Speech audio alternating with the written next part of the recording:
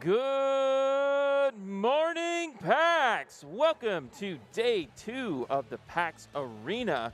My name is Fickle, and I'm glad to be joined today again by Mr. Rome, handling down the Splitgate commentary for day number 2. How are you feeling, brother? Listen, I'm feeling absolutely incredible. You know, day 2 at the PAX Arena. I mean, PAX East is absolutely popping. I'm sitting here, I'm rocking my PAX jacket. You know, I'm feeling good. You know, the vibes are great yet again. No, man, it's so clean, man. Go ahead and cop some while they're still available because they are definitely going to be going fast. Yes, check out the merch booth over there and check out registration as well because we will be doing our Splitgate 10K Almost Pro Open. Anybody can come and sign up that has a PAX badge. Make sure to hit the reg booth over there. We already got teams signing up for another day of fantastic competition. But let's go over a little bit what we had yesterday, because if you missed yesterday as well, it was another jam-packed day of action. It was a little bit more casual, but we had some fun with it with Fall Guys. We had the 5K Fall Guys extravaganza for Stream Stars with all of our influencers on stage with some key highlight moments. Oh, yeah, big time. I mean, listen, they were having an absolute ball up there. We were seeing, you know, everything come out that entangles Fall Guys. I mean, we were having a bunch of griefs, you know, a bunch of people falling off the map. It was, you know, and it came down to the final showdown. I mean, coming down to a 1v1, I mean, there's literally no better way to make that happen. And it was the penultimate tiebreaker at the very end between Bowser and Abdallah Smash, the former champion from PAX West going up against the 5-time from all the other PAX shows. It was eventually Abdallah that clutched it out, returning his claim to the throne. But it was an amazing competition nonetheless. We also had all of our PAX attendees competing against the influencers on stage. There's Philbo right there taking the dub. He got some nice wins in there, some head shakes from Bowser as well. It was just a fun day of competition all around that ended in one of the closest Stream Stars endings I've ever seen. Yeah, big time. I mean, literally came down to that 1v1, and as you stated, I mean, a lot of close endings, and it was honestly a blast to be able to witness, you know, Fall Guys being here, playing for 5,000 as well, you know, got to take home the big trophy, too. I mean, that trophy was no joke. I mean, Abdullah feeling really, really good after that win. As well as any of the attendees that jumped in and made it to the final showdown or ended up eliminating or resetting some of the influencers, they also walked away with some very nice PAX swag. We're talking scarves, talking joggers, we're talking shirts. It was some very nice stuff to be given away. That's the kind of content we love here on the PAX Arena stage. Speaking of other content, we also had the opening of our 10K Almost Pro Splitgate Open that had some pretty fierce competitors coming up onto the stage to showcase their FPS skills. I know you were commentating that yesterday. How did that go for you? Listen, commentating Splitgate here at the PAX Arena has been an absolute treat to witness. We got to see it all come out. There were so many collection agencies coming out. I mean, listen, honestly, these players were putting on an absolute show. Highlight reels left, right, and center. It was absolutely incredible to witness every single time. Yeah, and it was an amazing display. I thought that the competitors yesterday were much better than I would have anticipated coming out on the very first day of PAX. I think those were our very devoted players that wanted to get in and secure their finals for Sunday. I believe we had 2 teams make it all the way to the finals from yesterday's competition, as well as some amazing interviews from Alex for the Bork Jr. team. Shoutouts to Bitey that we'll see a little bit later too on the beginning of this show. But we had some BFB competition. We had a lot of Abyss matches, a lot of 2-0s, but it was fantastic competition nonetheless. There's that kaleidoscope right there. 4 in a row, boom, boom, boom, boom, boom, all the way. Absolutely beautiful plays, and I mean, that's the thing is we got to see yesterday the power weapons really on display, whether it was the BFB, the rockets, didn't matter what it was. Man, you can see Grego Maego, I mean, going absolutely insane all day long yesterday. Railgun plays coming out, I mean, it was just absolutely beautiful if you are a fan of Splitgate. And listen, I think that's why we're all here right now. You know, we're here ready to see this intense competition go down. It's, you know, it's a great shooting game, and, you know, we're ready for it, for all the action for it. It's going to be fun. So if you want to see more Splitgate action, well, you are in luck because that is going to be our premier content today at the PAX Arena. If you'd like to play for your opportunity to be on stage, we do have open signups. Any skill level is open. You do not have to have any Splitgate experience. We're all here to have casual fun. Of course, there is the $10,000 prize pool online. And I don't want to say just $10,000 prize pool because this is the biggest Splitgate land to date. Yeah. And so the people that have been grinding this game are finally getting their opportunity to showcase it and a fantastic way here at PAX. Yeah, exactly. That's the great thing is so many players online have been coming here talking about the situation. It's the first LAN ever for Splitgate. It's the first real situation where we get to see what it's like on the zero ping situations. And that's exactly what you love. So many players in the competitive scene of Splitgate coming here, showing out, seeing what they're made of on LAN. It's an absolutely beautiful thing. And we also have more content coming up in the days to come.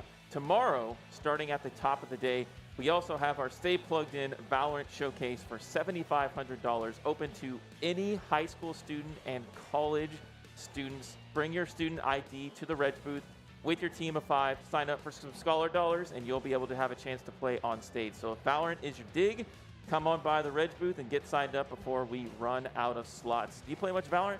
Play a little bit, I dabble, here and there. Can't say it's too much Valorant time, but it's definitely had my eye for a couple weeks here and there. Well, we have some fantastic sponsors for this arena as well. Let's hear from them. Add oil for 3 1/2 minutes, then you can salt to taste.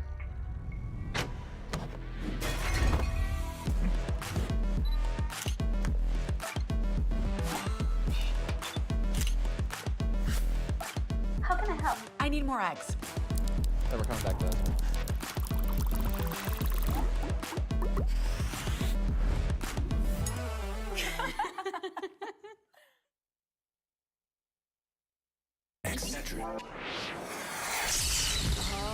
I'm fading. One bad headache can crash your entire game. Excedrin relieves headaches fast. Headache triggers incoming! Intense stress. Sensory overload. Loud noises! You call for backup? Excedrin fights headaches fast.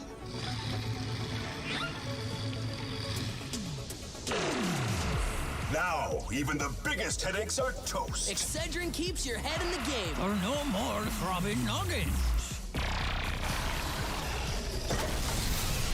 Excedrin, game over for headaches. Ladies and gentlemen, every PAX is special, but this one is extra special. It's not very often we get to talk to somebody as important, as much of a visionary, as professional, eloquent, and good-looking as our next guest. He is a Splitgate caster, pro, and all-around gentleman. I have Coach Bitey here. Bitey, how are you? I am doing fantastic. I mean, it's been such a treat being out here. This is the first official, almost pro, Splitgate LAN. So I wouldn't have believed it, but this is it. This is we're Splitgate's here. first. We're having it. Who would have thought all those adjectives and nouns would have come together for one event? One $10,000 prize pool. It's been a joy to watch, but our concern here is that Splitgate is kind of like you could dip your toe in, or you can dive right into the pool. You can splash around. You can, shoot water at your friends. And we want to dive into that deep end together. We want to do synchronized swimming. We want everyone on the same page. So we were wondering if it's okay with you, and if not, I guess we could just toss back to the desk. Could you give us a little breakdown further into Splitgate? Because we all understand it's guns, it's portals, it's arena shooter. We love that. But I kind of want to get into the DNA of the game and maybe into some of your DNA, in your brain, in your cranium, learn a little bit more about you. Is that okay? Yeah, that's absolutely fine. And if you had to put 2 words, what is Splitgate? Halo meets Portal. We're gonna make it real simple. Everybody knows both of those. Splitgate combines them together and puts them into something new. This package, it hasn't been done before. And the biggest thing is that combination leads to this immense amount of depth and just satisfying mechanical gameplay. I mean, there you go. Halo meets Portal. All right, guys, that was more time. Okay, so we need to go a little bit deeper into Splitgate. Let's load into the game. Let's show everybody what we're talking about here. And I don't think that's anything derogative to say it's those two things combined, because everything is derivative. And I think it takes skill to combine all the best two things from those well-known franchises into one cohesive package. And to be completely fair, as you start moving around, I think everyone will see there's actually more gaming DNA here than just those two games. There's older arena shooter DNA with the jetpacks and stuff. You have a little Unreal Tournament. You have a little Quake in here. But as you can see, you have these portals. That is a huge part of the mechanics of the game. Can you break down how those work, what you're doing, what the purpose of them are? So portaling in general is like, okay, I can run and gun, right? Lots of games have that. It's extremely satisfying in this game just to even walk around. And if you ask the devs something about the game, we wanted this game to be able to be played by somebody who doesn't use portals at all, or give you the opportunity to perfect that and take your gaming to a next level. So when you use these weapons and when you just sit down, you're gonna feel a lot of like nostalgia for some of these traditional games that, you know, for the last 10 years or so, they kind of got forgotten about, which is why when Splitgate finally came out in 2019, it was such a breath of fresh air to combine these amazing shooters together in an arena package and give you a fresh experience. When you're looking at portals, when you're playing the basics of the game, you always got to remember the simple things of like, since you have portals, what does that mean in my head? It means that anywhere you go, when you see these kind of blue surfaces, that can be a place to shoot from. Well, you have like in any arena shooter, forget about everything. The characters don't matter. The characters are all, everyone's just, you have like sweet armor and stuff. But at the end of the day, the main character, I mean, that's pretty sweet. The main character is the map, and the map design is so important. But with Splitgate, the map is never the same any two matches because you can move around it however you see fit. You can have different layers of height, different X and Y axes for what kind of angles you can get. But you only have 2 portals, so it's like other portal-based games. You have an in and an out. You can go in and out as you please, but you do only have 2, correct? Yeah, there is only 2 portals at any time that you can personally have. Yeah, there will be 2 portals of yours, and then because it's a 8-man game, there's going to be 8 at for your least team 400 portals. Enemies. And when you start really getting to the top end, there's going to be portals everywhere. And what you need to remember is there's blue portals, there's red portals. Those are the bad guys, those are the good guys. But just to keep it simple, anytime that you're traveling around these maps, anytime you're looking around, it's all about looking for these blue surfaces because it's the fundamental aspect of like slipping around. And if we look right there, you can do things like this where map knowledge and like knowing how do I get from A to B, going through C, D, E, F, G, because there's so many different routes, and that means that there's like all this area for brain power to just let you outplay somebody. Well, all of this thinking is making me tired. So let's talk about the weapons, the stuff that I really care about, because at the end of the day, it does take a little bit more skill to understand the portals, and when you first start, you might not even use them. You might be focusing on the movement and the weapons. So what are our weapon, at least on this map, what are some of the weapon options we have? What are the weapons we can expect to see in competitive play? So if you're looking at any what do we start with? Sorry, let's start with what we start with. Sorry, that was my bad. I want to dive. I'm diving right in. Well, we're going to go ahead and dive into the water on here so we can see those starter weapons again. And you might notice that it's kind of inspired by the old classics of a nice 4-3 tap-in carbine. If you get that headshot, ooh, it'll take them down in 3. But if you don't, you'll get them in 4, guaranteed. So a gun you start with the DMR and your sidearm. Do you have a second weapon, or do you have to pick that up? Well, right here we have the AR for competitive play, though. You get a trusty little Glock automatic pistol, and it'll be there for doing kind of combination play. So if you like some good, interesting mechanics, you can always pop, pull out your trusty sidearm, swap back, and then you can even just. So unlike a lot of games, they give you these little pea shooters, but generally, especially if you're not playing competitive, they give you pretty. I mean, you theoretically wouldn't have to pick up any other weapons. You have a complete kit from the get-go to do some pretty effective damage. But what are some of the fun stuff? I saw a baseball bat yesterday. Well, the baseball bat. So right here, you got your trusty little burster. I'm from New Jersey, so that's the ultimate weapon. I mean, at the end of the day, if you have a baseball bat, you could take over a small country. Well, let's go over here and go get this batster right here. And it's called the BFG. That stands for Big Friendly Boy. What is... It's a bat. It's a bat. Being told it's just the bat. Okay. So when we're moving around here, obviously we don't have any bots to kill right here. They must have taken a break, but it'll just lunge forward. Kind of reminds you of a little energy type of sword, but so it has a lunge built into it. It has a lunge built into it, and when you see somebody, it'll put them to sleep. It's a one-tap, one-hit kill. Yeah. So what is you know, a lot of times you see arena shooters and people, power weapons are very important, but like I said, they're not completely necessary. How important are they in a game like Splitgate to have these things, to control these on the map? Well, if you want to be a pro and you want to be the best you can, Buddy, well, I do. You got to get these guns. Okay. Okay, like you're going to hear me say it on the cast when I'm on the desk again, get the weapons. If you're going to be playing in this little cup, get the weapons. Do a little run through. This right here, the bat in my hands, the rail on the ceiling here, you need to eat those up. And there's a timer for them. Right now in the game, it's 2 minutes and 30 seconds on a standard match. So you always got to be looking over there. Once they go down, you know, the clock starts for the next one. So you always got to like have this, it's similar to like tracking armors in Quake. Sure. Very fundamental timer-based gameplay. You know, it's a huge part of staying in control. Hey guys, the big weapon's coming up. We better go rally for it. Sometimes you got to give up objective points or give up a position just to make sure you get those, because it's not just rail, it's not just bat. Some maps, there's a rocket, there's a sniper. These things will put you down if you don't control them. I mean, it is a murderer's row of weapons in the most literal sense. But in terms of play styles and mechanics, I'm sure weapons are super important. You've already confused my little toddler brain of now I have to be doing math and keeping time, and I have my internal clock has to be going during professional matches.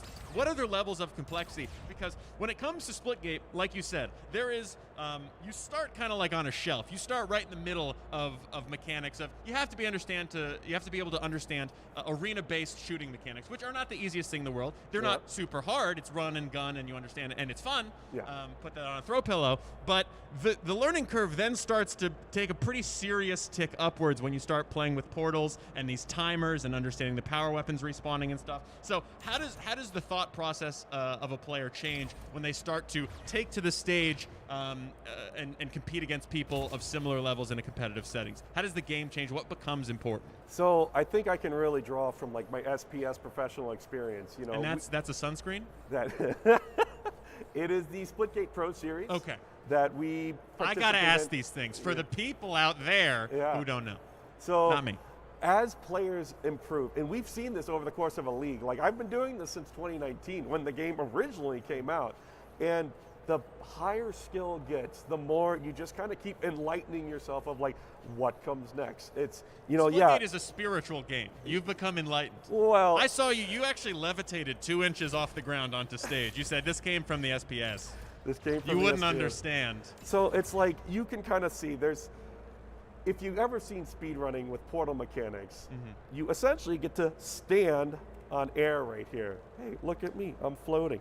And because you can do that, you can always do some kind of like advanced portal mechanics where, I mean, it's a little hard to show off how quick you can get going here. And I'm not the fastest racer, but it's all going to be about building these automatic routings in your head where you're just zipping around the map, knowing how to get from A to B. You know, there might be a guy in the middle of the room. I got to boop. Okay, I need to go back over to the other room over here, so we just link in. And I walked into the convention center today, and he was just doing this to nobody. He was going, bloop, look over here, look over here. This is how much he has to practice. This is what is top tier level practice mean? Is it practicing? I mean, obviously, at a certain level, you don't have to practice your tracking anymore. You don't have to practice your aim or your movement. You understand that stuff. Is it just understanding the maps? Is it understanding where you can put these portals, what the best angles are? Or am I thinking more like a CS:GO at that point, where I'm thinking of angles and where should I put my crosshair when I come out of this portal? What's the most important thing at the absolute top level? I mean, you kind of put it there as crosshair placement and knowing. So with all these blue surfaces anywhere, that means that, you know, if you're pro playing stuff, sometimes you don't necessarily need to have a portal, but you need to block where they could come in from. The moment something gets open, they have EMPs like this. Those will pop and destroy portals. Okay. So once that opens up, the hit could come from any one of these surfaces. And it kind of comes into learning where can everybody come from.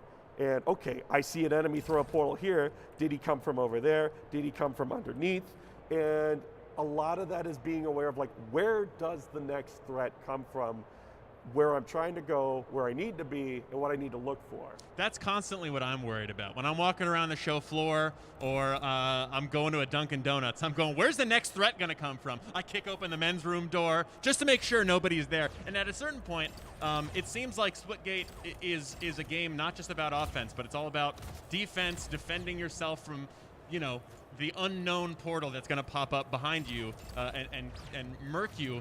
But, like I said, that is just the very, very tip of the iceberg. We're going to see way more Splitgate stuff as the competition continues today in our Almost Pro 10K Open. Bitey is going to be at the caster's desk. He's going to be downloading the matrix code into his brain of Splitgate. He's just going to be behind the stage going, flick, flick, next, right. So I'm going to be back there with him trying to pick some more up. You're going to be sitting right there watching the Almost Pro 10K Open in just a second because we have to get to it. Thank you, Bitey, for being here. You are going to be on the desk, but you should let people know where they can find you very quickly on the internet. Well, it's Twitter is just @Coach Bitey. There you go. Follow him. We'll see you in just a sec, guys. We'll be right back. Don't go anywhere. Thank you, Bitey. Welcome.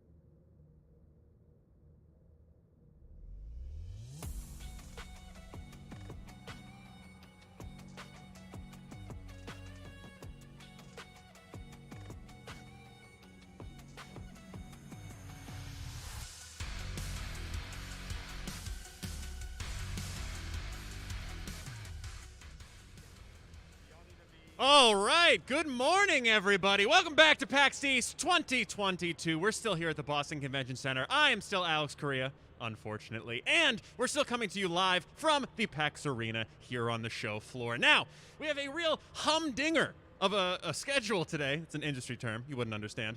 As we continue our Splitgate 10K Almost Pro Open, it is going to be a slew of Splitgate entrants from the show floor coming to compete live on stage for a prize pool of $10,000. You can sign up for it. You can play. You can compete for a very sizable chunk of change. You could get a down payment for a small house. You could get a dream vacation. You could get 1 tank of gas, all for competing in our tournament. You can sign up here, come on down and play, or just watch if you're watching from home. It is going to be an amazing competition. You're going to see some amazing plays from some amazing players and a middling host. But enough of me. Let's go ahead and get to our casters who'll be taking us through the play-by-play action throughout the day. We have Bitey and Rome over at the caster's desk. How's it going, guys? Thank you very, very much, Alex. I mean, literally, that's so true. 1 tank of gas about right now is pretty much what you can get about, right? That's covering the trip. Just like we really got to shout out our sponsors, MSI, how they're covering all of this equipment here at the desk. And I mean, look at this little dragon that they brought to us. I mean, he's talking to me. He's telling me some good stuff about, I actually use that hardware over there. I was trying it out.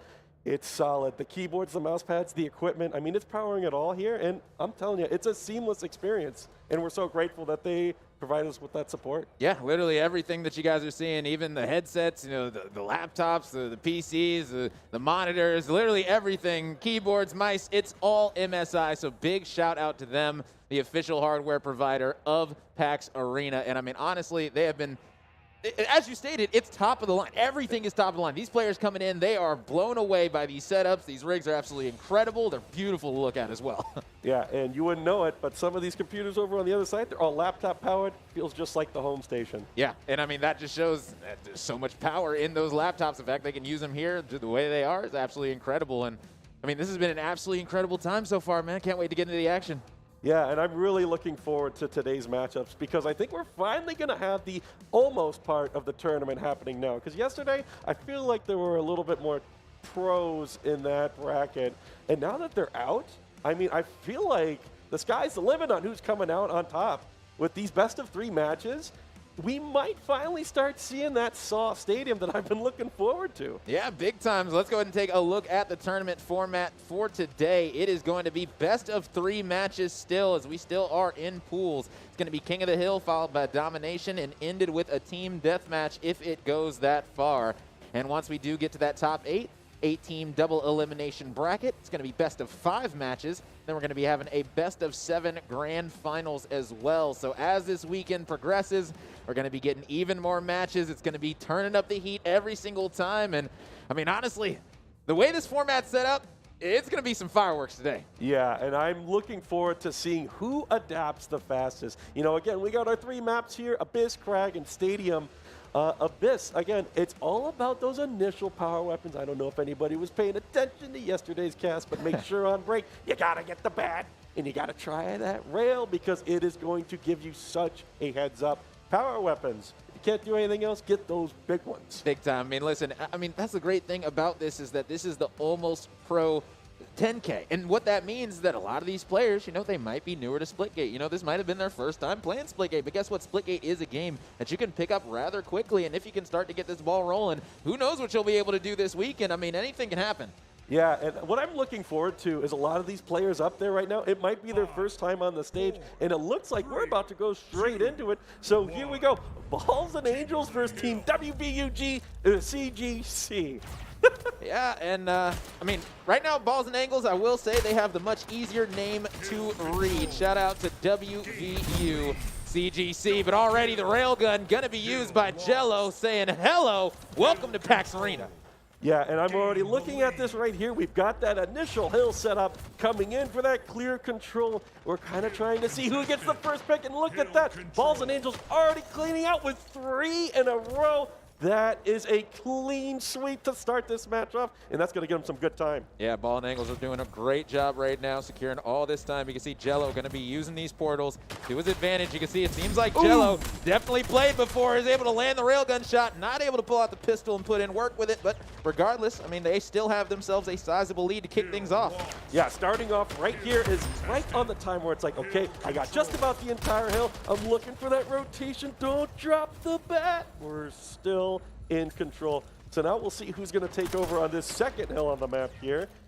Ika's getting a good little pick right there, already starting off with the second hit. Oh, I mean, the big thing that I'm going to be looking at is right now, Balls and Angles. They only have one death on their side. Jello's the only player that's dropped so far, so everybody else, they are going to be feeling great on the map as we are on with Recto Rooney right now. He's going to be going up around the staircase. He's got the bat in hand, still got 3 charges left on it, going to be going in, is able to get the killing spree, getting the big old swing.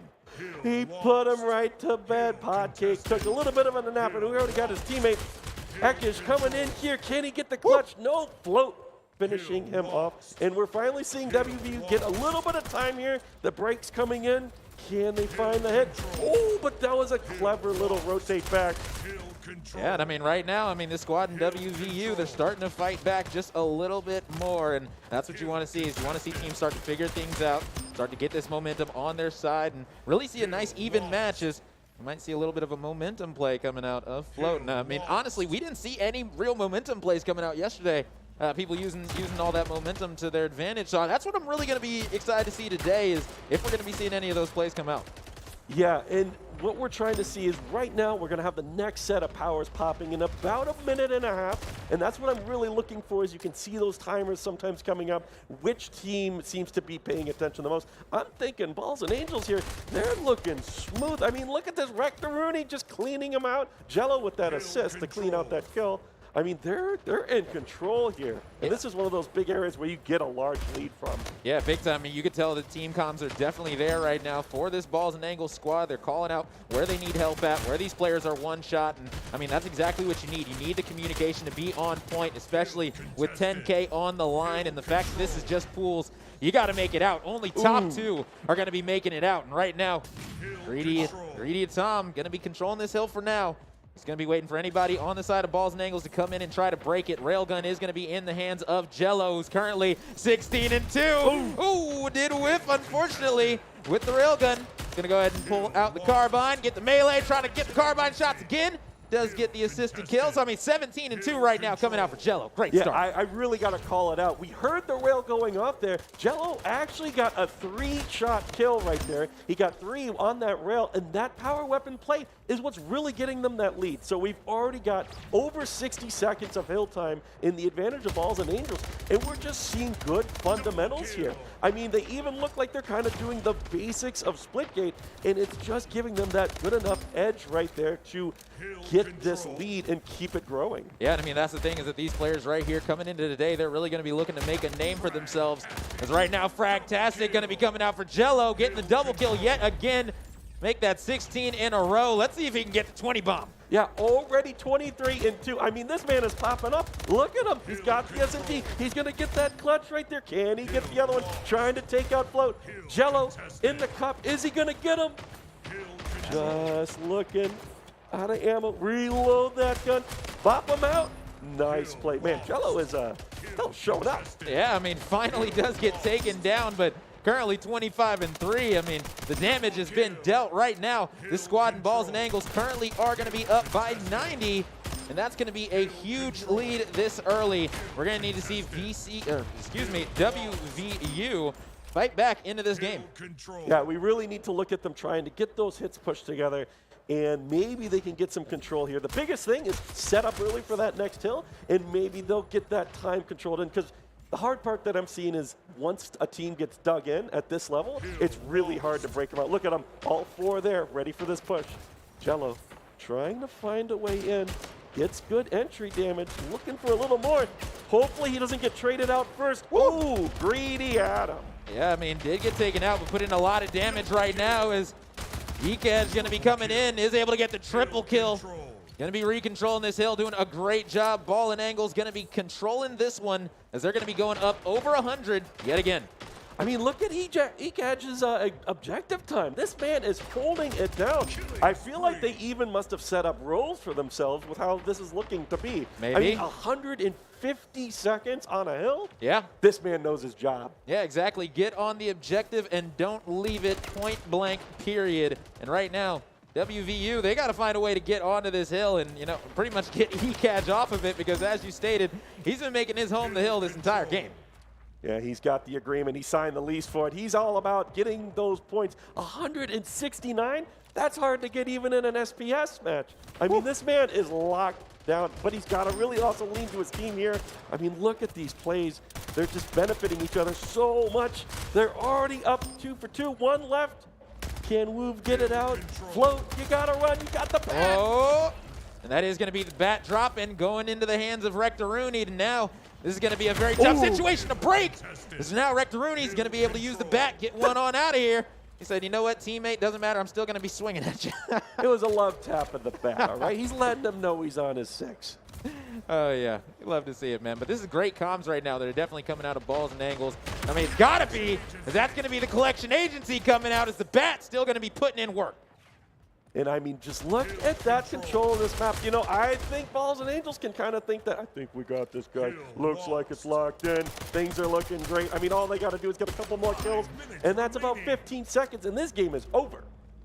Yeah, I mean, pretty much. I mean, right now it's been an absolute masterclass coming out of Balls and Angles, and that's exactly what you want to see. 36-6 coming out for Jello. Rectoruni sitting at 27-7. I mean, pretty much everybody putting in work on this squad, and that's exactly what you want to see because any team that's going to be playing like this, they're going to be having high aspirations to not only make it out of today, but make it to Sunday and make some waves happen. Yeah, and I feel like this has just been a great class of like a team who must have talked about what they want to do, how they want to play it. I mean, Rectoruni, Ekaj, both of them, they're getting so much hill time. And look at Jello and Chowder up there, just fragging out and maintaining like angles and control. Yeah, I mean, all around, you know, just a great performance coming out. And that's exactly the type of map one that you want because let's be honest, Splitgate, big game momentum. If you win that first one, I mean, it's going to be looking pretty good for you in that second one if you are able to win it as dominantly as Balls and Angles just did.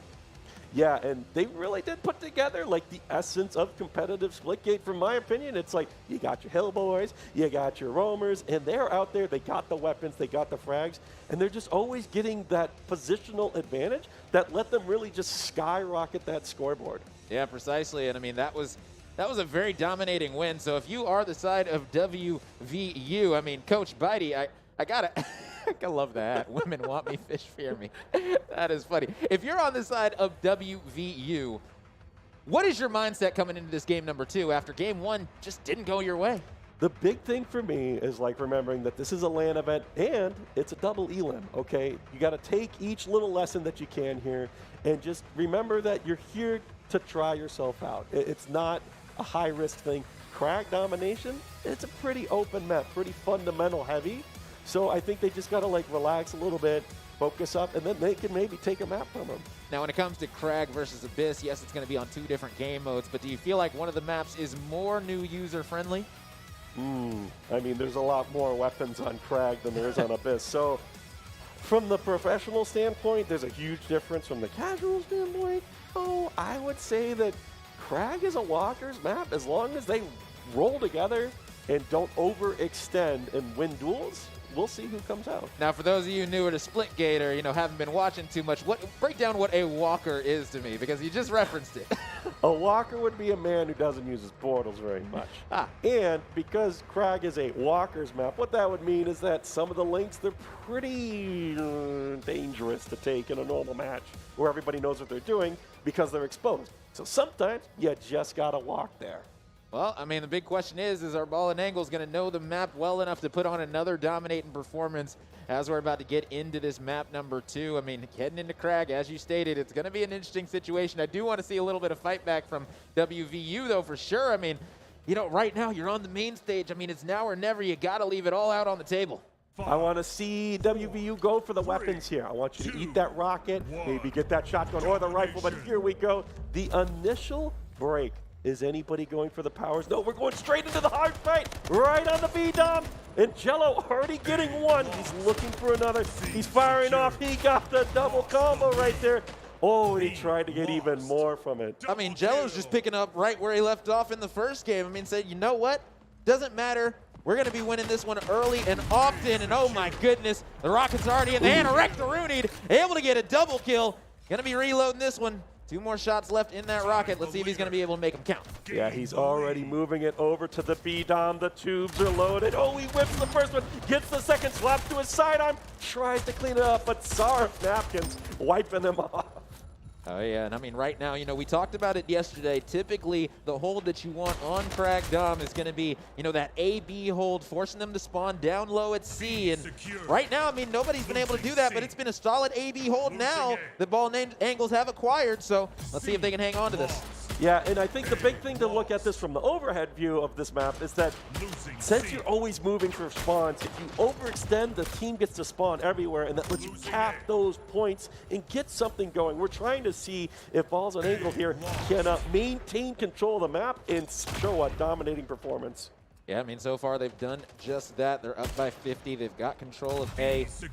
Trying to be locking these ones down right now. But I mean, listen, right now, Ball and Angles just have complete control. They've got all the momentum. They're getting control of the power weapons as well. Oh, man. That's going to be a big 1v1 lost on the hill. And, I mean, now that's going to be Ball and Angles picking up B because of it. Yeah, and I can just look at that kill feed, and it just looks like the Angles, man. They're holding up, and they are fragging out. They are just so in control of the map, trying to... Oop, there's the first little mistake right there. Can they capitalize on that? Will they lose B off of it? Not if Jello has anything to say about it. Yeah, I mean, Jello's got that sniper in the back pocket, going to be looking to line something up, using his boost, trying to see who he can see up here. And I mean, this is a great vantage point. And I mean, if you got the sniper rifle, this is exactly where you want to be. Is my goodness, lining up the heady. Wow. Is going to be able to get one, miss the second, but still picks up the double kill regardless. Is able to get the triple as well. And that hill should be heading over to Ball and Angles. Yeah, and we are starting to see the momentum is getting a little out of control.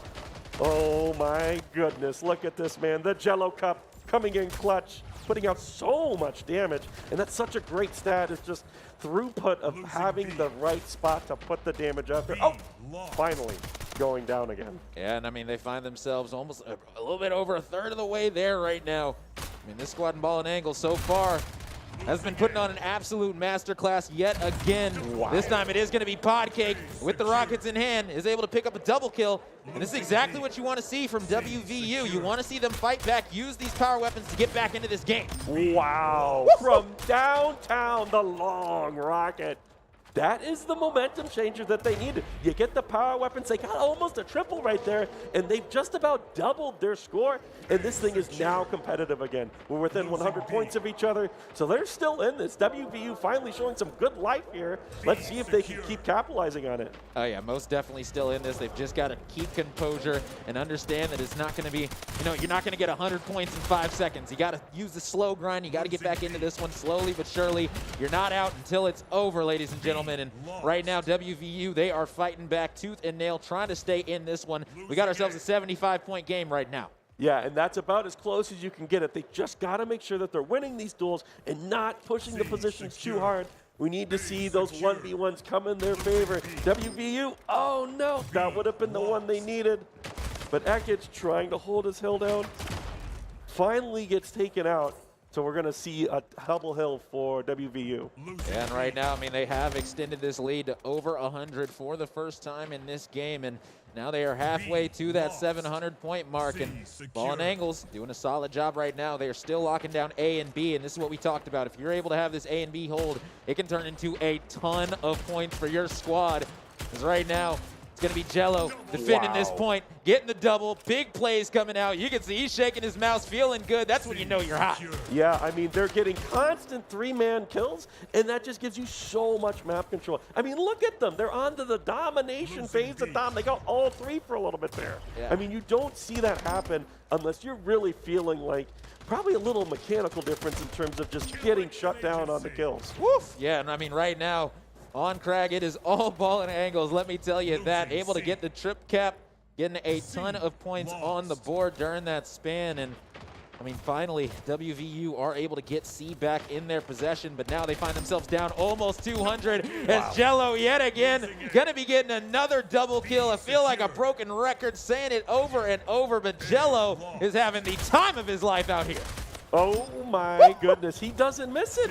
He is actually having such a hot set. I mean, the damage that he puts out, the positions that he's in, he is capitalizing on so much. Oh my God, was that somebody off the map?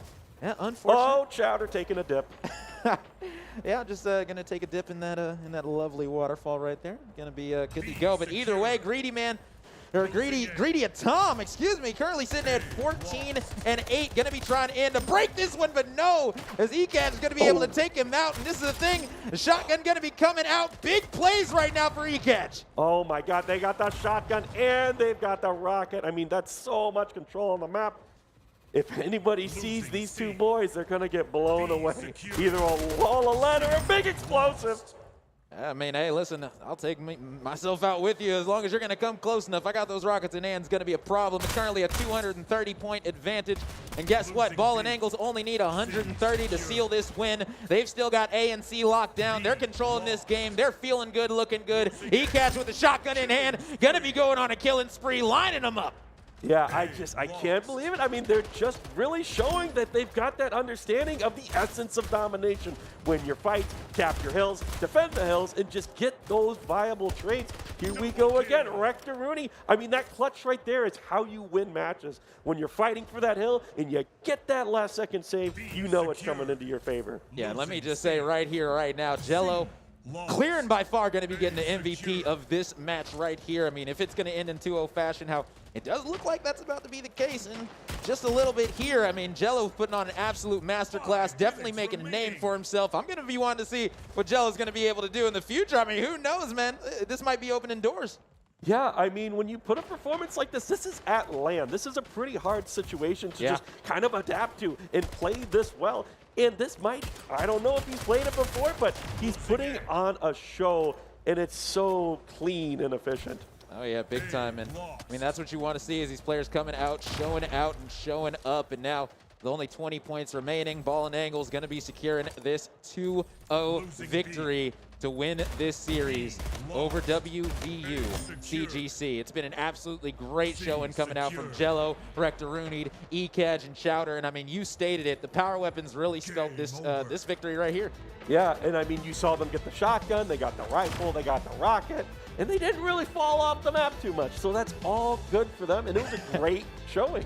It didn't fall off the map too much, you know. They definitely fell off one time that we got. You gotta take a bath, you know. When you're at Crag, go shower. Yeah, why not? You know, get all that dirt on you. Go ahead and take a dip, man. But listen, either way, great showing coming out of Ball and Angles. I mean, all I want to say is like, how impressed are you right now with Jello?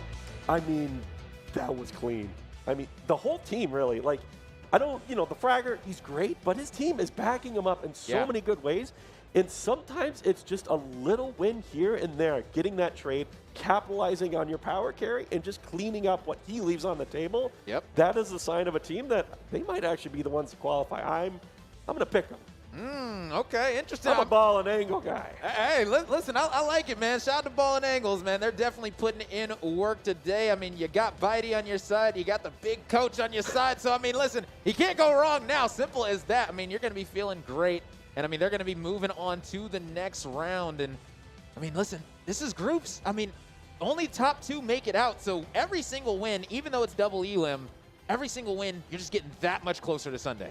Yeah, and the biggest thing to do is that the more they play, the more they participate, the better they'll get. Because these arena shooters, it's just experience and experience. Yeah. The more you get, the better you play it, and the more you're just going to dominate. And that's what I'm really looking forward to is these kind of events showcase who learns quick. And that's such a massive part of like the initial stages of pretty much any esports is who learns fast, who pops off, who can make those reads on the fly and dominate that game. Precisely. I mean, at one point in that domination, it was what, like 330 to 230? It was pretty close at the end of the day, but then all of a sudden, Balls and Angles, they flipped the switch halfway through and they said, you know what, we're going to be shutting you down the rest of the way, and that's exactly what they did. It was a great performance. They were able to get that trip cap, and they were able to really read and adapt mid-map. That's exactly what you need to be able to do.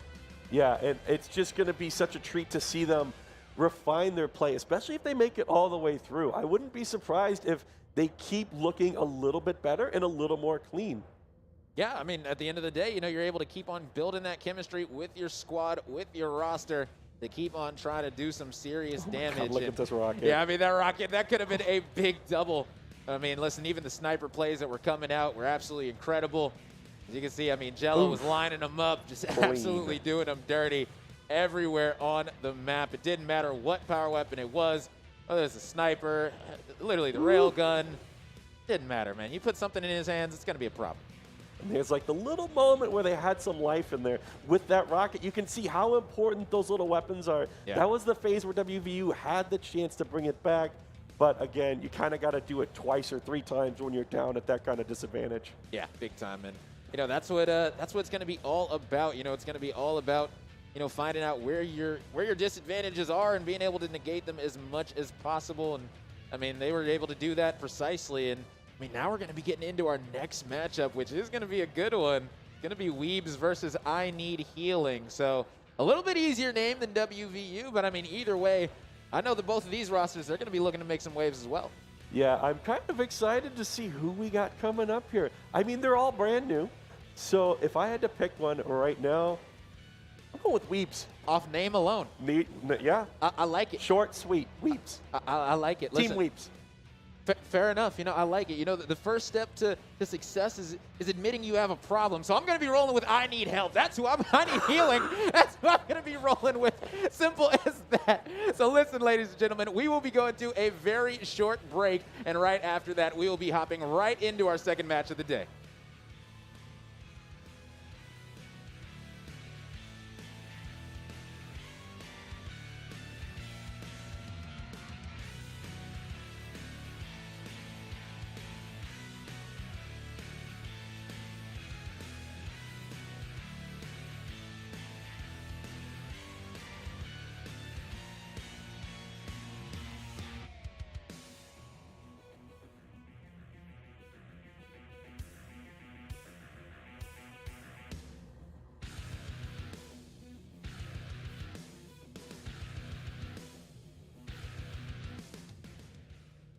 As you all know, macroeconomics is very difficult.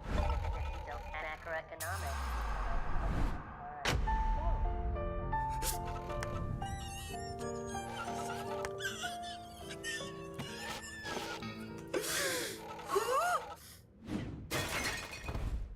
This marks the battle for push off the spring of day. Just watch. Nice. Oh, hey, sorry about your girlfriend, man. Who? Headache triggers incoming! Intense stress. Sensory overload. Loud noises! You call for backup? Excedrin fights headaches fast. Excedrin, game over for headaches.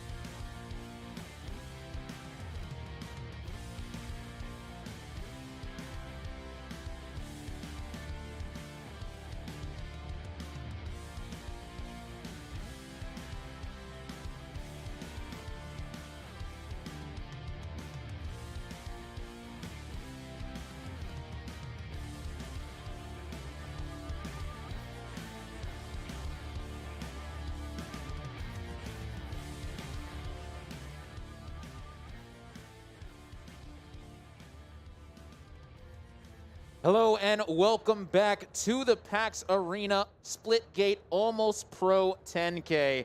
Listen, I mean, we have got an incredible matchup that we are about to watch go down. Weebs versus I Need Healing. And I mean, if you need healing, Bitey, you know, a great way to get some healing. If you got, you know, headache issues, things like that. What do you got? Excedrin, man. Excedrin is a great way to relieve that stress that you can sometimes acquire. I mean, Excedrin is great, helps gamers a ton, and I mean, let's be honest, if you need healing, Excedrin is the way to go. Yeah, and I think it looks like this game is about to get started. Maybe we're about to snap back in. Here we go, off the break. This is Weeb versus I Need Healing, and here goes the initial breakdown. Kind of just hopped right into it. Yeah, big time. I mean, listen, I Need Healing going to be coming in with World, Lunatic, Delta, and Sin. And on the other side of Weebs, we are going to be having Vrax, Bolt the Wagon, Duster, and Blackline. So we get to see exactly who's going to be coming out hot, as right now both of these teams are looking pretty good. Yeah, and I'm already going to be picking my favorite here, the Weebs, baby. So we want to see if somebody right here, I don't know if you've noticed it there, but I'm having a railgun tinkling that somebody up there should probably go eat that weapon. Yeah, and I mean, right now, the Weebs getting off to a nice start on this first hill. So right now, it is going to be Vrax currently sitting at 3-2, Duster sitting at 4-2, but Blackline getting off to a hot start at 4-1 right now. And, you know, all these squads right now just going to be trying to get these rotations. You can tell the team comms are pretty clean out of this roster. But guess what? I Need Healing. They fought their way back. Yeah, and we can already see them getting set up on that hill. Ooh, here comes that rail. Coming in big, Delta with the big beam, trying to get another one. Gets a collateral right there. Oh, but he just failed the last one. But his teammate Lunatic managing to keep it even. Somebody better go call that rail. I don't know if it was empty. Yeah, not exactly sure. Going to see who can pick it up, but Lunatic is going to be dropping. Let's see if Delta's going to be able to come in, make something happen with the rail. Is going to be able to get the double kill as well. Add an insult to injury. As right now, Delta definitely going to be feeling good on the map. Yeah, he came back, got his own rail, cleaned it up, got the last kill with it, and look at this, trying to get the time that he can. Trying to hold out a two-man push right here by Weebs, and it looks like Duster and Vrax both getting a kill apiece to get that hill. Yeah, and I mean, Bitey, listen, we talked about it. We have yet to see a stadium TDM so far. We've yet to see it go to that third map.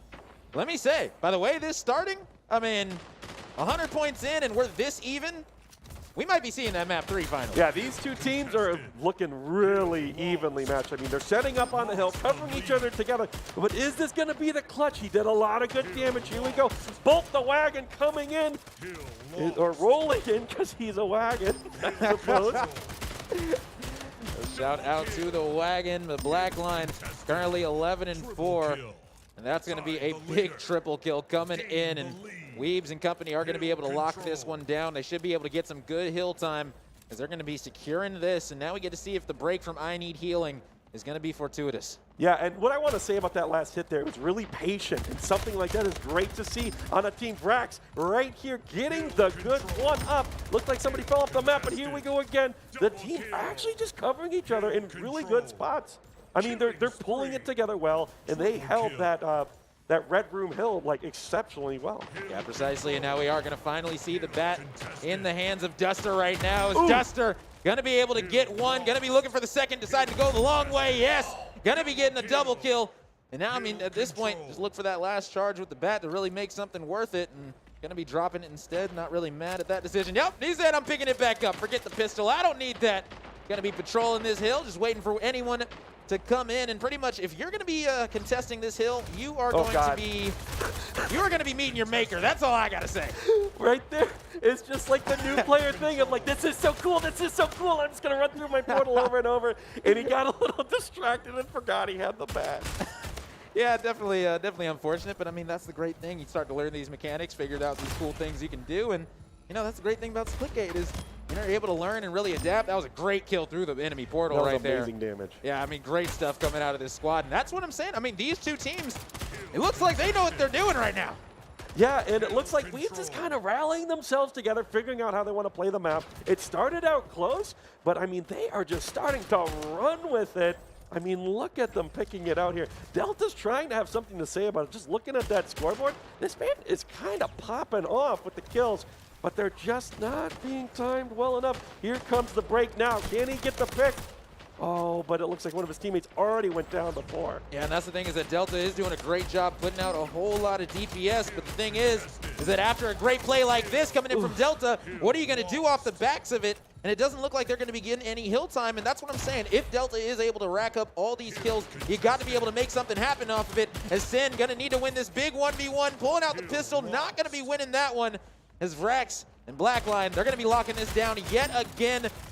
That bridge not going to be crossed anytime soon, as that's going to be another double kill coming out. And I mean, you called it. Weebs are looking very, very good. They've turned it up right here. Yeah, they seem to have found their groove. They seem to be in the position to just kind of keep it close. Like, they're always hitting pretty well together. They're getting, ooh, that was good damage, but he got traded out. But can they keep it even? Here we go, 1 for 2, 2 for 1.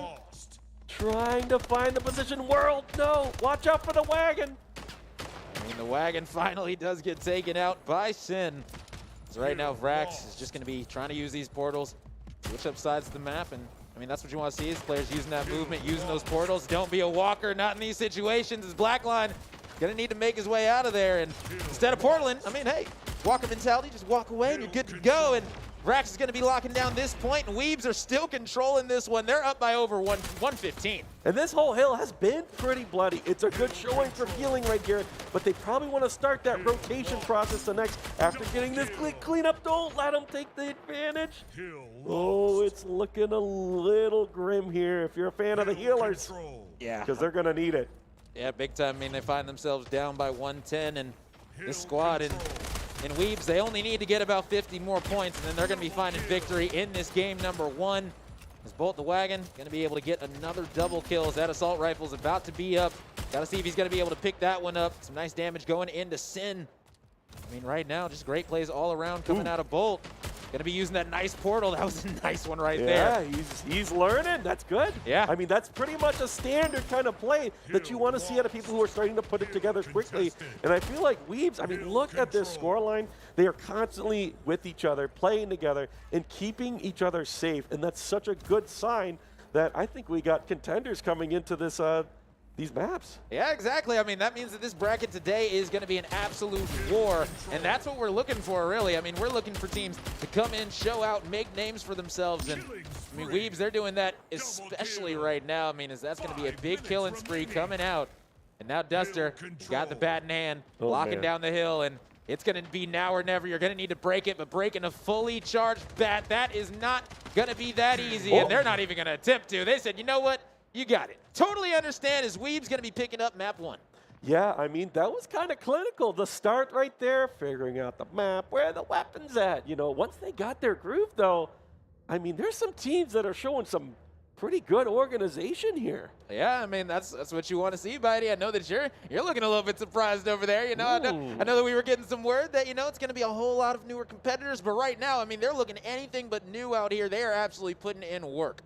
And I think that's just the thing with these arena shooters is it's always just a little bit of experience goes a really long way. Yeah. And I think, you know, Weebs is probably going to win this next one. I'm just going to make the prediction here. Tournament play, it's always usually the one who wins the first wins the second. I'm just making that statement. Yeah. But maybe I'll be wrong this time. I think Crag domination, it is a lot of weapons out there. We'll see who can take control of it. But here we go with the highlight reel.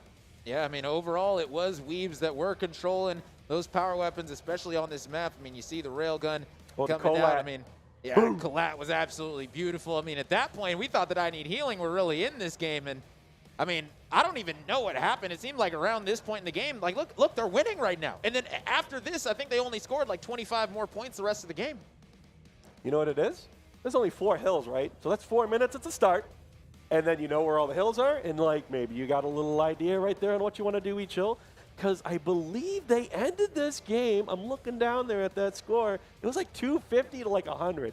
So the next 4 sets of hills, they knew what they wanted to do, and they got it done. Yeah, and that's the thing is, you know, you go through the first set, you say, okay, that was cool. Now we know exactly how we want to break this, how we want to hold this for the next time. And that's what we're talking about, is teams adapting mid-map in the middle of the game. That is what is going to be separating these squads today, because there's going to be a lot of teams that are coming in on pretty even playing field, but the thing is it's going to be all about those mid-game changes, those mid-game adaptions, and being able to really change the tides of the momentum if it's not going in your way. Yeah, and I feel like it's always up to those, like, it's all about how you're speaking to your teammates and like, okay, I got an idea on how we're going to take care of this. But in the match, you're just spitting out the comps. He's over there on the right, he's over there on the SMG, but it looks like we're going to be rolling right into Crag domination. Here we go. Let's see if Weebs are going to be able to close out this series in 2-0 fashion, or if I Need Healing are going to be able to fight their way back and send us to a stadium TDM. I've been waiting for it. I've been looking for it. Right now, BR going to be in the hands of Bolt the Wagon. Is already the power weapon's going to be going in the hands of Weebs. Oh, is that a man in the hole? Send. That hole's, there's no water down there. That one's pain. Yeah, I mean, already going to be seeing that coming out, and I mean, Vrak's going to be dropping early, but it is going to be a BC hold right now for the Weebs. It is going to be Bolt the Wagon coming in, but there's going to be two players contesting, and that's going to be Sin picking up a big kill. And I mean, right now, I Need Healing. They're getting off to a solid start yet again. We just want to see them keep this momentum, keep it on their side. I got to really shout out Delta on healing right now. He has been constantly putting out effective damage. I mean, World right here getting a nice clean little double. They've got the position. They've got the control of the points they want. So now we just got to settle down, try to get these kills right here. We need that clutch. Delta with the 1-for-1. Teammate coming in now. Looks like they're not going to be able to get that one out. Yeah, but Delta was able to at least get the killing spree under his belt before finally dropping. So, I mean, I Need Healing right now. They early on had the AB hold, and that was giving them a lot of points. But now it's going to be a BC hold that is going to be coming out of I Need Healing. So, realistically, Weebs, they might be able to turn this one around. If they can go and get B, I mean, Weebs can get right back into this game very, very quickly. Yeah, and we already see that right now. Sen, he's got the shotgun in his hand. It's a little tricky to use on this map because it's fake. He trumps one shot. There's the second one, trying to stay alive. Be careful. Don't drop it too quick. Duster, do you see it coming? Ooh, he gets the assist right there. Beautiful lineup coming in from Sin, using the shotgun in absolutely incredible ways right now. It is going to be still that AC hold coming in for the Weebs, though, as they are fighting back into this one. They were down by about 60. Now they find themselves only down by 20. Slowly getting back into this one, but I mean, I Need Healing. They're definitely looking more alive in this map. 3 shells in the shotgun. He's looking for it. He got to get a little closer. It's always so hard to read that range. Oh man, what a drop right there. There's still 2 shells in it that I saw, and that might come back to bite him. Vrax trying to deny the B cap. He comes in, gets 1, tries to get 2, gets traded out. We're 2 for 2 right now. Can Healing pull it out? It looks like they secured it with the 4-man. Yeah, I mean, that's going to be a big situation coming in for this squad, as they're still going to be locking down B and C. A is still going to be in the hands of Weebs, but as you can see, C is starting to get contested, so you know what that means? Rotate around. Sin going to be doing a great job saying, you know what, you want to get that one? We'll keep this one on our side, as they've now got the AB hold on the side for I Need Healing and extending this lead once again. I actually forgot about that rocket. That shotgun's still out there. Oh. Boom by Bolt. Bolt got 3 with the rocket, and I mean, listen, now with only 1 charge left, why not go to try and make it 4 for 4? He's going to be looking for any player in range. Going to be lining it up, but not able to finish it off. I mean, unfortunate for sure. Sometimes it's just a little out of range. He did the 50 there instead of the 100, but it was a good attempt, and that rocket right there let them get back in with that triple. Big time, and right now, World going to be sitting at 8 and 4. Going to be patrolling the map. Right now, Bolt the Wagon coming in, going to be needing to win this big 1v1. Is able to do that. We're going to get taken out in succession, and now it's going to be Blackline that's going to need to come in, try to make something happen, and you can see those power weapons spawning up. Right now, he's just going to be locking down C, doing great stuff. Great job for this Weeb squad, who, I mean, they've gotten the lead now. They're up by 25. Yeah, but this is finally looking like the situation where this game is anyone's game. Just watching Healing progress around the map, take control of the situation, they are getting a lot of really good picks out there, and that's why this scoreline, it's only 20 points. That's barely anything at all. Yeah, but the thing is that this Weebs roster, I mean, they were down early, so is this going to be rinse, wash, repeat of the last map where I Need Healing? We're finding early success, but then the Weebs were able to adapt in the middle of the game and really turn the tide. That was a full 4-man that just got dropped right there. So this might be the moment where Weebs can try to really establish their lead. Yeah. But here we go, the first little press onto B. He gets taken out for free. That's probably going to be a B uncap. Can they secure this? Oh my gosh, Duster. Dusted him. Wow, look at them flow together. Yeah, I mean, they are not messing around. They had a trip cap for a while, and now the Weebs are finding themselves up by 90. A is the only one that's going to be in the hands of I Need Healing right now, and they are going to need some healing in this match right here to get back into it, because it is the Weebs that are putting a hurting on this I Need Healing roster, and that's going to be a killing spree coming out for Duster, as he is dusting up the competition right now.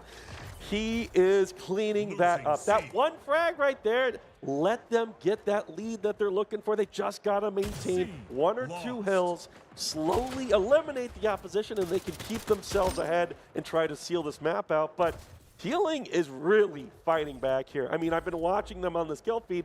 They get these 3, they get 4, and they just got to, like, get that momentum off of these kills so they can get to the hill quickly. Yeah, precisely. And I mean, you've been saying it all day long. Delta been putting in work right now for this I Need Healing roster. Currently sitting at 18-10. So, I mean, if anyone is going to be, you know, a sliver of hope coming in for this squad of I Need Healing, it's definitely going to be in the hands of Delta. Going to need to make some big plays for sure. Sniper is going to be missing barely off his Bull the Wagon. Is going to be able to get the shot regardless. And I mean, just some great plays coming out yet again for this Weebs roster, who still find themselves up by 80. This is where we need that big value rocket. No, we need to go back up to B. He's taking it all over the map, walking around. We need the value now. We got to get it towards that hill. Yeah. Let's go for it, Lunatic. You got to find the big tubes. He's walking it up to B. There we go. Watch for the enemies. I mean, Lunatic took so long to get here. You got to be able to make it count now that you're here. And no, gonna be dropping the rockets. Fully loaded. Not gonna be able to get the point either. I mean, unfortunate all around, as now the Weebs have extended their lead over 100, and they only need 140 more to get this win, hit that 700-point mark. And I mean, this squad and the Weebs, they are shutting down I Need Healing at every opportune time. Oh man, Duster, that donated rocket, and he's making value. Ooh, Delta got the clutch right there. That's a 3-man. If we can just get onto the map and turn these hills off, they might have this chance right here. Weebs had a man disadvantage. Yeah, I mean, right now, Weeb's still going to be in possession of A and C. Finally, A is going to be going over to the side of I Need Healing, so now it's going to be I Need Healing that have the fabled A-B hold. Going to be forcing them to spawn down at C, and right now, as long as I Need Healing are going to be able to slay out, I mean, things should be looking pretty good for them. As Delta putting in work right now, getting the double kill, and this is exactly what we needed from I Need Healing. They needed this to get back into it, as Delta's going to be coming in. Another big kill. Isn't able to get the final one, but either way, so much damage coming out. I Need Healing are very much in this game. Yeah, they just got to make sure that they're focusing on turning these hills off. They're getting the fights. They're winning where they need to. They just got to make sure that they're getting to these hills to shut them up. You got to get over to C, buddy. You got to shut it off. Oh, no. Got to get there right now. I mean, a trip cap is definitely going to be the situation that I Need Healing are going to be going for right now. I mean, you got to keep these points from coming in at C for sure, because, I mean, now they're only 40 points away, and you need 125 in order to win. So a trip cap is going to be necessary for I Need Healing in order to win this one. But, I mean, either way, this Weebs roster, they only need 20 more seconds. I mean, all they need to do is keep holding on to C. Yeah, and we're just kind of seeing the little inexperience about traveling around the map, because this is totally in Healing's favor. If they just knew how to get there quickly, they just need to shut down the C point, but it looks like it's only going to be 8 seconds left. What a rally right there. I mean, that was an amazing game. Yeah, I mean, you really were able to see, you know, the Weebs roster, you know, be able to fight back early on. It was I Need Healing who had, you know, the early lead in this one, but Weebs able to reclaim it and then never look back. And I got to be honest, map 2 looked a whole lot like map number 1. I think I disagree right there. Really? Yeah, I think Healing, they were figuring it out. And it wasn't just Delta fragging that time, because I'm watching that kill feed kind of crawl up, and it was really even when it came to everybody fighting well. But it just comes to, like, with Dom, you know, sometimes if you're fast capping, you die, you spawn, maybe you're near the hill, it just takes a little bit of an advantage, and then a couple one fights, I think if they didn't donate that one rocket, that game could have flipped. If he got big value out of that, it would have been a different style. But I mean, big time. He was walking around the map for like 20 seconds looking for somebody to shoot the rocket at him, and that's where it comes to using those portals. I mean, you talked about it all day. It's gonna be, it's gonna be a skill gap with that portal usage. And I mean, if I Need Healing were able to use those portals to their advantage, that rocket play might have been a little bit better in their favor. I mean, who knows, though? I mean, the thing is, as you stated, I Need Healing, they definitely ended that game on the upswing. So going now down into that lower bracket, they're going to be feeling a lot better. And I got to be honest, I Need Healing, they're going to be a team that people are going to need to look out for because I feel like they are growing. Yeah, and maybe they're going to be giving the healing out soon enough. But it was a great showing from both teams. Weebs, my pick, by the way. Oh, yeah. Did a great job. So big shout out to them performing so well on stage. And I look forward to them in the, the winners final. Oh, big time. I mean, hey, listen, shout out to this squad for being able to make it there. I mean, winners finals, that means they've secured top 3. So all they got to do is win one more series on the day, and then they are going to be qualified for Sunday. So who knows exactly who's going to be able to make it out of this pool? Because let's be honest, I mean, I'm seeing a few teams already that are looking pretty good. I mean, these MSI highlights are just so clean. Yeah. I mean, you can really see like each player putting in the work here. MVP of healing is Delta. Spread out the Delta, get them together, and I could see them coming back up. Big time. I mean, listen, this player in Delta is definitely making a name for himself, even though, in a losing effort, still able to put in a bunch of work, tons of numbers, tons of damage going out. And I mean, as you stated, if they can find a way to really start to play around Delta a little bit better, I mean, this roster and I Need Healing could get very scary. Yeah, and I'm looking forward to seeing who comes up next. I mean, when you're new to these kind of games, like it's all about trying to master these mechanics. And the portal mechanic, it is so fast. It's so new that like it's basically learning a new approach to shooters since it's not in there. Yeah, big time. And I mean, listen, honestly, all these players, Duster, Bolt the Wagon, Blackline, Vrax, they were putting on a clinic. Now, if you were to give anyone the MVP of this match right here, who you giving it to? There's a lot of good players there. The whole Weeb squad kind of popped off, but I'm going with Bolt. Hey, I'm not I like mad Wagons. I'm not mad at it, man. Shout out to Wagon. I mean, Bolt the Wagon was definitely putting in work on both maps. I mean, we saw Duster was able to get a ton of hill time in game number 1, and I mean, definitely the OBJ MVP, if you will, of that game. But either way, it was a well-rounded effort. The fact that I asked you the question, who gets MVP, and it's a little bit up in the air, that's a good thing, honestly, coming in for Weebs. That means that your whole squad is here and ready for action. It all comes down to just doing your part in the service of getting those objectives and staying in control.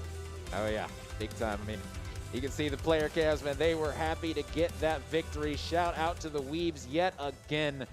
Man, this has been such an incredible showing. 2 intense matches, 2 2-0s on the day, but guess what? The 2 squads that we saw win so far, they have been looking absolutely incredible. So, I mean, shout out to the rosters that did take a loss, but, I mean, sometimes when you take a loss, you get a little bit of a headache, a little bit of a migraine, and, sometimes there's nothing better to cure that than some good old Excedrin. If you get some Excedrin, that headache, kiss it goodbye.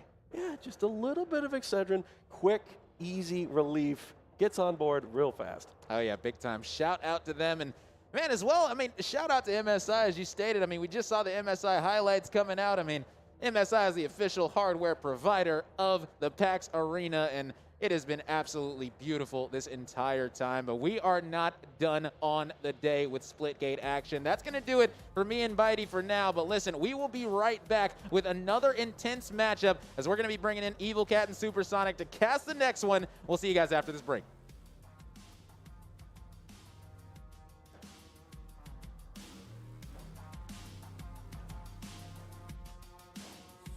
Whew. Wow, that was a lot. Yeah.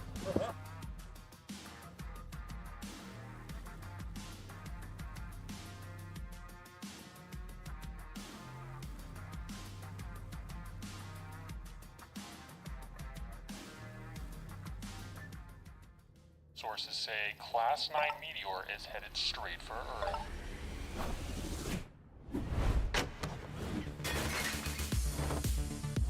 It's just in, 2 graduates are taking on the task by themselves. Tomorrow's the day we find out if their laser works. We did it. Oh. Thank you.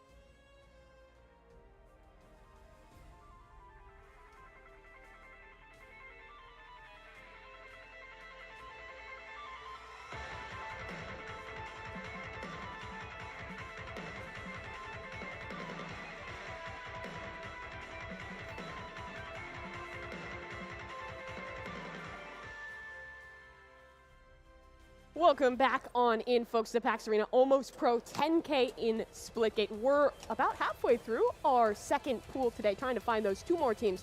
They'll be heading their way on into the playoffs, and a couple new faces here on the desk. I'm Abel Catter Mimi, joined back by Supersonic. How you feeling? Feeling good. We had a couple good series yesterday. I mean, we had a team that kind of manhandled that Group A. Yeah. Today, there's been some pretty close games. We've been going to Game 3s. Interested to see if we get more of that here as we get into our next series. Yeah, it's definitely been looking really competitive thus far, which is very exciting. But we have our first qualification match on the line here, so we're going to know our third team to be making their way in towards the playoffs, have a chance to play for those $10,000. A very exciting prospect in the teams that we're fighting between here. Well, one of which we just got to see on stage in way of Weeps. Yeah, so they just took down that match, and now they're going to come in, and they're going to be playing against the other team that won earlier today, and then we'll, as you just said, we get to push one of these guys through to Sunday. So we do have Weeds going up against Ball and Angles. So the team that we just watched kind of throw down. These 2 squads are going to go at it. We finally kind of get the winner versus the winner. Nobody's getting eliminated, though. This is still first life. 2 lives, double elim tournament. So both teams, you want to get it done as quick as possible, but nobody's going home yet. Yeah, for Weebs, they just completed, I believe, in 2-0 fashion for that first game on up, but it was very, very close in both of the objective-based game modes. They did pretty well to hold on tight, especially when we got on over to Domination. The hat always gets me. Yeah, I can't not see it now. You pointed it out when we were sitting back there in the green room. We were like mid-conversation. You were like, the hat. Now, I just imagine like the Leonardo DiCaprio meme. Oop, oop, oop, oop, oop. I see it. Women want me, so fish fear me. I'm gonna see it every single time it comes through. That's a pretty solid hat. Lots of good hat actually. wear. That's a Discord hat. I wouldn't have expected that. Pretty solid. Wouldn't expect to see that one on out. No, didn't expect it. But gonna be getting into the game here shortly. You can see everybody getting ready here on stage, getting all set up with all that awesome hardware provided to us by MSI, keeping the whole tournament running. So looking good, getting ready to get into this. Only day 2 still. We still got 2 more days coming up after this as well. We're going to have some Valorant tomorrow and then Splitgate finals on Sunday. Yeah, it's going to be a really exciting one. We chatted a little bit about Weaves, but as we start to head our way into map number 1 here, Abyss in King of the Hill, let's talk a little bit about the Ball and Angles, because this is another squad that we got to see quite a bit of up on stage. And a player that was impressing me was Jello, constantly vying for that railgun control and doing really well as an individual. Yeah, did really well with power weapon control through their previous series. We'll see if that's another thing that they focus on here as we get into this game up against Team Weebs. Thus far out the gate, opening going to be in the lead of Weebs, so they'll get that opening control of the point, get a couple elims off the start, and really Duster, the one kind of opening things up for them. 3-0 thus far coming into this game. Yeah, I've been looking very exciting in this one, and I like what we're seeing early on here from Ball and Angles. They're doing well to group up, try and fight this as a team, but just very impressive stuff there from Brax holding down the fort. Still, a lot of these power weapons have been uncontested, so I wouldn't be surprised if the team currently not within control will try and fight back into it, but instead they're just continuing this brawl on that hill. Yeah, I didn't catch which player we were on, but we started to see right before we did that last player swap, they were transitioning already. You saw the timer on the SMG, it's about to come up. SMG, really solid weapon, especially on a map like this where you are doing these close range battles on the hill, trying to control the point for King of the Hill.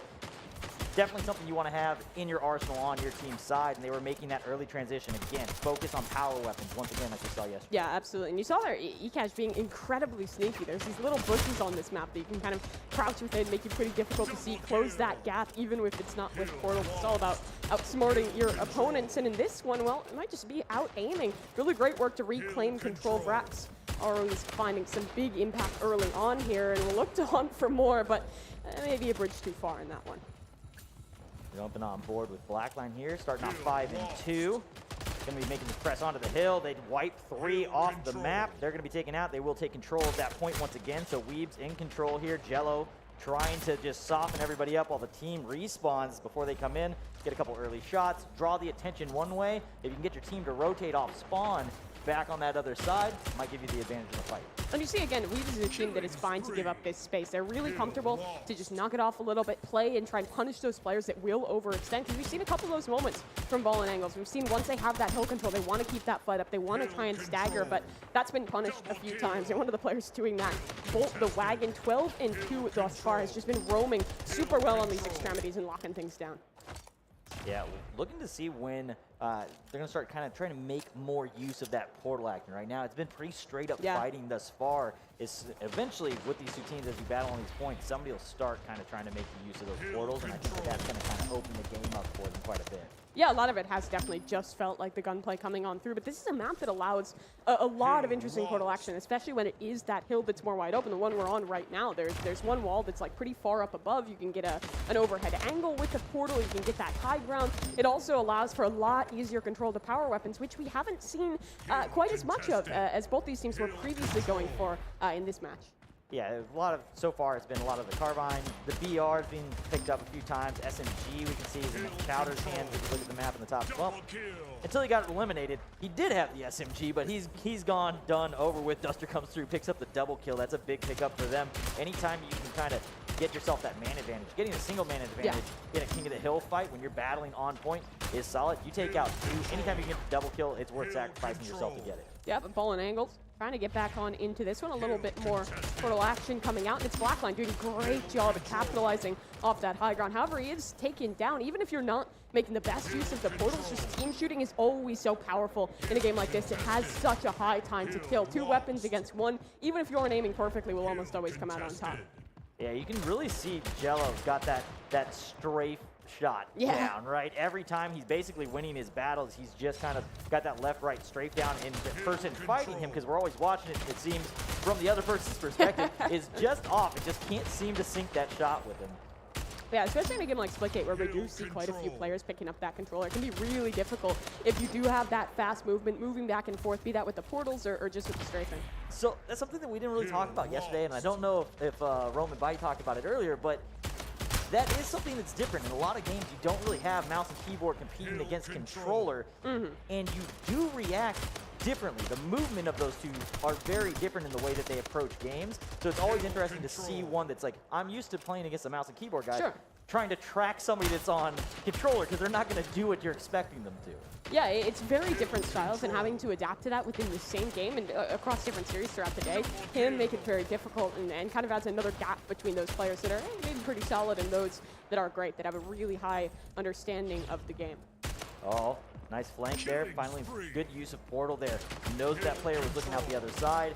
Goes ahead, makes the use, doesn't see the gun sticking out around the corner. When he comes through the portal, he knows he's probably facing the other direction, able to go in, get the shot and the beatdown. Yeah, and the thing is, the portals don't have to be flashy, right? Yesterday we saw a lot of play where it's like the constant triple portaling, rotations all around the map. But at the end of the day, it can just be simple. Portal up behind your opponent, portal in front. You provide pressure from 2 angles, even if you are just one player. I think that's the beauty of Splitgate, really, is that it can be this ridiculously over-the-top, fast-paced, somebody's portaled through 17 rooms before you can even think about what's going on. Or it can also be played. It is a very solid, if you took off the portals, it's a solid, just straight-up arena shooter. Yeah. Yeah, you get kind of the best of both worlds in it, and a ball and angle actually doing well to try and fight on forward, but bolt the wagon. Right double there, defends the point, hold things on down. Yesterday we were seeing a lot of these teams with just kind of the one-star player popping off as an individual, but it has been very even throughout both the series we've seen from Weebs. Yeah, so one of the things to look at, and we talk about it a lot in the Pro Series stuff, is you can kind of see that. You can see a single player pop off, or when you look at it, because it doesn't really track assists. If me and you both shoot something, it's going to register the kill for both of us as long as it occurs. So when you look at that, that's basically showing you the more even those are, the more consistent you are in your team shot. You're approaching it, the communications there, you're attacking together. Yeah, and that's the difference that you get in way of those teams that are electing more for the team shooting versus having someone who's kind of dedicated to playing those extremities, playing out on those flanks. We haven't seen quite as much of that from Weebs, and it's been very punishing because ball and angle, they're playing a style that is very reliant on just these head-to-head duels. When they're not, taking the most advantage of the portals, when they're not constantly moving in the way that other folks are, well, things get a little tough. I love that we see Duster as it comes down to the end. He's up there, got his hat on, and immediately it cuts to him as they win. And he's got, the energy going. He's got the clap going. The little excitement up on the stage, having a little fun with it, and that's what you want. At the end of the day, you want to be having a good time. You got to tip the hat to your opponents, keep the respect up, tip the bucket hat. How do you tip the bucket hat? The bucket hat's like... I think you got to fully lift it off your head. You got to fully lift it off your head, right? Because on a standard cap, when you tip the hat, it's got the brim, right? It's forward, you tip it. Yeah. But it's 360 degrees. It's just, I guess you kind of tip it still. Just got to wiggle around. It's not like a hard brim though, so it's more like you lower the brim. It doesn't really pull the hat. I don't know what's the respectful bucket hat etiquette. I might have to ask him. That might be something that we need to ask Duster, but we'll take a look at the replays from that game. So the early game, out the gate, Weebs in control. There were some moments in the mid-game where there were these battles back and forth, a couple good kills, a couple team shots that did come out of Ball and Angles, but really, throughout, the driver's seat was in favor of Weebs as we got through that King of the Hill match, and we'll be seeing here shortly if that transitions into domination play. Yeah, one thing that I thought was really interesting in contrast to the previous games that this squad has played, Jello has been really good at kind of recovering those power weapons and fighting with the team, finding flanks off with that railgun in hand, with that SMG in hand. And the thing is, Jello was recovering the weapon, right? You see him there with the BFB, with the sniper, or excuse me, with the railgun instead. There was lots of moments where it was picked up, but it was almost always not an extremity, not a flank that they were able to get. It was them just fighting out on their own when their team was constantly so staggered. You don't get much value from those weapons. Yeah, you got to be able to. He's got a whole family of bucket hats. Yeah, the hats are everywhere. What is head?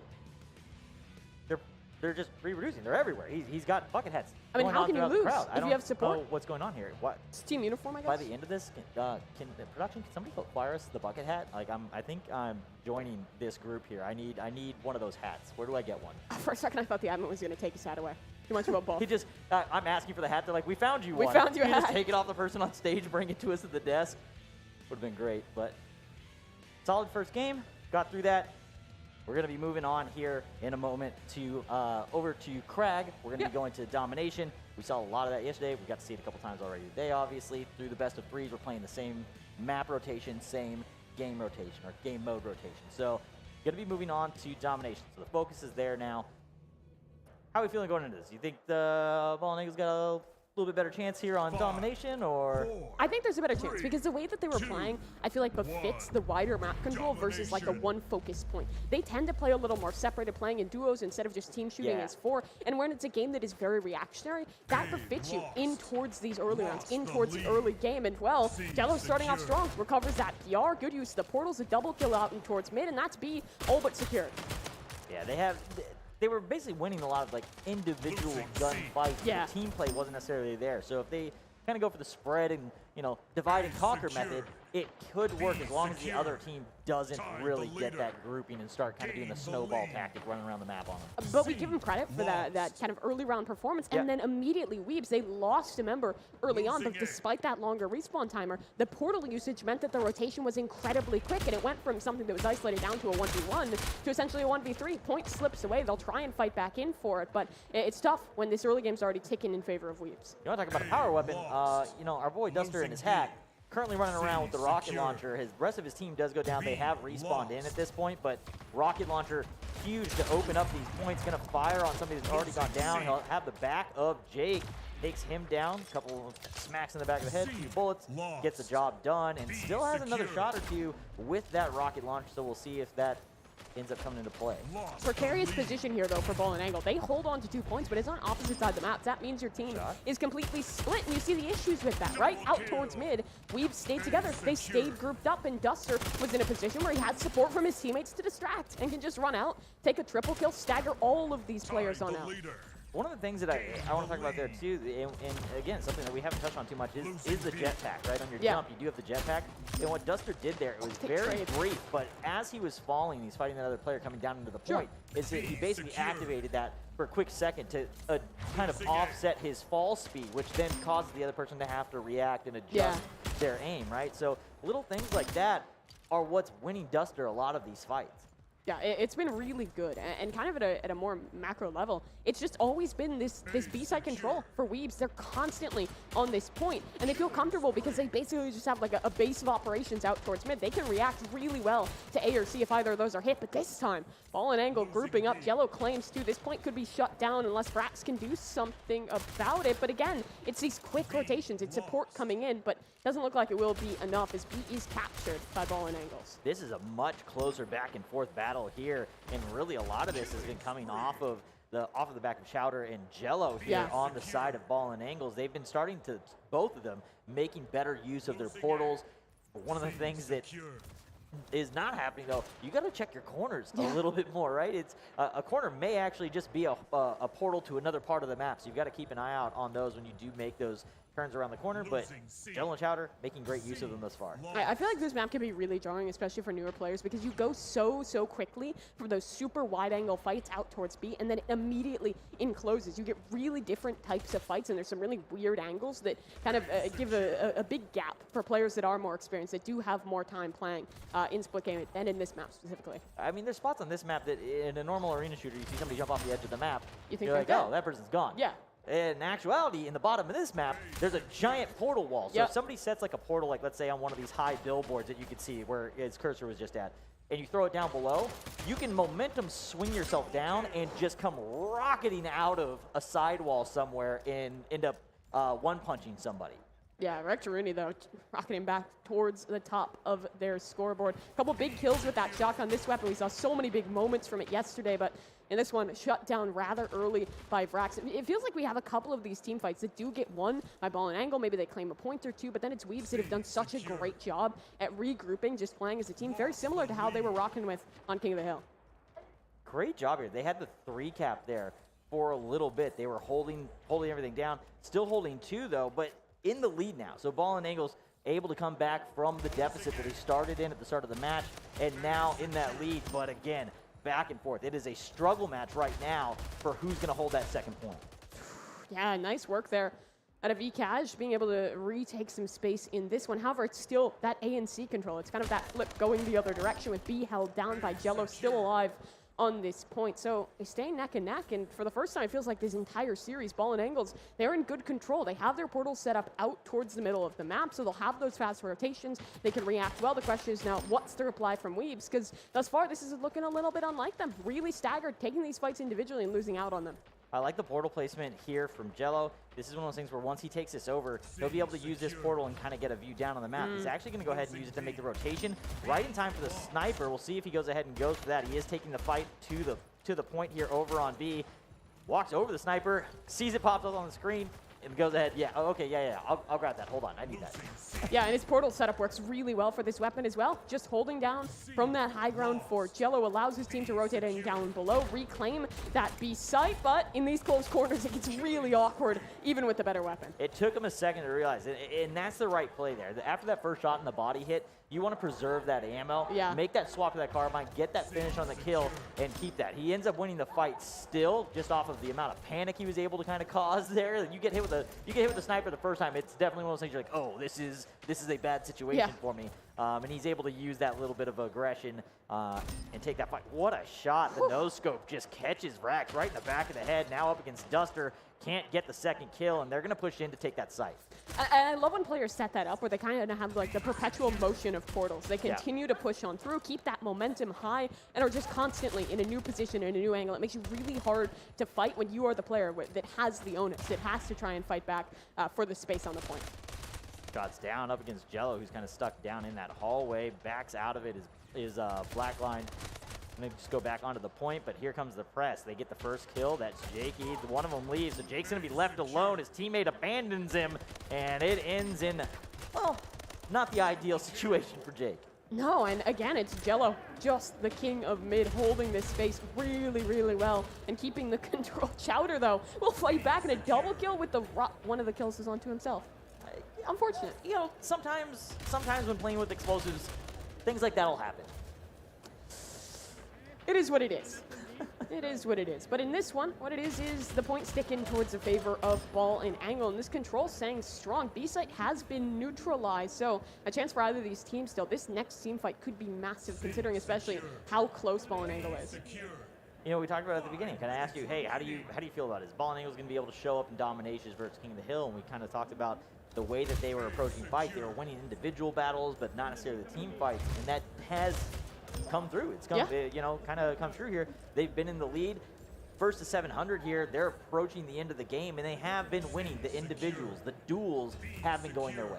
And it feels like for Weebs, they're doing a lot of the similar things that were working for them in King of the Hill in that more kind of spread play style. They'll capitalize off that point, then spread out a little bit to kind of sustain these fights. But it's not working as well in domination until someone like Blackline steps up not long enough. eCash takes down both Blackline and both the Wagon in mid. That might just be the fight to end things on out. Only 30 more points required to tick on up. Cuts here. Brax will get actually pinched in. You saw Chowder come in from that right side and give the assist.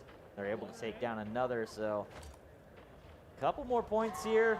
Just need to hold on to this point for another 10 seconds or so, and we'll cut that in half as they do pick up that C site. This one will close out 1-1. We will be going to game 3 between Weebs and Ball and Angles. Ball and Angles improved on a lot of things that game, but I think the most impressive change up there was the way that they adapted their style from that really wide play to basically having someone who was just a constant anchor out towards mid. They always had someone holding on the fort, waiting for those power weapons in towards that B site, and then they had the rest of the team kind of on this roam, continuing to stagger to provide pressure. It was a lot of things that were working well for Weebs in game number 1 turned against him.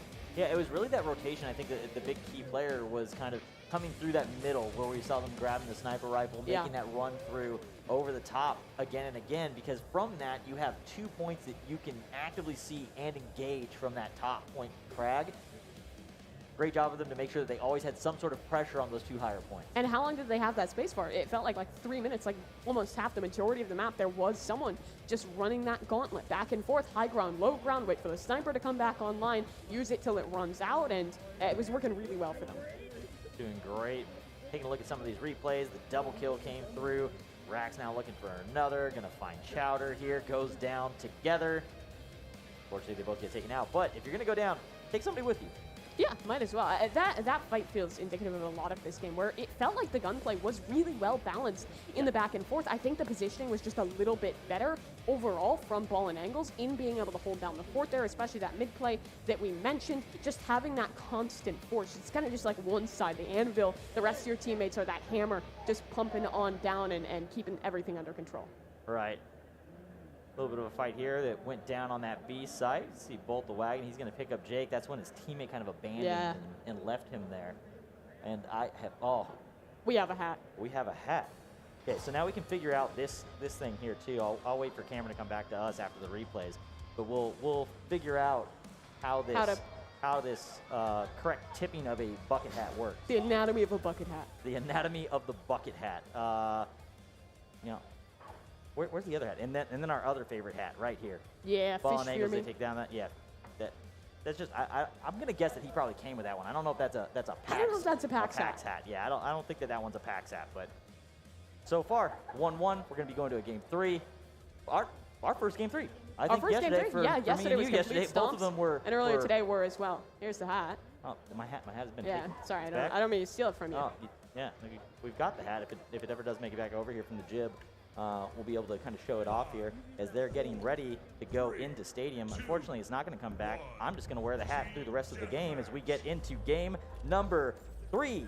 Jumping back into this game, and this is our first time taking a look at the stadium. This is the true arena shooter map. If there's ever a map that is just a straight up arena shooter map in this game, this is it. This is where team play matters so much less. It's just down to the brawl. Sure, you're working together trying to get those team shots on off, but it's a lot less focused on the objective, a lot more focused on realizing where are those spawns coming. If we switched on over, where are those weapons? Power weapon control in a game mode like this is even bigger than back in the objective game modes. Couple shots up over towards that midpoint. Double kill comes through the triple, so he does get that assist off that other one. The teammate's able to come through and finish that off. Chowder right out the gate. 4-0, he's keeping the team in there. 5-5, it's tied up, but a ton of work. Killing spree now for Chowder as he continues before Jello finally takes him down.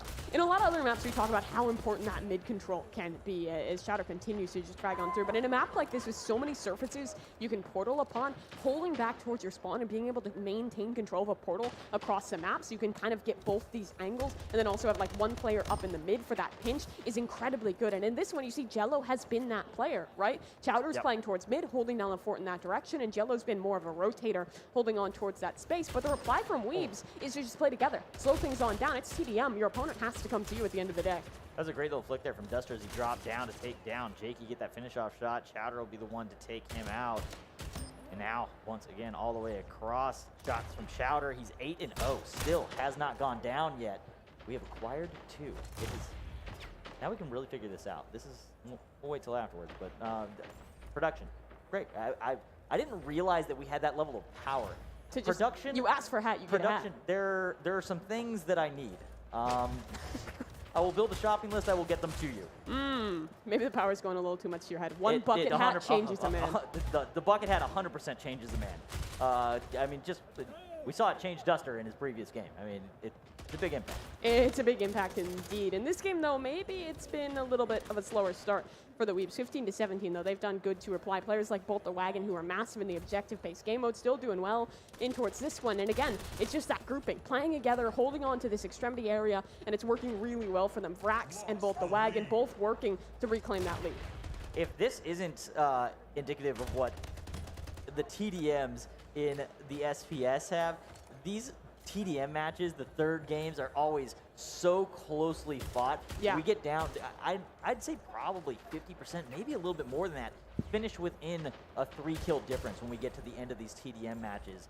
They're so quick, they're so fast-paced, and everybody kind of, you basically play quick, as we are now, and then you're going to see in the final moments, teams kind of turtle up. It's that classic TDM arena. It's like, we cannot afford elims anymore. Everybody stop what you're doing, wait for them to come to us, and it kind of slows down. Such good work there from Jello, just kind of getting in and out of the portal, taking those fights in a relatively safe way. Staying alive is just as important as getting kills in a game mode like TDM, so kind of taking care of yourself, sustaining your life as long as possible is massive, but this flank, could have been big, but Chowder just pulls out the BFB, disrespects the man. He couldn't get that last shot. He was one shot off from the elim, but when somebody's running straight at you with the BFB, there's just so much pressure, and sometimes you crack under that pressure, and unfortunately, you cracked under the weight of the bat.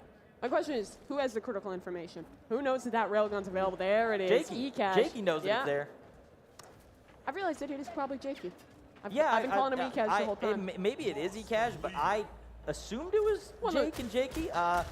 We have now said Jakey, and Ekash, so I think that we've got it covered, but I'm gonna lean on Jakey. A good lead to find in that one. Bolt the Wagon, though, has been having a really impressive performance. 13-5 thus far, and has also been punishing on towards these portals. EMP grenades, I think, are really impactful, especially on a map like this where there are so many surfaces and there are so many angles where players will just look to fight you from behind. They're doing a great job at just shutting that down. Second it pops up, EMP goes on through, and then a player like Chowder, who is maybe reliant on someone from that portal helping him out from the flank, gets shut down because he is completely alone. Yeah, so one of the things to, again, I'm sure Bitey has mentioned this, but each life you have 2 of those EMP grenades. So infinite portals, 2 EMP grenades. You got to use them sparingly. On this map, when you're trying to hold that top center spot, or that top side of the map where they're at, you basically want to throw your own portal on the wall to prevent the other team from portaling. There's you kind of portal block the wall out, and it's something that we haven't quite. That's kind of that next level from what we've seen here. And if we start seeing a team figure that out, I think that when I see a team do that, that's when I go, those guys are probably going to do pretty well. Yeah. It also comes down to that communication. Similar to, like, you might look at Splitgate and think, hey, it's kind of a game that's about individuals, about fragging on out, and that's absolutely true, but the communication is so impactful, and that's what differentiates those teams that are pretty solid, pretty good, from those that can be event winners, that can be great, is that strong communication, is balancing those power weapons, balancing those EMPs. Resources have to be used sparingly. Great job there from Blackline to go ahead and make use of the terrain, go ahead and drop down and under, get out of there, gets an elim, is in a 1v3, pulls off a kill, and gets out without giving up a point. And you see there, one of the big points that I don't think we've talked about a lot, but it's pulling your portals back in once you go through. He left his portal up on the other side and got shot straight through it. If you have a bind where you can just instantly shut your portal on down, have it back in your inventory, if you're able to do that, you can stay alive in tough situations. Jello comes through, gets a swing before he goes down to Bolt the Wagon. That's going to end up giving the bat over to the Weeb squad. See if that ends up getting involved for them, if that makes any impact at all. A couple shots across, looking to find Wrecked. That's Duster looking for that shot. A fellow bucket hat connoisseur. I'm calling us connoisseurs now that we've I feel very fancy now. In France with the bucket hat, you gotta get all high class in that one. But in this one, bit of a tough position for the bucket hat wearer himself, and he will go on down. Jakey does well to shut that kill on through. This gap has grown though. 8 9 kills, something like that, to the favor of the Weebs. You see the Ball and Angle starting to get a little bit more risky, realizing that someone has to make that play to lessen the gap. 4 more points needed here for Weebs to go ahead and lock in this win, punch their ticket into Sunday. If they can get this win taken care of, 3 more to go. They open that up to a 10-point lead now. This is a pretty solid one. You're going to need to see an epic run out of this. 1 more to go here. We're on board with Bolt the Wagon. He won't be the one to get it. Duster, the bucket hat himself. Who else? Final kill. Punches them into Sunday. I mean, it had to be, right? It had to be. How else could you do it? The Weebs make their way on through, fighting so well throughout that game. They had some good moments, especially towards that second map in the domination, being able to play those objectives really effectively. And once it just came down to it, the way that they played in TDM was just incredibly safe. Working as a team, grouping up, team shooting, great effect, shutting down the portals that Ball and Angles are trying to get those alternate angles through and winning it on that. And a lot of it also came down to winning. I mean, those moments, right? The black line being able to get a kill in that 1v3, get out. Those little details of making sure that they're not giving up points while acquiring them, in the end, wins it all over for them. They take down game 1, game 3. That's all you need. That's all you need indeed. Still not out of it yet for Ball and Angles. They have that lower bracket. They were in towards the finals, so we're able to keep on going. They'll have another opportunity to qualify. There we go. So let's take a moment here. How do you tip the hat? I guess it does kind of tip there. We'll I think figure it out you got to as we do get like into this. the replays real quick. We're going to check out the highlights from the series. I think it actually tips better than I thought it does. It worked. I think you can just kind of. I think it might because it's like over the headset, so you get a little extra right now smoothness. It's like you're on a track, like the car just like smoothly rides its way on over for the proper tip. Yes. So checking out that we're in game number 1. This one had gone the way of Weebs when that was their first win of 2 to take down this best of 3. Nice double kill there. Jumped on board with Blackline. He's in that fight against Jakey, and you can kind of see again, Jakey was another one of those ones that was using that back and forth strafe like Jello to try and outmaneuver the opponent's aim. Yeah, good celebration there. That's one thing that's so great about being able to play at this event. You're up on that stage, you get to play with your buds, you get to tip your hat to your teammates, have that communication flowing. When you're winning in situations like that, it feels better than ever. Yeah, there's pressure. There's pressure when you get up on stage that's added. For some people, that's a better experience, right? Sure. It elevates that win, those fights, those moments. They multiply how the good feels that you get when you do get those W's. Yeah, it's kind of addictive at that point, right? You get your opportunity on stage, you go back home, you're playing things online. It's like, it doesn't feel the same to not be there with the team. So, great opportunity. You go play to LAN and it just ruins online play. It just ruins online play forever.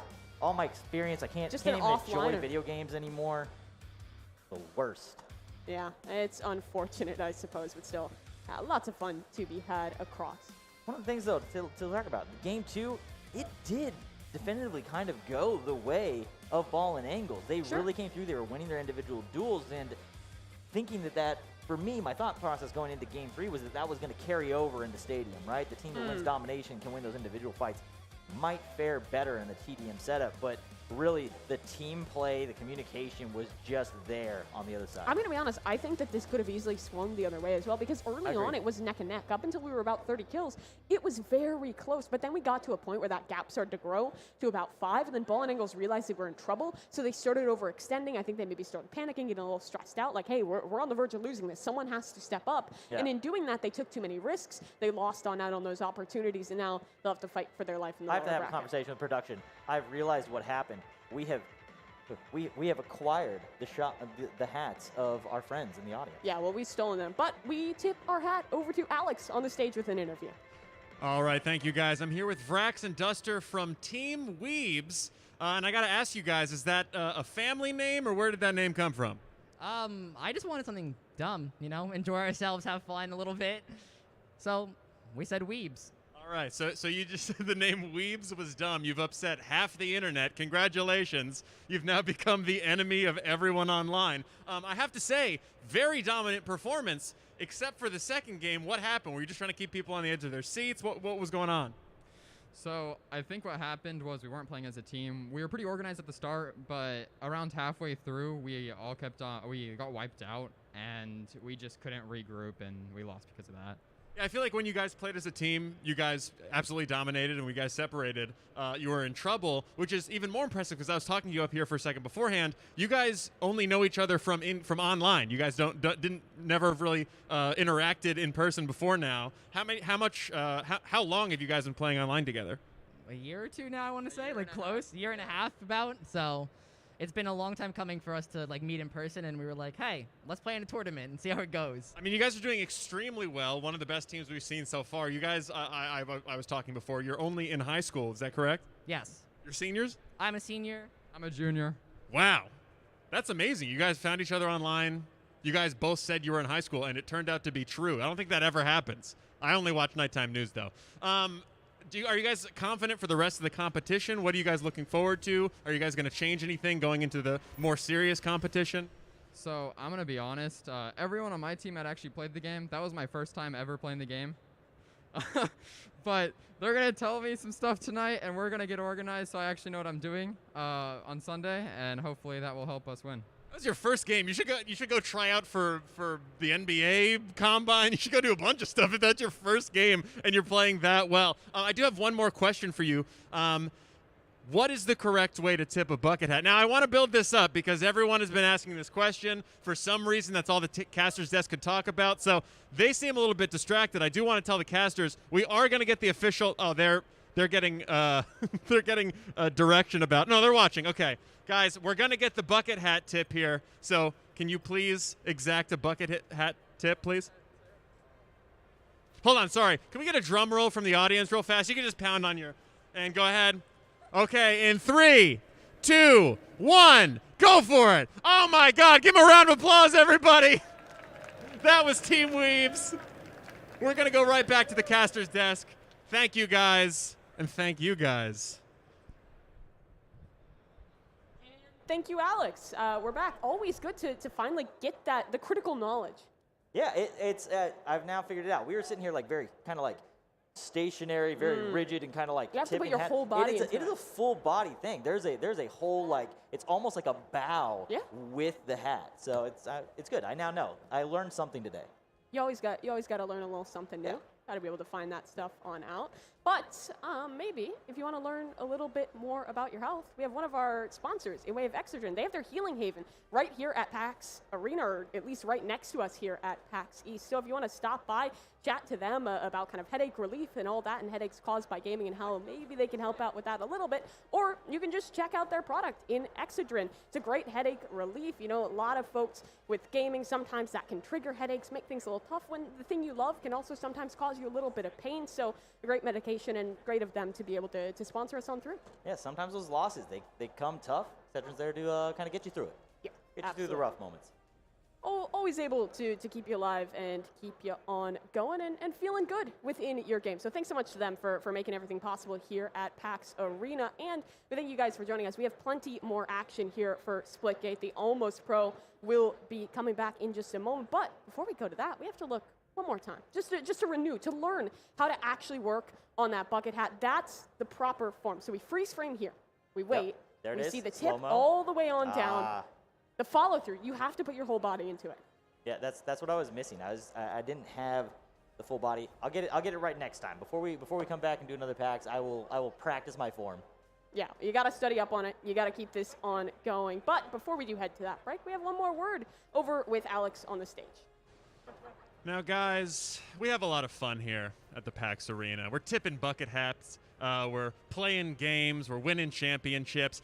But sometimes we got to get serious. And when we need serious computers, we here at PAX Arena turn to MSI. It's our official hardware sponsor of the PAX Arena, and for good reason, because we only use the best here at PAX Arena. Now, in a production like this, so much can go wrong. One, you could hire a mediocre host.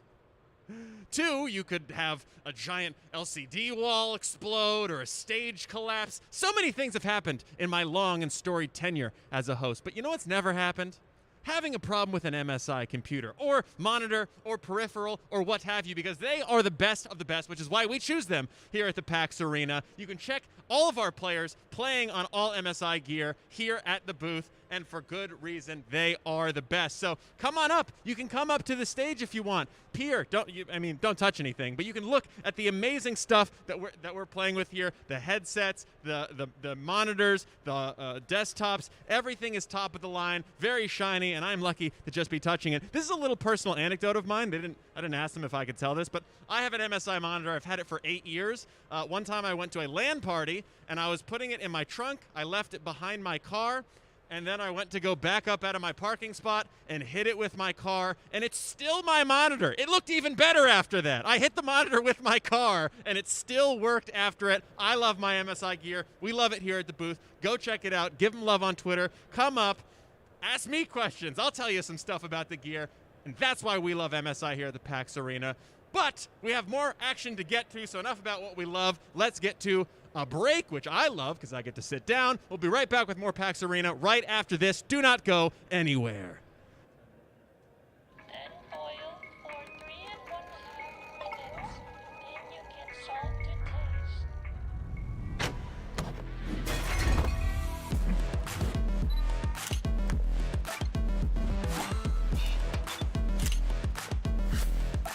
How can I help? I need more eggs.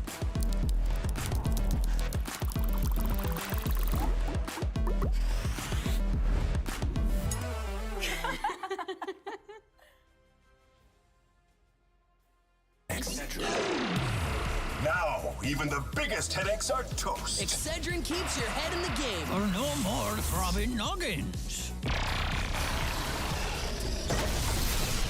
Excedrin, game over for headaches.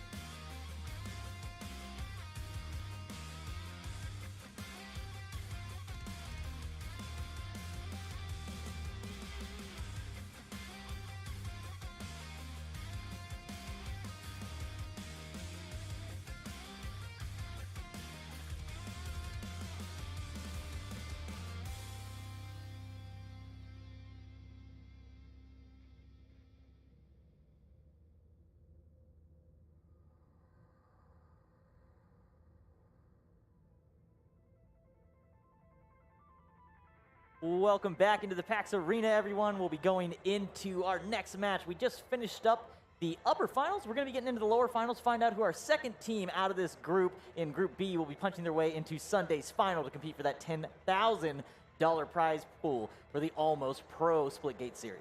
Yeah, it's going to be a really exciting one to take a look at here. We already have 3 of those teams that's fighting their way on in. And to be honest, that first match that we got to take a look at between us on stage, Ball and Angles, they really pushed it to the limit. It was so close. Being able to have them down in that lower final, sure, you win this match, you're a step closer to qualification, but that's going to be tough for either of these teams. It's going to be tough. That one just went to 3. I mean, that was a close-fought battle. It went back and forth. We talked about it a little bit. Could have gone either way.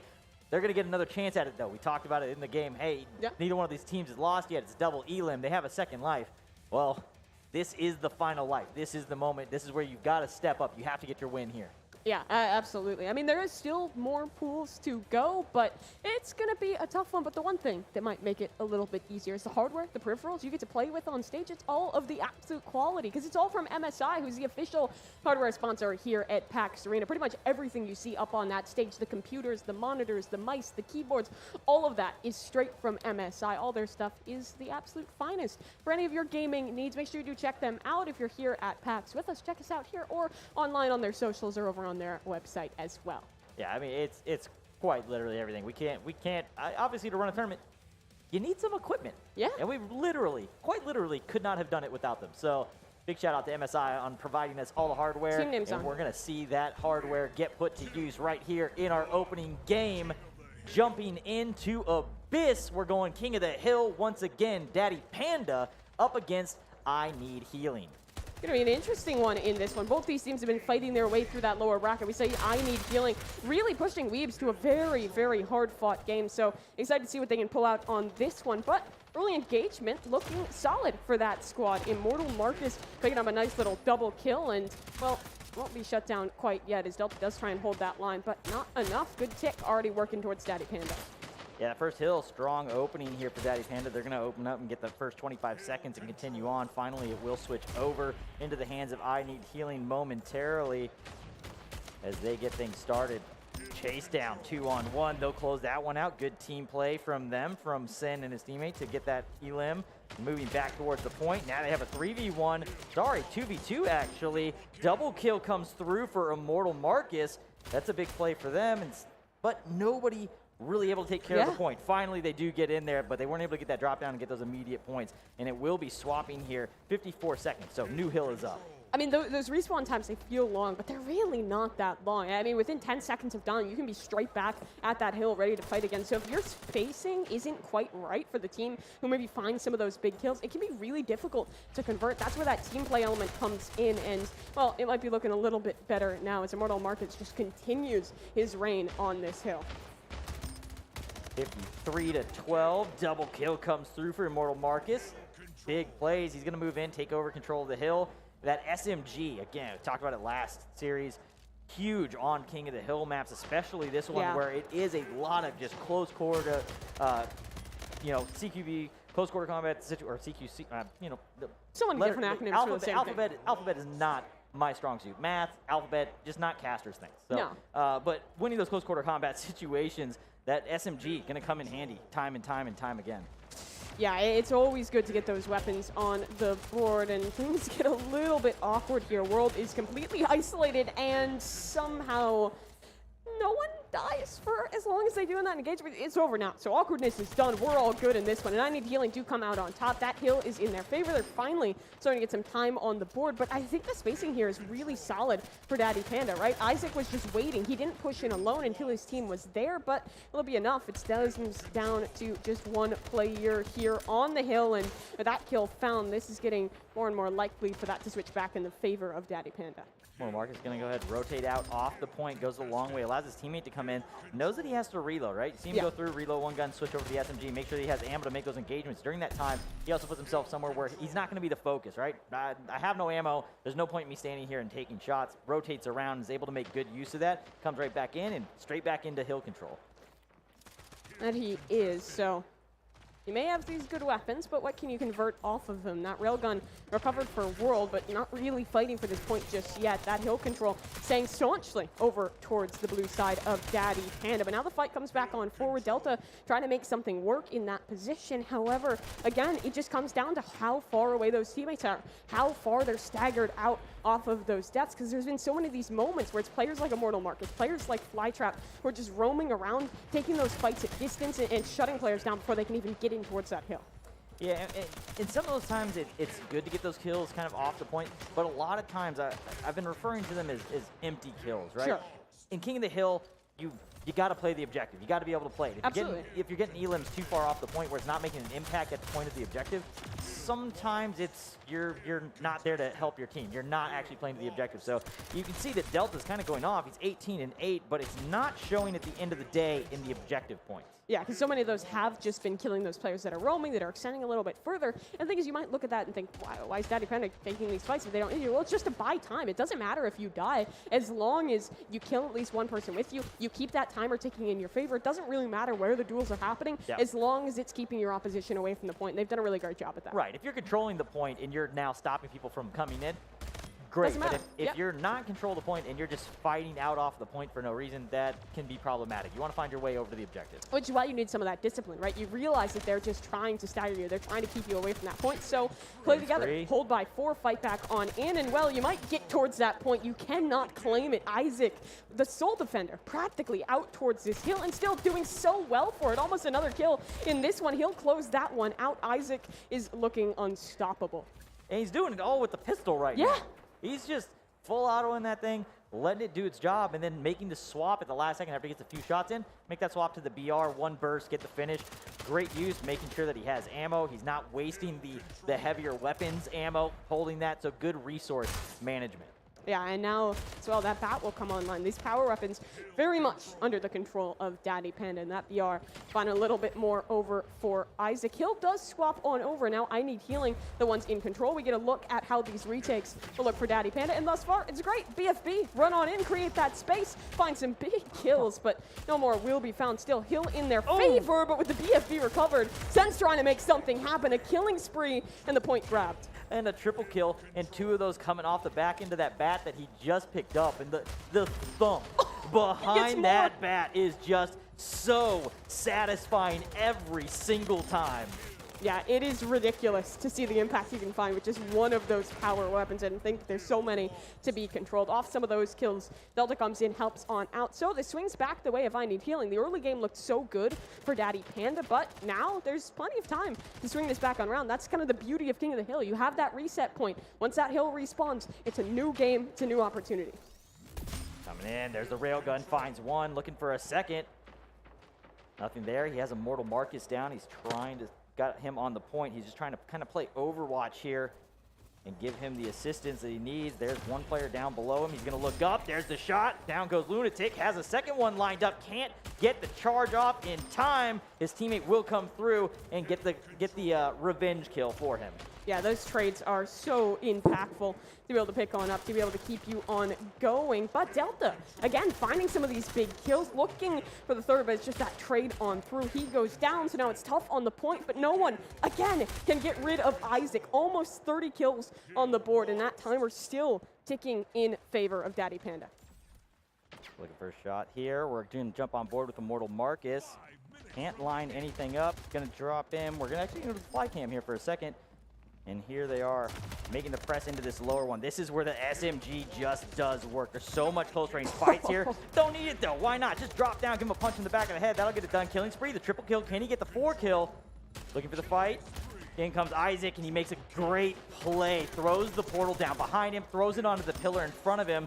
Players waiting for him to come around the corner, expecting it to be a standard arena shooter. No, this is Splitgate, my friend. You've got to be aware of these portals. This is something special, and I think this is what can really differentiate those great players in a game like this. Sure, anyone can shoot the players at range. When you have time to think things through, right, one portal here, one portal there, you set it up. It's this whole plan you've drawn out in your mind. But when it gets to those CQC battles, it's less about that and more about just kind of having in your mind, I'm going to use the portals at some point in this fight. Where am I going to place that? Having that portal awareness of where one is, which one you need to replace. It's really tough, but it can be so, so good. it can even be one where I'm going to use the portal, but I'm not actually going to go through it. Yeah. You can play mind games with people, throw a portal where they're now worried about you coming through that, and then just go the other way around and just run it on foot. Yeah, because when it is these higher time kills, it's just what? Making them look away for a second, making them stop shooting for a moment, pull out that EMP grenade. Any of those minuscule moments can push things in towards your favor in one of those big fights. And, well, a big opportunity, a big attempt here for Ren Akuma. And it doesn't quite work out alone in that endeavor. None of the team to help on through. It feels like they're kind of taking these duels individually, right? Staggered on out. You need heroics, and no heroes have stepped up. Man, Delta has made a valiant effort on the side of I Need Healing. 92 objective points, 42 and 17. He's been getting involved, but the team play through and through on the other side out of Daddy Panda has just been there. Isaac, Immortal Marcus, Flytrap, all fairly even. I mean, Isaac's got a few more kills, but it's been pretty solid all the way through on the team there. And then a ton of objective points still out of Ren Akumo. Though he may not be leading in kills, still a big piece of that win that they just took down. Because you need those players that aren't going to grade for kills, that aren't always going to be fighting on forward. You need those players that can be a little bit more passive, chill out, hold on to the point, hold on to those power weapons, and let their teammates just have that freedom. Sometimes just being, it's going to sound worse than I intended. Sometimes being a body on the field in the right spot, you may not be getting the elim or the trade, but you're basically preventing, you're one, acquiring information, two, you're not allowing somebody to come down that lane. That is sometimes massively impactful at a level that doesn't show statistically on the screen. Yeah, I think that just looking at kills, you can really start to paint a picture where, sure, one of these players is just completely winning on out, but at the end of the day, it is a game about control. It is a game about bodies. If you're putting down those portals to be able to keep yourself in a position where you're pulling distractions, even if you're not getting those kills, you can still do so much for your team. Ton of work done on the team, on the side of Daddy Panda as they take down that first game. King of the Hill on Abyss is now done, and we will take a look at the replays as we start to get ready to make that move over to Crag. Domination for game 2. Domination is one that I think really works better for teams that have kind of that more consistent fragging power that can play a little bit more spread out. King of the Hill is very much a game mode in a way similar to TDM, where you can just kind of play as a pack, work on this hill together, allow your players that can find that big impact, like in this case Isaac on Daddy Panda. It's a little tougher to do that in towards domination because you have to be worried about so much control across the map. It's going to be more a matter of setting up your positioning early, getting a player like Isaac out towards mid so he can be rotating around, so he can keep those hills under control. Especially when you're trying, really that team play, right? When you get the 3 cap, that's when you kind of become that 4-man roaming squad. For and sure. It's almost like King of the Hill, right? But you have to be able to get to that point in domination. And a player like Delta is going to be very disruptive to that because he's going to be able to kind of freely run around and do what he was doing, get those elims. He was fragging extremely well for his team, and he can go ahead and break those domination holds up, and that'll allow his team to come back in. We watched it happen in the last one. They made that swap over, and then it pushed them into game 3. Will we do that again? I'm not sure if we're going to see the repeat, but I think there's a chance.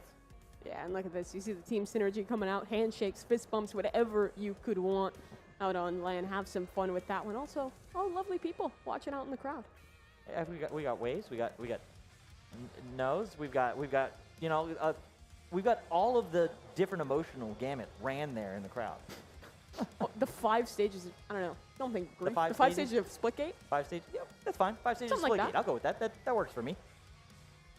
5 stages, 4 players. You gotta divide and conquer in some way or another. But we hop on into Crag here. Domination, our second map in the series. Daddy Panda looking to close out quickly here. I Need Healing. Their tournament life is on the line, at least here for this pool.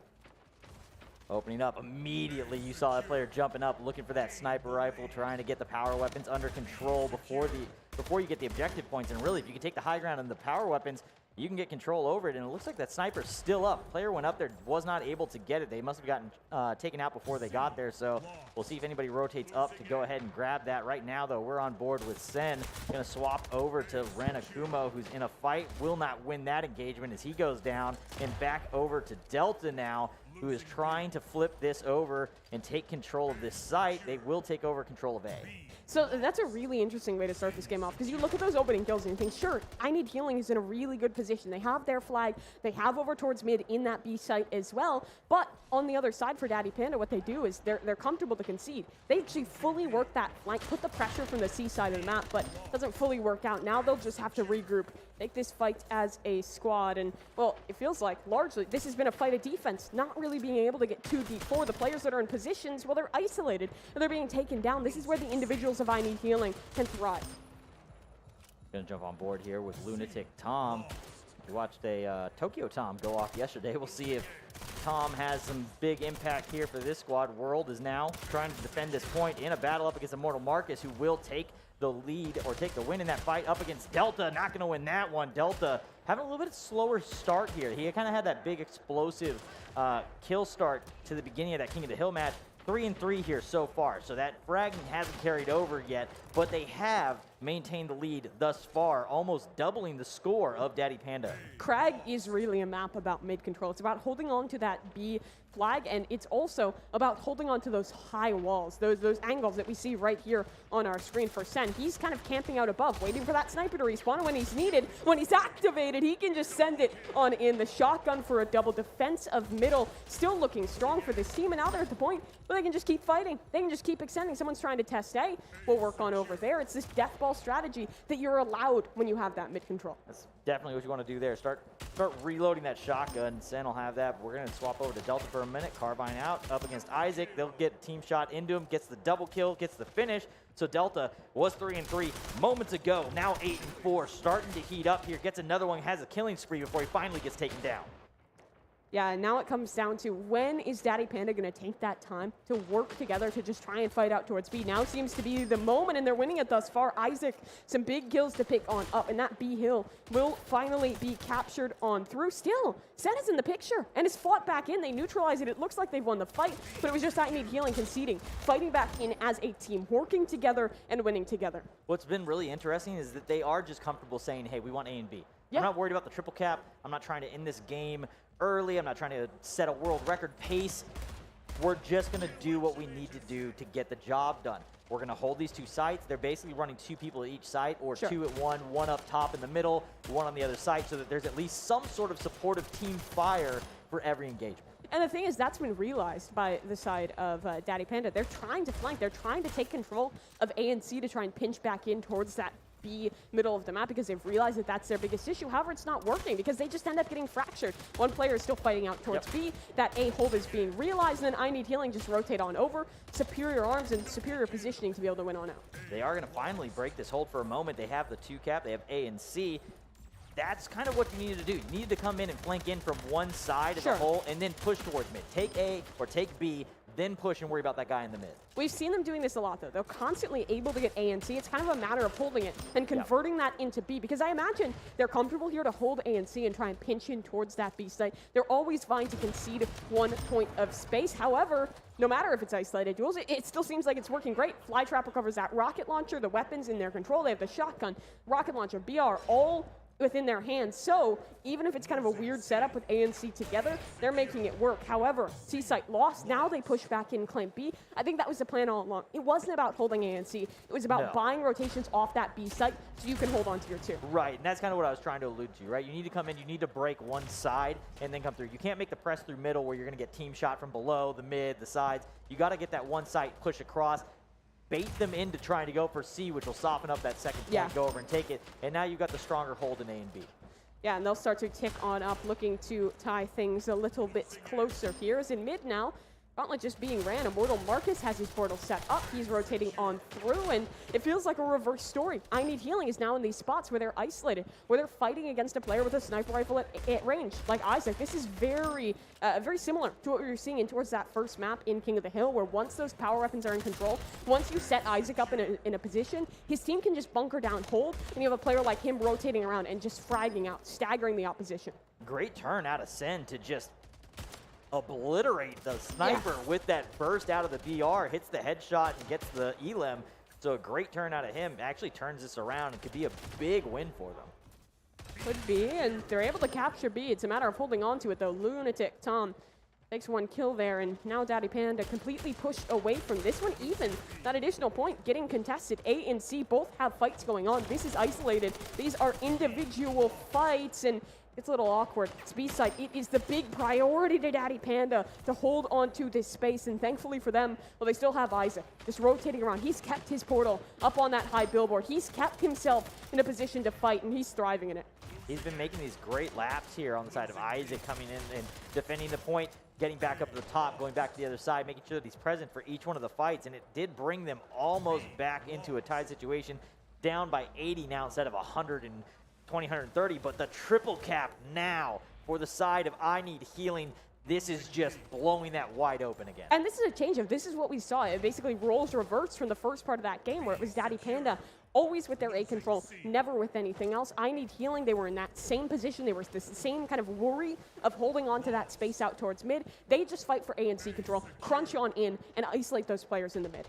And another great rotation. The second the rocket comes up, World's there, makes the pickup. Now going to make the press in, looking to try and get a finish on this player who has gotten away from them. Nobody there. He can hear the fight outside. Going to go ahead, take a moment, make sure he gets that reloaded before he goes in to take the fight. And it looks like no one's there. Sen cleaned it up. I Need Healing now, just about 80 points away, but they've lost A and C yet again. It's that same reversal. Question is, can they hold on to this space out in towards mid? Because, well, they're close to that 700 points. As long as these 2 points are held on to by Daddy Panda, they'll be able to keep this one on going. The rocket launcher for World, he needs to win out on this fight, but fails at it. Marcus takes him down, so now a triple cap going the other direction. This is actually huge. So had it been a 2-cap versus 1-cap, it would have been a situation where I Need Healing still would have taken that down. They had to get a 3-cap, or they have to get the 2-cap and continue to take that 1 point away. They can't let any time go to the side of I Need Healing, who do take back that A site and are slowly ticking towards that 700 points. Only 50 more points needed, and they've now looked like they're going to take down the B site as well. They've at least stopped it and slowed it for a moment. That they have. Still, be retaken. That's big. As long as they can hold this space, I think now they're close enough. It's going to come down to the wire, though. As long as this A flag is still ticking, then it really favors I Need Healing. And their priority right now isn't necessarily winning the fight, isn't necessarily taking that B. It's just shutting it down. If both teams have 1 flag, then it will just be the inevitable for I Need Healing to win. But they want a little more than that, trying to fight out towards this B flag. Only 20 points away now. At some point, they're going to have to commit people to that C site. They have to do it. They have to do it right now. Only a few seconds left. They do flip that over, so down to 14 seconds left on the other side. The double cap, the triple cap, they could go ahead in this moment. If they can make this hold and get a couple elims right here, this could win it for them. They need to start taking them down. Trade goes through. 2 down now on the side of I Need Healing. Body count advantage goes to Daddy Panda. What can they do with it? It is going to be down to the wire now. The lead will go the side of Daddy Panda unless one of these sites get taken over immediately by I Need Healing, and they will pull it off. Daddy Panda pulls off the reverse there. Halfway through the game, it looked like it was going the other way, but they close it out. What a massive comeback for them to be able to find. They realize that it's not just relying on claiming their 2 flags, but capturing more at winning out on the count, winning out on the mathematics. They make it all work, and you see how excited they are about them. That was their tournament life on the line, and they hold strong. They take this in 2-0 fashion and stay up. Yeah, they'll get to go through and play in that lower finals now to try and go into tomorrow. So great job. I mean, that is one of those wins, and that's one of the things in Split. Domination seems to always be the spot when we're talking about at the pro level, and it looks like it holds true here as well. That is where crazy upsets and crazy comebacks within a match are going to occur. And you can see that they're, even with the mask on, you can kind of tell there's some heavy breathing. They're trying to get their heart rate back down. They're still like, we just did that, right? I feel like they were like getting ready for TDM. They're like, this one might be over, but they stay in it. They hold their nerve. They keep things working in towards their favor. And now, I mean, I almost want to say it's a treat to keep on going, but it's really not. Ball and Angle was a team that looked so incredibly good, but Daddy Panda showed some impressive stuff. Being able to hold your nerve in such a high-pressure situation, especially when you're in front of an audience, you're here at LAN, you probably have relatively little experience with that, still being able to come back and win that on through is so incredibly impressive. Yeah, great play out of them. Way to hold, and it's so easy, right? At the point that they were at, they were pretty far behind in points. It's very easy to kind of like, hey, we've got one more game. Yeah. Let's start focusing on the next one. But really, even at the pro level play, when we talk about teams, you know, tell storylines, it's when those moments come through. We're going to take a look at some of the replays, but it's those teams that kind of hold their nerve and say, no, the game's not over until it's finished. Until it says somebody's won, you got to stay in it, keep fighting for it. They did just that, and they take it down. That they do. Those very close situations are where you can really differentiate those good teams, those that have the potential to keep on fighting within this tournament. Still, even if they are eliminated, we saw some really good moments out of I Need Healing. I think especially in that second game, the way they were locking things down, holding that space in towards B, they had really good ideas of when to concede the fights, when to work back in together. That teamwork was really great, but the thing was, unfortunately for them in that first map of King of the Hill, that control was never in their favor. They were always fighting back from a deficit. It felt like it took them a little bit of time to get themselves warmed up, to get themselves ready to go, to be able to nearly win out on Dom, but slower bracket already. You've lost your second chance, and unfortunately that means they're out. Yeah, it was one of those ones where had they taken down that domination match, I think it definitely could have gone either way when we got to the TDM. That was one of those ones that could have been close again in that game 3, but you know, sometimes the day's tough, and sometimes it's your second. Unfortunately, you're in the lower bracket, and they will have to go home. But great, valiant effort from them in those 2 games. Yeah, absolutely. And now for the team that does take things on home, Daddy Panda. I guess we can talk a little bit about our expectations versus Ball and Angle, because it feels like their playstyles are fairly different. That Ball and Angle team was one that was very much consistency, right? All the players finding their impact, all the players getting really similar numbers, lots of team shooting, lots of grouping. That's a little different from what we saw out of Daddy Panda. They were a team that very much kind of established that control together, and then they let out most of their players on a roam, left Isaac to kind of be that anchor to kind of pull that attention, and the rest of his team just kind of worked on the objective, found kills of their own, and it worked really well for them in this match. I think one of the things that to kind of look at for them in going into this next series, because we in a best of 3 we know that we're at least going to game 2, and we're going to see that map again. We are going to see Krag, we're going to see Krag domination, is that they were put in a really tough situation. They were able to find ways through it. They tried multiple different attacks, attack through the middle, attack A first, attack B first, until they could figure out what it was they needed to do to crack that hold and then take it an advantage for themselves. So I think that that's a great warm-up for them before they go into that next series. They'll have some information to kind of go off of, know what worked, what didn't, and see if they can apply that to the next series. Yeah, I think what is nice, especially in towards this pool play, is that even if you are a team that is maybe a little bit less experienced, you spend a little less time working in towards Splitgate, you can still find big impact because it is the same 3 maps. It is the same 3 game modes. You just have to get used how to play across these different modes. And once you have it down, well, you can find some really good moments. A ton of good moments. Really, the replays shows a few. We can only show so many replays. That series as a whole was a back and forth battle. There was a lot of high energy, very impactful moments all the way through, and we're getting those at every level of play, right? Splitgate is just one of those games that's just so much fun. Yeah, it is a ton of fun indeed. And I think we've seen that here. It's some of these teams like yesterday we saw come in with a lot of preparation, a lot of time in split game under their belt, and some of these teams that maybe have had a little bit less, but still are kind of learning as they go, making it work and finding these really exciting runs. Still though, we have another team to qualify from this pool and a second pool up today, and to get all that ready, we have a short little break. PAX Arena Almost Pro 10K is back straight after this.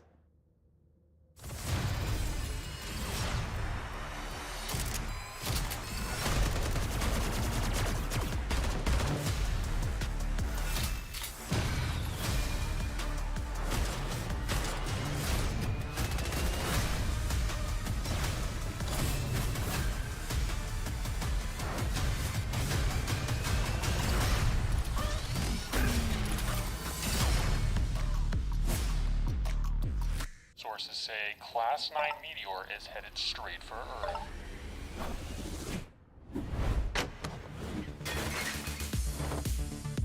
It's just in, 2 young graduates are taking on the task by themselves. Tomorrow's the day we find out if their laser works. We did it. Oh. Thank you. Eccentric. I'm fading. One bad headache can crash your entire game. Excedrin relieves headaches fast. Headache triggers incoming. Intense stress. Sensory overload. Loud noises. you call for backup? Excedrin fights headaches fast.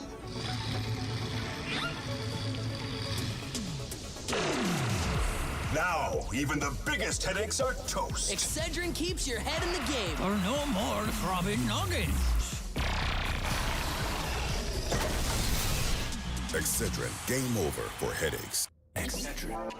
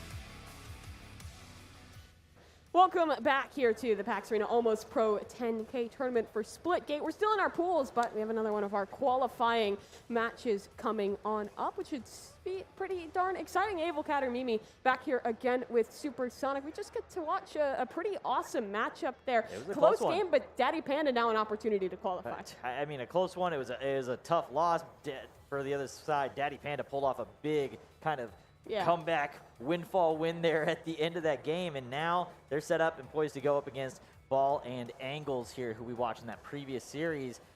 It was a close one as well, so this is going to be one of those ones where I'm not sure which way I think this one's going to go. Yeah, could very much be either way, but at least for Daddy Panda, it has been a pretty long day for them. They have been fighting for a while down in this lower bracket now to try and find their route to qualifying. You know, sometimes when you're gaming for those long times, when you've been playing for quite a while, those gaming triggered headaches can happen, you know? It's kind of comes with the territory. It's always unfortunate the thing you love can sometimes cause you a little bit of pain, but it doesn't always have to be that way, because one of our sponsors, Excedrin, can help on out. They have their medication just to help out with those gaming-related headaches. They're set up here right across from us at their booth here at PAX East, and also online, of course, and in pretty much any store where you can grab their stuff. If that's something you suffer from, make sure you do check them out, and a big thank you to them for making everything possible. If you are at home, you can check them out, www.com, Excedrin Gaming.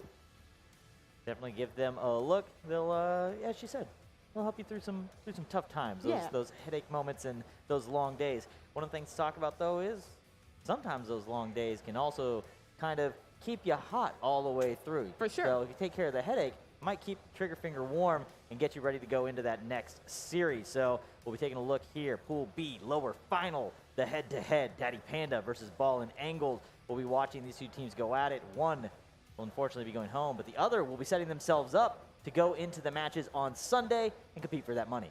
Yeah, $10,000 on the line. And the teams that we have facing off here, two that we're familiar with. They've been playing on stage quite a bit. Daddy Panda, like you mentioned, just took things home to be able to fight for the spot in the lower final. We saw great things from all these players. I think the standout has definitely been Isaac, and in some of those maps, Marcus as well. They have a really interesting style. It's kind of Isaac a lot of the times isolated out on his old, kind of being that scout, creating that chaos, and the rest of his team has looked really good at kind of that objective play, backing things up, finding those clutch moments, whereas for Ball and Angle, it was a little different. It was a lot of the team play, a lot of kind of working together and having very consistent kills. So it's going to be an interesting stylistic matchup, and it's going to be one with a lot on the line here. Oh, jumping in, get things started, and we're going to see that railgun immediately grabbed by Jello. Finds a second kill, has two. Going to go ahead and close off one of those portals, looking to just support the team from above. Finds Immortal Marcus from the side, looking for another. Can he get Isaac? Will not. Isaac will get the turn and take him out. But a good opener there. Ton of kill. Yeah, really good way to get things ongoing. So Ball and Angle starting to get some of that time out onto the hill, but the fight stays competitive. A couple of those weapons picked on up, and now the fight going very well for Daddy Panda. Still, Rectoroni sticks around, finds a couple frags for himself. Not enough, though, as Isaac and Martin, or excuse me, not Martin. Martin, I don't know if that's a man. Actually, on the server, Marcus instead. Got to give some respect to him. Yeah, Flytrap did go down there. We were on him for a second. He was kind of throwing out the shots with that assault rifle. He goes down. They end up 2 down, and they're in a 2v4 situation. But because he put out enough damage, the other two were able to kind of just do single shot cleanups. They end up getting the 3, and it ends up going their advantage. Double kill comes through before he goes down. Marcus, last one left alive, and he's going to be up against Jello. He'll win that. All 4 will go down. That'll keep that staggered respawn going, give them a few seconds of body count advantage. Now up against Jake here as Marcus finds another. That's a killing spree, just going off, finding one-on-one fights constantly and winning them all. Yeah, 7-1 on that scoreboard straight off the rip. And I think the way the Daddy Panda is just playing around buying that time, buying that opportunity for their teammates to respawn and work back in has been really excellent. Once they have that control, have that space, the person who is there the longest is willing to keep fighting. Even if they die, they buy time for the 2 or 3 other members of their team to work back in. But in this one, the isolated fight's maybe going a little bit worse for where Jello managed to pick up a double, but the defender still there in the hill, still in the favor of Daddy Panda. On board now with Rectoruni, looking to see if he can line somebody up. Gonna be running around, nobody to line up yet for a shot. He now knows that Flytrap's down below, but he's trying to make sure behind him. Good use there. So we talk about portals a lot, throwing down, at least having a portal somewhere so that you have an exit ability to get out. You wanna have one portal set up somewhere at all times if you can. Yeah, absolutely. Kind of having that home base that you can work off of. If you're one of those players that's a little more experienced, ready with that kind of triple portaling, it's what you can work off for that. And even if you aren't using that tech, it's still great just to be able to kind of dive back and forth on in. And for Jello, working his way out of his portal, finds one in this one, trying to contest this hill back in favor. But again, it's one of these isolated missions. It's Jello out of his own. Those kind of roaming defenders take him on down, so that time keeps working the way of Daddy Panda. Looking for shots here, gonna find Jake. That's gonna be Flytrap taking him down. Now looking for shots down the hallway. Finds it with the SMG from Marcus onto Rooney. Gonna look up top, two there. They'll get the better of him as Jello comes through to get the elim. BFB recovered now, and it's finding big work for Flytrap, just trying to sprint on down towards Chowder. I think that BFB is one of those weapons that is so well paired if you're very adept with those portals. As we can see here, Chowder picks it up, finds that flank, and he's hunting for another. Will whip out the rifle instead and finish that job, but still, great double kill to be found. And Ball and Angles, well, trying to get that hill back under their command, but those are kills that don't really matter. They're out on their own. They're not getting you that point. They're not getting you that time. For another shot, that's going to be that railgun. Finds one, trying to line up Jello. Not able to get it, didn't feel comfortable. Goes ahead and lets go of the trigger. Finds that one, gets a double through the portal. Jello, last one left alive on the point. Going to be able to get a few shots. Cleans that one up as well. Not in time to classify it as a triple. I, in my heart, will call it a 4-4, but he takes 3 down. Yeah, that he does. Big work out of the man. Still, Marcus looking to contest on forward, but his team not there quite in time, so Chowder picks one off at distance. Now this is where the BFB thrives. This is where the BFB finds its impact. The double kill for Flytrap, and that hill still in control of Daddy Panda. If there was ever a hill built for the BFB, it's this one. Unfortunately, as I say that, the BFB did not get utilized properly, and he does end up dropping down. Now, Hill makes the move over, and Chowder going to be the first one on point. And that's a really interesting one. Daddy Panda had sent one player to rotate on over to hold that hill early on, but it ends up the teammates die on the point, so they get staggered on out, and that person who, sure, maybe they got 1 or 2 seconds ticking early in towards the hill, they die alone. The team is staggered on that retake, and Ball and Angles straight back in. And here they come, Ball and Angles getting control over this hill. A battle ensues over the point. There's a killing spree for Jello, 22-9 right now. But you can kind of see what his role is. You look at the stats, he's 22-9. Lowest points, though, when it does come to objective score, being on point. He is that free roamer. He is your rogue agent that's going to run around and just kind of get those elims to try and soften up the other team. And it's interesting you contrast that with the other kind of big player on the other side in Isaac. In previous games, we saw Isaac doing a lot of these roams, finding a lot of these kind of fights on the longer angles. But in this one, when the competition is a little bit closer, he spends a lot more of his time fighting close on that point, helping his team on out, working with that team shooting. It's been doing really well for them. Flytrap especially. I mean, proving close to the name, just planted on up, digging in the roots and trapping some flies. Yeah, the trap is he stands on the point. He waits for you to come to him. Yeah. That is the setup, and it's worked well for him, especially when you got an SMG and the pistol in your hand. You got a lot of full auto power there. And shots now across the point. Going to get Chowder as he comes through the portal. Here comes the press. Second one coming through. Rectoroni will get him, or take him down. Sorry, that was actually Jakey that got the final shot into him to take him out, but the team shot comes through. Unfortunately, they aren't able to hold them off. So in comes Ball and Angles, and they're able to take over the point. That's so painful when you can see it coming, but you're just reloading. Nothing to do against the BFB in these close fights. And even with the jetpack, still not able to get high enough. So Ball and Angle starting to take quite a bit of time. This gap lessening to just a few seconds. Yeah, this is one of those ones where it started off rough for Ball and Angles, but as they've been starting to prioritize a little bit more on getting these power weapons, this one right now in the hands of Isaac, but the SMG, the BFB, some of those close range weapons, they've been kind of coming back into this one. Not able to get the finish there. 3 down now, 4 down on the side of Daddy Panda. Flytrap first one up. He'll be the one that has to try and make the call. What direction are we going? What are we doing? He's going to lead the way as he comes in to try and get towards that point. He turns that corner. They have a team shot. They do take down one, but they trade out 2 for 2, so even battle thus far for this point. Even indeed, and now that lead will again slip away from them. Daddy Panda do good. That team shot excellent for them as Ren takes down Jello at range again. It's these respawn timers taking on down, but with everyone up for Ball and Angle and some of these power weapons just around the corner, they can try and fight this one as a whole, and they're doing great at it, pressuring Daddy Panda back down the staircase and claiming that hill away from them. Waiting for anybody to come as they set up for this next hill rotation. First on scene, Daddy Panda. They've got 3 on point already, and the rotation isn't there quite yet from Ball and Angle. And that shows really good kind of mid-game calling out of them. They realize, sure, we've lost the fight over towards the hill, but that's not what's important. The next hill is much better. They'll hold down. They'll claim that space early, and then it just puts Isaac in a position where he just has to chill out on the point. Frag, Flytrap is there to help him. The whole team just dueling and winning. That was huge. So one triple kill comes through for Flytrap. He doesn't get the finish on any of them, right? Yeah. He on the spray on a single clip gets damage into 3 players, gets credit because his teammates come through. Another player took out another one of the guys on ball and angles, and they get a full squad wipe. Just gave them 8 full seconds freely, plus the travel time back to the hill. That was a huge wipe there. I think if there is one thing to improve on, especially for Ball and Angles, it has been their kind of rotations to retake in towards these hills. It's been a lot of moments where we just see them just hoofing it, just taking their feet, running on over. There's some good routes you can work with on the portals, but this map in Wave of Abyss, it can be a little bit slower. There's a lot of walls up, so you have to have a lot of knowledge to be able to get those rollouts, to be able to get in quickly, and well, Jello gets in, but doesn't get anything for it. Coming down to the final moments here. Looking for 250 on the score line, 220 coming up on the board here for the side of Daddy Panda. As we get ready for this hill, it does say hill lost. We can hear the in-game announcer talk as Ball and Angles gets a hold of some weapons.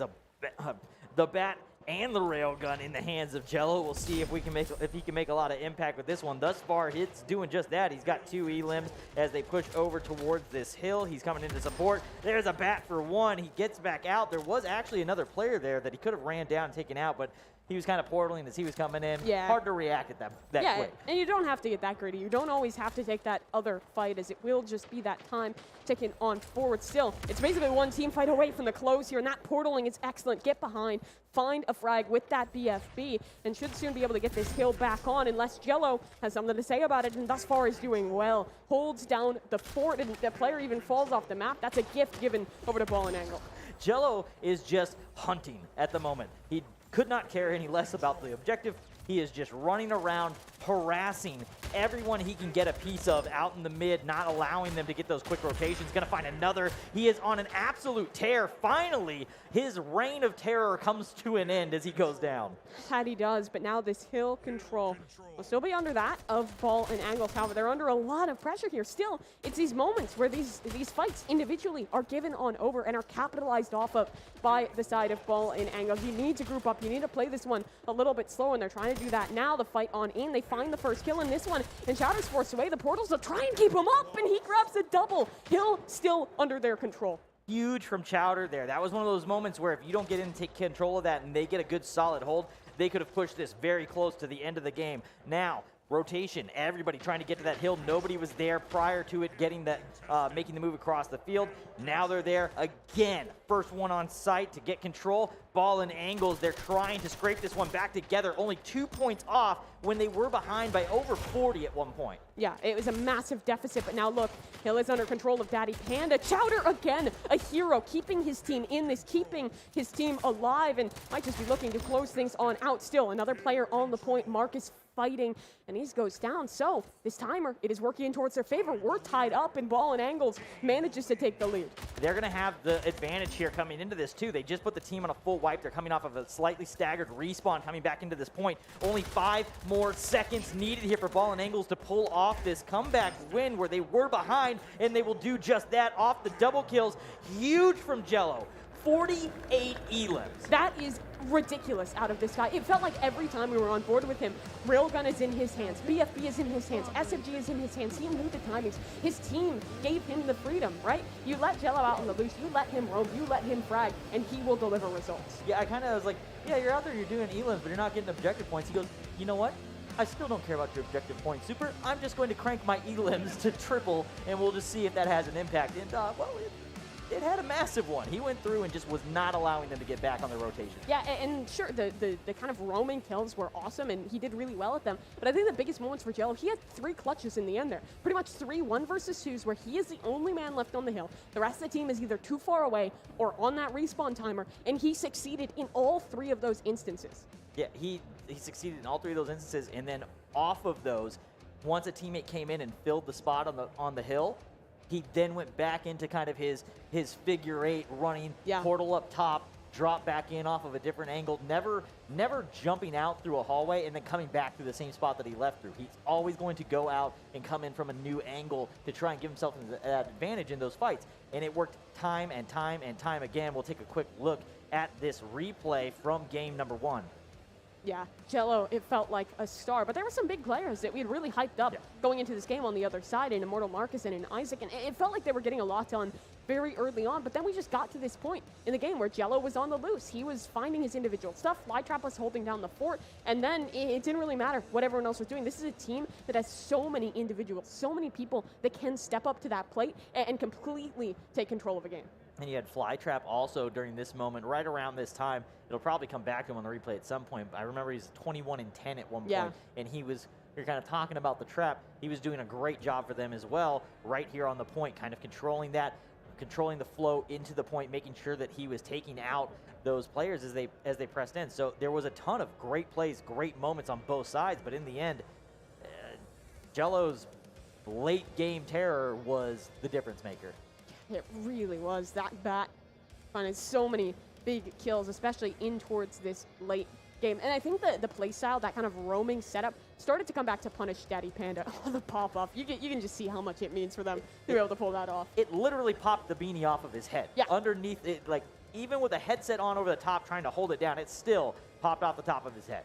Yeah, popped off in that one indeed. Someone is completely ready here. The full gas mask Yes. on.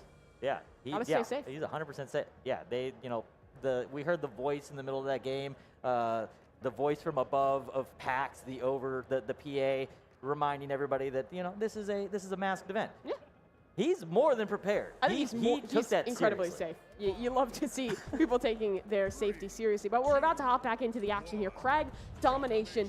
Will this be a different story, do you think, for Daddy Panda?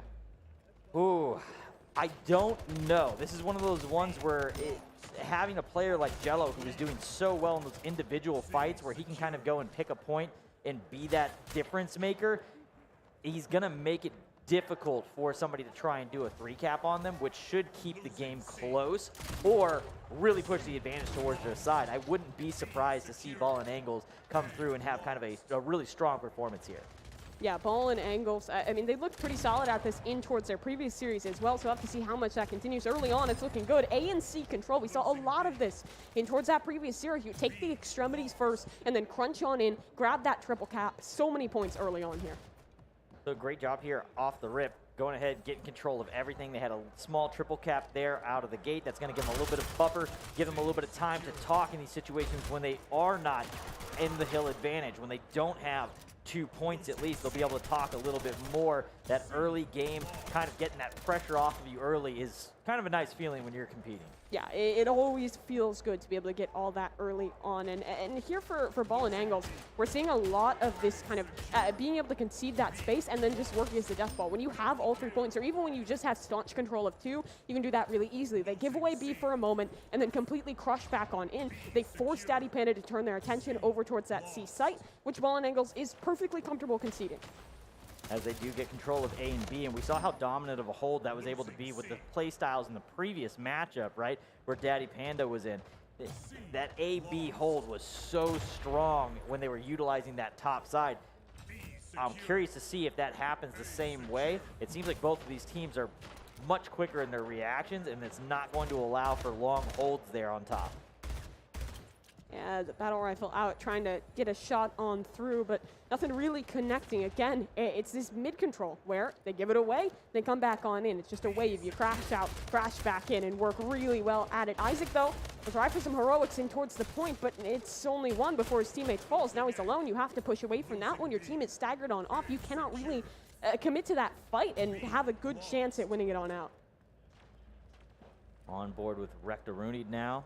A and C currently under Ball and Angle's advantage, but Flytrap will get an elim there as he is the defender for B. And you can see the fight happening over at B, but because everybody's kind of pressing in and doing it kind of in lemming fashion in a one-on-one single file line, you didn't get much out of it, and instead you gave up a different point because you're now down on the man advantage, and the one guy got to take 2 while the other 3 take your other point. Yeah, that you do. A couple of these big weapons online. Rocket launcher, shotgun, all recoverable, and it goes into the hands of Ball and Angles for Jakey. That'll be a great way to get things started for him, and that he will. This point should soon be captured. ANC control seems to be the special sauce for this team. When they hold down that space, will be, even if you don't have it, you still have the control of everything else, which effectively means that it is your space to hold unless Marcus can do something about it. A double with the rocket launcher. This B site is his. He throws one to the right on that first hill, softens a player up, turns, basically rips the head off the other one as he catches him in the forehead with a rocket, and then catches the third one as well. So just great use of the rocket launcher. And his survival is so important there because that means that this fight over towards the A site, it's a pinch. It's not just a solo duel. You get those kills in B, you work back in together, and you can reclaim that space really well.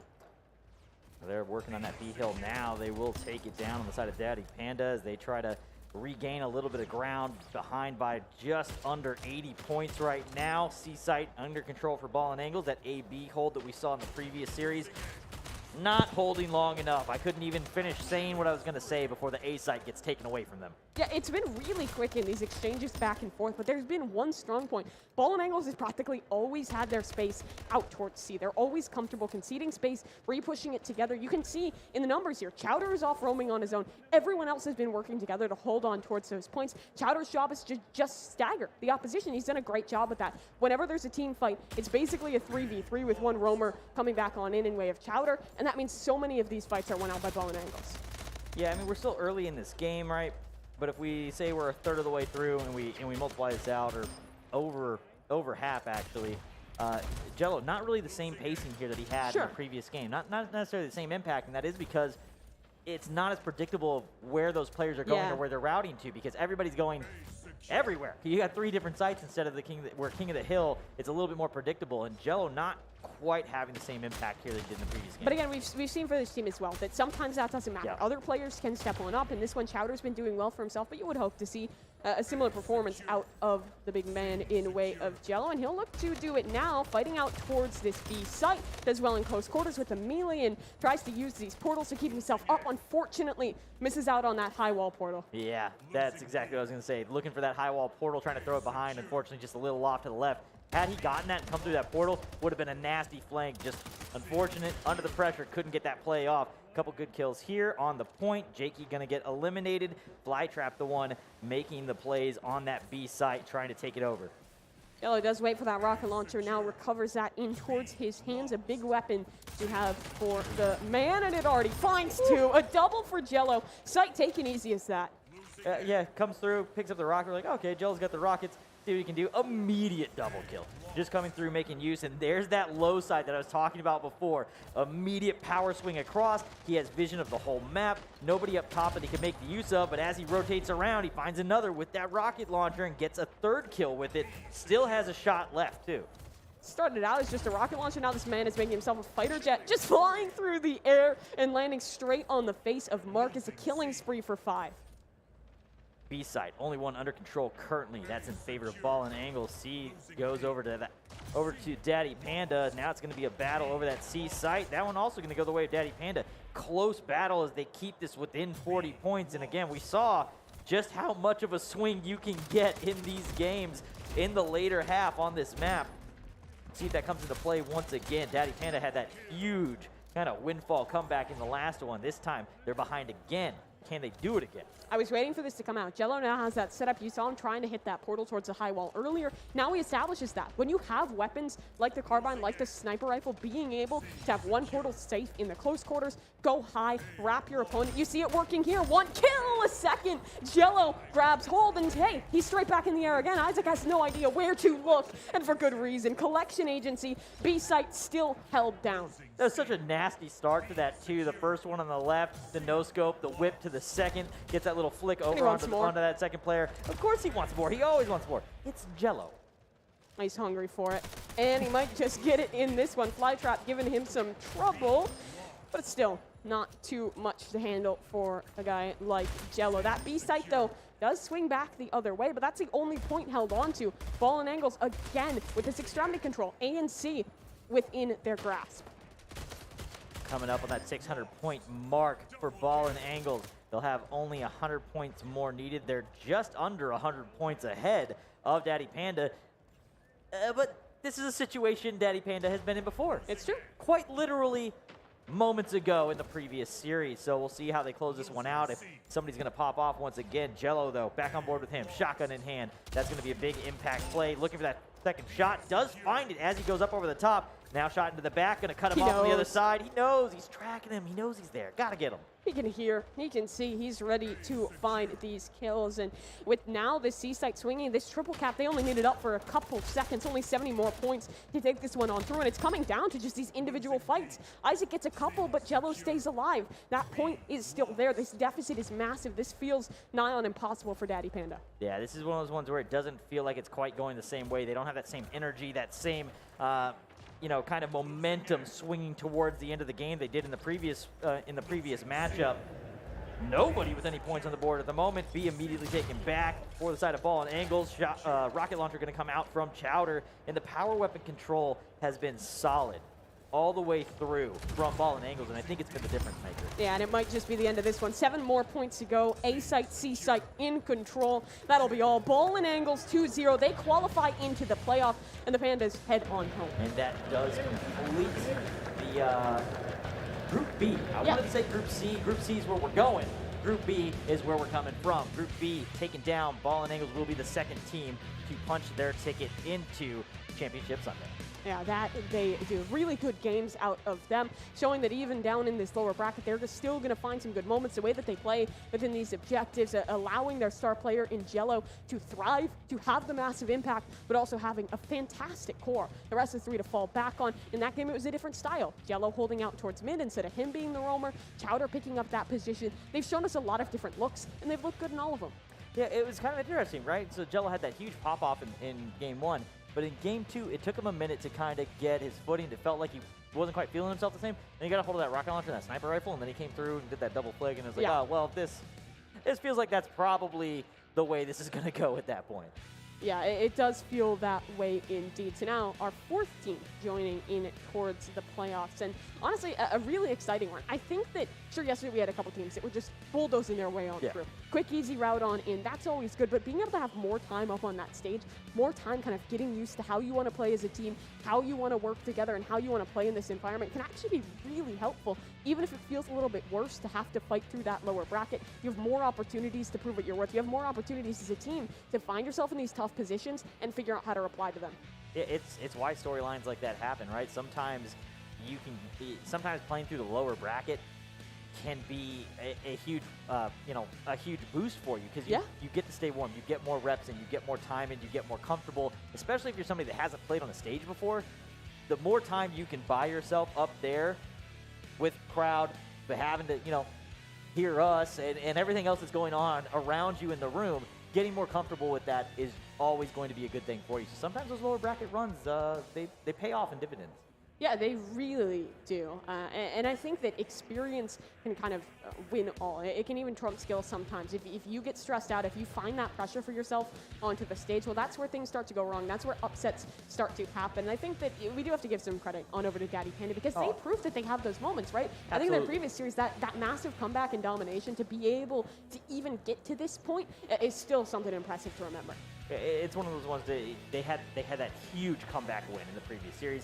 They made these close. This wasn't like these were blowouts by any means. These were 2 close games. They had a ton of effort that they put out, and they did a great job throughout the day. And they had, unfortunately, they didn't come out on top, but you have to give them credit. They put in a lot of work. Yeah, that they did. Looking back at some more of these replays, again, it felt like the power weapon control was a really big part, especially on that map number 2 of domination. That rocket launcher, Jello had it so many times. He was just flying around the map with that weapon. And in a lot of these situations, sure, having the power weapon is great, but the way that you route with it is even more important. And Jello just put on a masterclass for that. Constantly with a portal on that high wall, constantly just running these routes, just circling on through, always in a new position, always punishing his opposition. Well, we talked about it in the previous game, too, and they showed it in the replay just a moment ago, where he got hit the body shot with the sniper and immediately auto-swapped over to the carbine to get the finish, where before he wasted a couple shots trying to panic, get that second shot. So you could see him evolving almost as a player and how comfortable he was as the series went on. Yeah, you can see that comfort coming on through, and, well, you can see the success now as they do work their way in towards the playoffs. But to hear a little bit more about what it took for this team, we have Alex over on the stage. All right, I'm here with Jello and Chowder from Ball and Angles. Are you guys just a fan of prison food, or where did the Chowder and Jello come from? So when I was 12, like most 12-year-olds, I unfortunately was an idiot. And Speak for yourself. All right.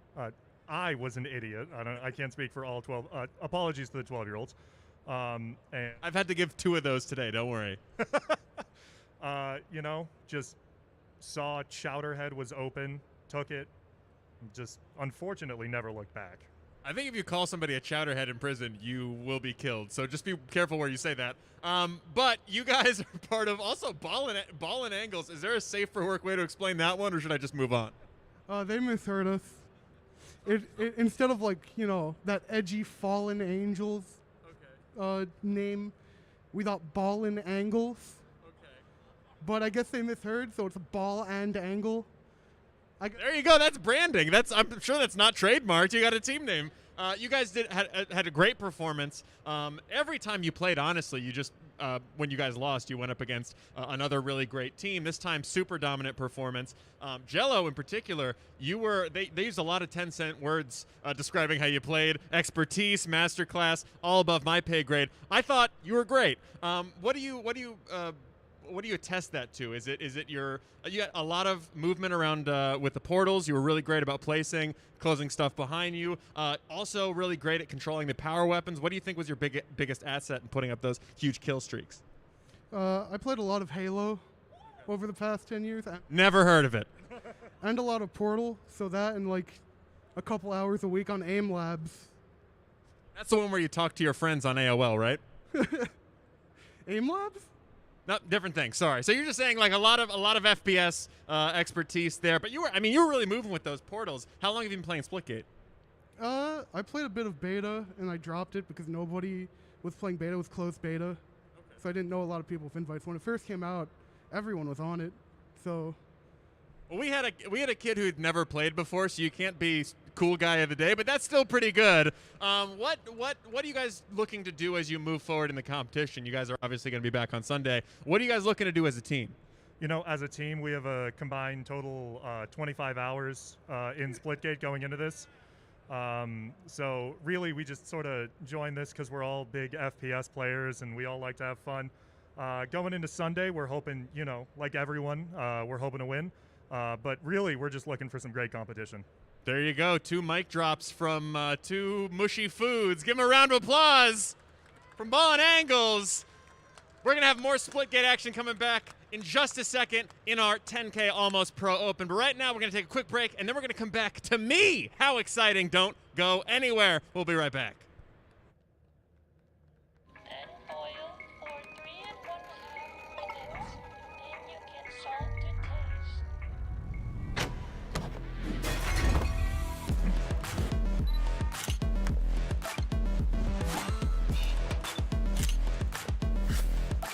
How can I help? I need more eggs.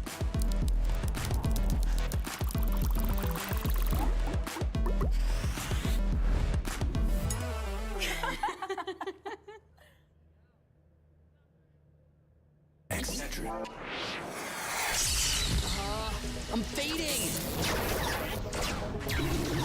One bad headache can crash your entire game. Excedrin relieves headaches fast. Headache triggers incoming! Intense stress. Sensory overload. Loud noises! You call for backup? Excedrin fights headaches fast.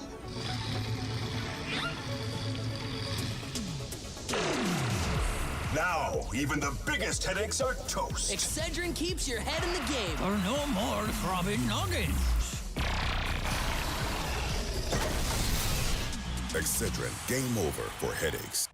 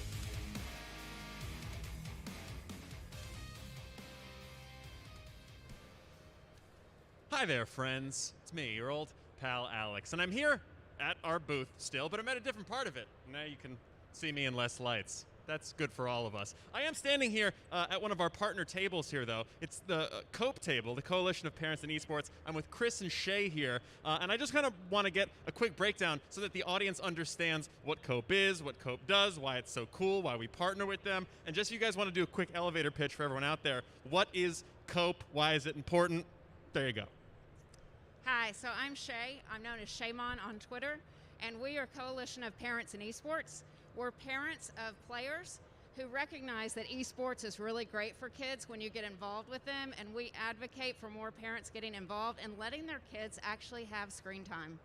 Wow. I mean, that's it's really, as far as I understand, it's all about positive reinforcement when it comes to video games and esports in kids' lives, which is great because imagine where I would be if I had any positive reinforcement at any point in my life. But enough about me. Let's continue talking about you guys.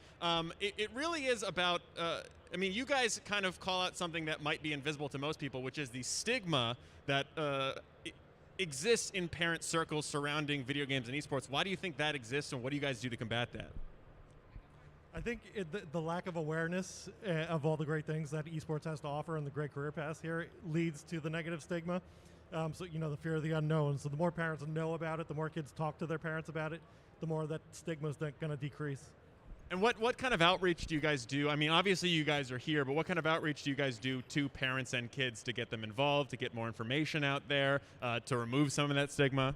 We're on all social media, and we do a whole lot of stuff with education, both for gamers who want to succeed here and to their parents on how to get involved and support their kids. We also try to get programs into schools, because for it to have credibility, it needs to be respected like any other sport. Yeah, and that is something that I always respected as a kid is what's schools. I mean, that's really for the parents, really. Is the kids are just like they want to do it, but it's parents really respect when institutions like schools and stuff respect video games, right? Exactly, and that leads to colleges. There are so many colleges that have great programs now, and they even have scholarships. When parents hear that, they're going to get interested. And why do you guys know about this? I mean, for those of you out there, you might just be a cool mom with a bucket hat, and that's worth some points. We can all agree that, but how are you guys involved in this community? So I started here when my son started playing Fortnite at about the age of 13, and he got really good at it, and he is now a pro player for Fortnite, and he actually is, been on your stage today playing a game he had never played in his life. I know, and he was very good at it. And then he yelled at me for laughing at him. I want everyone to know I'm a fan of the hat. I just have to make fun of everybody. So I want to make that very clear. And Chris, you're also a parent of an esport player? I am. My son is Skeptic. He's a pro Fortnite player, content creator. He's been playing. He'll be 18 next week, and he's been playing since he was 13, professionally in the spotlight, doing his thing. And it's been a dream of his since he was, 5 years old. He's wanted to do this, so it's been great. So naturally, you guys are super involved in the video game world because you are a part of it. You are, without you, who knows where your kids would be in video games, because it's really important for whatever a kid wants to do that their parents are behind it. I think what you guys do are awesome. If we could direct anyone anywhere to help support the cause or just know more about it, where can we point people on the internet to learn more about this if they're not at the convention?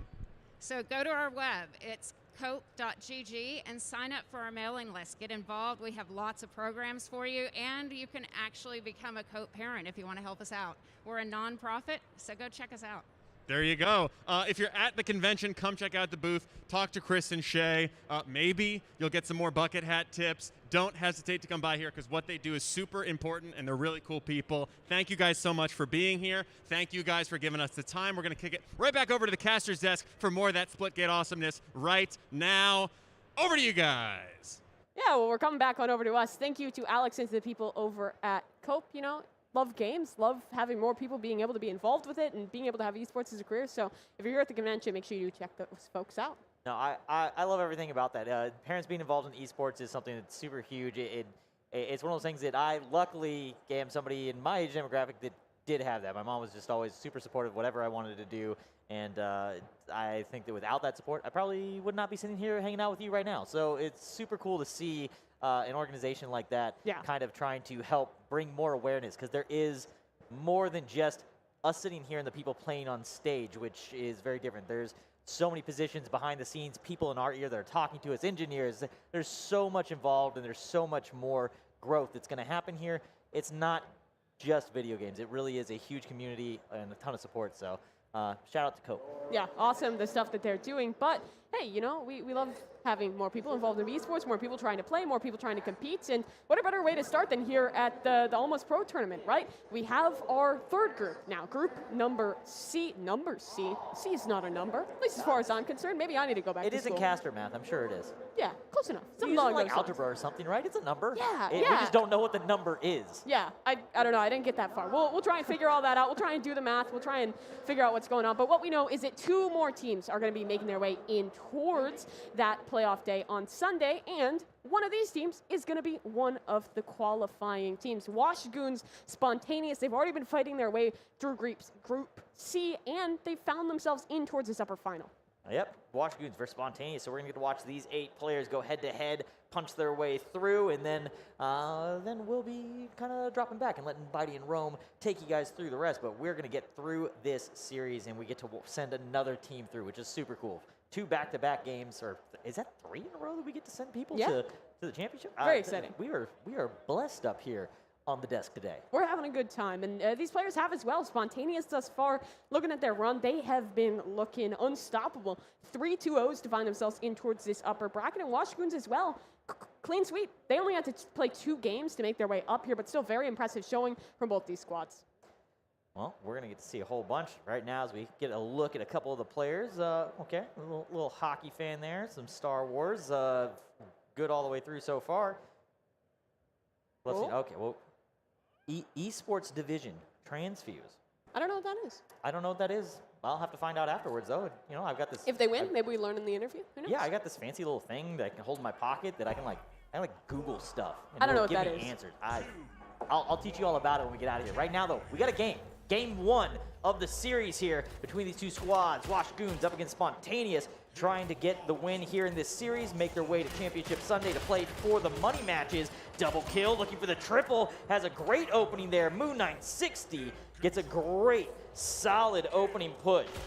Yeah, really good way to start things off. I always wonder, players with the really like long numbers at the end of their names, I always wonder how they get them. I feel like for a lot of people, it's like what Xbox or PlayStation or Steam or whatever assigned to them when they try to sign up with that name. Yeah, you sign up and they're like, oh, sorry, we don't have this. Would you like this with this number on the end of it? Yeah, maybe some really important number. If it was 4 digits, maybe I would have guessed that it was like his Discord account, right? You know, like just advertising his Discord account. Yeah, that'd be that's just the new name. Next level. Maybe that's the next. Maybe that's the next move. Is like social media moves forward. It's no longer about your Twitter, your on-game handle. It's just your Discord. Collecting Discord friends. Personally, I just like to get some LinkedIn connections and find as many as possible. I mean, I'm kind of sold on Discord at the moment. I had a bucket hat that said Discord on it earlier, so you know. You get around, and Wash Goons, they're getting some points on the board here. Finally do lose control of the hill, but had a great job early on of claiming the space. Now they will concede for a moment, lose a couple members, and look to fight back on in, but this is a really good pinch. In the low ground, you have Jess Stuga, and on the other side, Deadlie working together as well. Those power weapons recovered, a killing spree to come on out, and that point back under control. Great use of the elevation there, making sure that he was basically just kind of head peeking there, not giving the opponent a lot to shoot at. He's able to, 2 teammates also, you know, going up and body blocking for him. Also the enforcers coming through. They get up in there, get involved, and allows him to come through, get that triple kill. So solid team play once again. Right now on with a large hugger. What kind of hugs? I'm now interested. I may need to get myself a hug. Maybe. Got to go up to him after. Everybody always needs a hug. Everyone does. You know, what? You can't go wrong with it. A couple more seconds before this hill closes on out, and you see that Watch Goons have taken the approach of, hey, we lost this fight, we'll concede this space, and instead worry about the next hill, which they already have control of. So now for Spontaneous, comes down to how well they can fight to work back in. All their players are up, and they have a couple big weapons to work with. This flank is so good. The portal behind is looking to get a little bit more. Excellent work there out of Deadlie. Wants the third, but they've had to concede the point and all of that. Sure, a flank's great, but if you don't have players on the other side to help you out, it doesn't find too much impact. Decides to go ahead and back his way out of that one. Deadlie realizing that he was just kind of holding the ground, and all 4 players of the other team were there looking his way. He didn't get one of the elims, couldn't get a pick. Decides to back out, waits to make that rotation back around, and makes it back in. Waits for the team to come through. They come through as a squad, comes in, killing spree. Why not? Go ahead, just make the plays. The railgun now recovered. Deadlie Massive stuff out of them still. That point, the more important factor now with that grab, you can just stay on these extremities. You can just keep working these fights on the roam. And next hill coming up in a moment, and Deadlight is ready for it. Locks down with that railgun. Will die in the process, so this hill picked up by Spontaneous. On board with Spence Silver. He's going to pick up one as he controls this hill. Gets hit and blindsided from that right side and shot from the front. Down he goes. Another one drops on the other side as Hugger gets taken out. Double kill, triple kill. He got a couple shots in somewhere and his team cleans him up. Guess gets a bunch of kills. Yeah, a bunch of stuff to grab for him. And I think this lower point is one of the toughest to retake because in those close quarters, if you don't have the power weapons, you don't have an SMG, something along those lines, a BFB to hold on to those close corners, things get pretty tough if you just have that carbine on the retake. They've been attempting it, but Moose just kind of routing around, playing within those portals, just punching anyone. That melee within close range is so devastating. Shots down, fight here, 1v2. He's going to end up losing that one. Spence Silver is who we're going to jump on board with for just a moment before we make the switch over to Deadlight. SMG in hand. He's 24-6 thus far. Kind of the main slay for the team comes through. SMG into the punch. Great job to make that switch.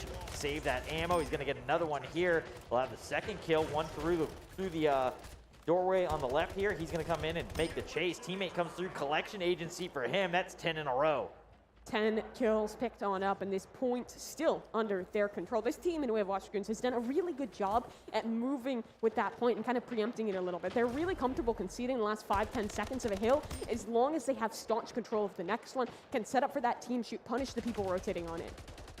I really like the way that we've been watching Deadlight play again, and it goes back to that kind of opening play we were watching him do where he decided to back out of the fight. He's not taking fights unless he knows he has the advantage. He's only setting himself up in positions where he feels he's going to be able to get an easier win. He does not want to just take a straight up standing in the open gunfight with anybody. He wants to make sure that he's coming in and gets that blind side, gets that opening advantage. And the thing is, this game has so many opportunities for peel. You can just have your portal down behind, you can work your way on out, but Deadlight does not want to leave. He wants to stand and try and fight, but maybe it's a little too much. Does die in that one, and now Spence Silver, like we were talking about, doesn't want to overextend in this one, does not want to take that disadvantageous fight, so instead, peels back, waits for his teammate to work together, comes in from behind. Those flanks are so good. Waiting as they control this hill. There's the railgun, gets one before he goes down, and that'll end up handing it over to Deadlight. Probably the last guy on the other team you want to have handed that off to as he gets one, takes out Hugger with one shot, now looking to see if he can find anybody else. It looks like he's trying to play out into the front, kind of like how we were talking about Jello on this map, where he was kind of doing the cutoff in the midfield, trying to stop those rotations in, cut off some of these angles, or at least the rotational angles that are on foot, holding those down. Look at Luciano, just sitting in a corner, chilling out with the bat, hoping that someone will come close and be able to find that ratty little angle. There it is, Luciano. Gotcha. Patience pays off. Sometimes patience is key. A lot of the times in Splitgate, patience isn't always key. You typically need to get things done. You need to get them done very quick, but every now and then, it's going to pay off for you. Double kill comes through. That's a killing spree there for Moo960. Now looking to try and find a third. Can't quite line up the shots here. Full clip goes through. He doesn't get the finish, but it's all right. Teammate's there. He'll get the finish for him, and then he gets the next one. That's the double kill. Yes. Spence Silver, the one to help out with both of those kills. The team shoot for this team has been excellent. You can see kind of the point distribution helps out. You almost have two pairs. Jastuga and Moo are always on that point and close. Deadlight, Spelt Silver, they're holding off further away, keeping things locked on down. It's worked excellent for them as they take the first map. I love the energy here, getting up, keeping it. I can hear him through my headset at the desk, and we're probably like a good 40 feet? 40, 50 feet away. The energy level out of that man is... I don't have a word for it. My vocabulary is not He needs water after that one. That amount of yelling, yes. There you go. Rehydrate. If you make it to playoffs, you can't lose your voice. You gotta get need that to yell hydration for in tomorrow. before the next game. There we go. Oh, yeah. Yes. Don't know that he knows that he's on there, but definitely a big goal. He definitely needed that one. So we'll be getting ready to go back into that second game. He had a huge impact throughout. Really, the team as a whole, all really kind of abided by that same thing I was talking about. They did not take fights that they thought that they were going to lose. And you do see that a lot happen where sometimes you get caught up in the game and you go, I got to make a play for my team. At no point are they forcing that situation. They make a play when they need to, but they're not trying to just force plays over and over again. They're just trying to make sure that they're not giving up ground. Yeah, as we take a little look back at the replays, it feels like so many of these moments, it's just realizing that just the higher expected value is just in waiting. You said the patience can be a punishment sometimes, and that's when it's in the long term. That's when you're near waiting, you're not taking that point back. They realize they have time to play with, so just spend that extra 2-3 seconds to get a fight that maybe swings from like a 50-50 to like a 60-40 or 70-30, something along those lines that they're very likely to win. I think on this hill in particular, when we saw a couple of those flank kills come on through, one player disengages, waits for the teammate, pinches in from the other side. Really smart stuff. It's really about the advantage of just at least having that opening shot. If you can gift yourself the opening shot in the first hit in a fight, you're so far ahead on that. Yeah. That you're now got the advantage, and that's really what they look for. Fragtastic that came out from Deadlight, just disgusting play all the way through as he had a massive game. And the power weapon control was solid, right? Like, I feel like the majority of the time we did see those power weapons picked on up by the side of the Washed Goons, but it was never that they always needed those weapons. They were really comfortable just chilling out with the Carbine, kind of conceding that space, working together instead. And while Spontaneous maybe had those railguns, had those BFBs, it didn't feel like we saw a lot of big performances with them. Well, it's hard to do when the guy is not wanting to engage you because he's going to run away because he doesn't have the... He sees the BFB, he goes, you know what? I don't have an SMG. Not worth it. This isn't a fight I want anything to do with, and they just walk away. And that can also be very frustrating when the other team recognizes what you have and knows what they need to do to counteract it or just negate it entirely. Kind of taking those calculated risks, only taking those fights you absolutely need is massive. But now we have to figure out, will this change on up? Will Spontaneous have a better go of things in domination? Our map number 2 here. We will find out.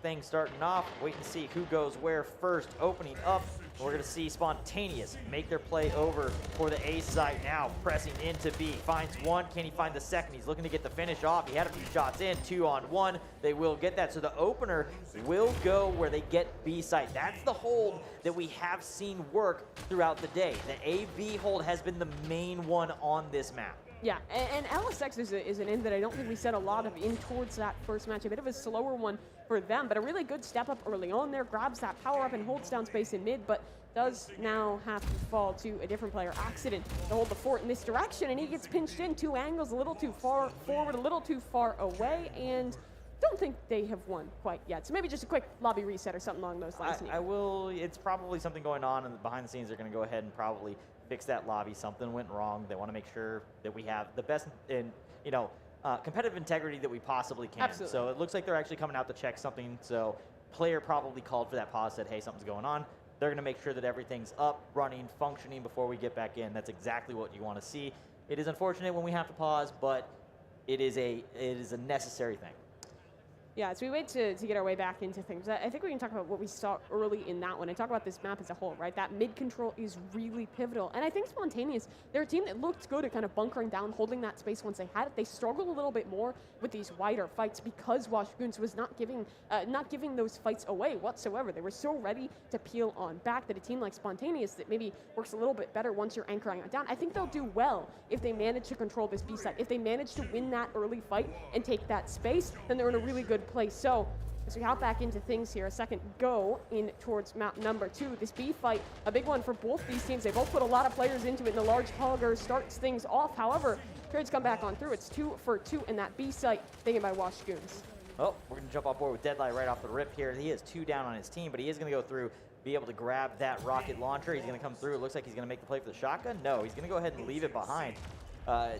He wants to have some sort of range to his advantage. Rocket comes through. There's one. Looks up top, trying to find Hugger. Has a couple shots. There's the finish for him. So 2 down now.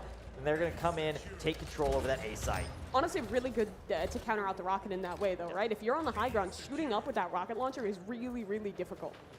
Yeah, that's one of those things where you see him come through and rocket your teammate, and it's like, well, I'm a decent distance away, and there's nothing that he's going to be able to impact that is going to blow up. It's actually the side of the bridge is going to protect me from it. Great advantage to stay in there, but also Deadlight, smart enough player, he recognizes that. He's not going to waste rockets on you. He swaps over to that Carbine, still gets the finish. A little disrespect, too. Just testing out his crouch key over there on Deadlight. Just making sure that he can hold on to that space. Yeah, they would never do these things in Splitgate. It's just, it wouldn't make sense. That would be very disrespectful. It just, I am flabbergasted that we witnessed something like this. Truly appalled. just the worst. A and B currently under control by Washington Spontaneous, holding down that C site. So the lead opening up as they continue to try and take control of that C site. They're looking for the triple cap, where we saw teams before very comfortable just saying, hey, we're going to hold A, B, throw somebody up top, 2 on one side, 1 on the other, get control of that third person that goes up top to grab those power weapons and continue to cycle. They're looking to try and finish this quickly. They want this over and done with. They're like, yeah, we love our time on stage. Yes, we have some great energy, but we're trying to get through, out, and get back to seeing the PAX experience. Yeah, you can have both, you know, play on stage, win a little bit, make your way to Sunday, have a day to chill on out. They're trying to get done with that one. A collection agency picked up by Moo. Only 1 death thus far has been the arbiter of the middle of the map here, and it's just looking to do more. This angle is so good, and the sniper up as well. Sniper's up as well, not making the play for it, make sure he stays in the fight. Moo will go down, double kill comes through for Gestuga there. Will somebody jump up top and grab that, though? I don't believe I see it in anybody's hands. Carbine on 2 of them, so no sniper rifle in hand. It should still be sitting on the spawn there if somebody wants to go and grab it. We just don't have the camera angle to see it. The 3 cap coming through, though, and this is where things can get out of hand very quickly with a team like this that's rotating, everybody staying moving. If they can stop you, here comes a bunch of guys out of that tunnel. 1 comes through. Lucian gets a win on the far side. Actually a full team white there. So while we saw the 1 fight on one side, the other 3 went down in that battle. They weren't able to hold them into that hallway. Oh, I think Accident realizes that the sniper's available. There we go.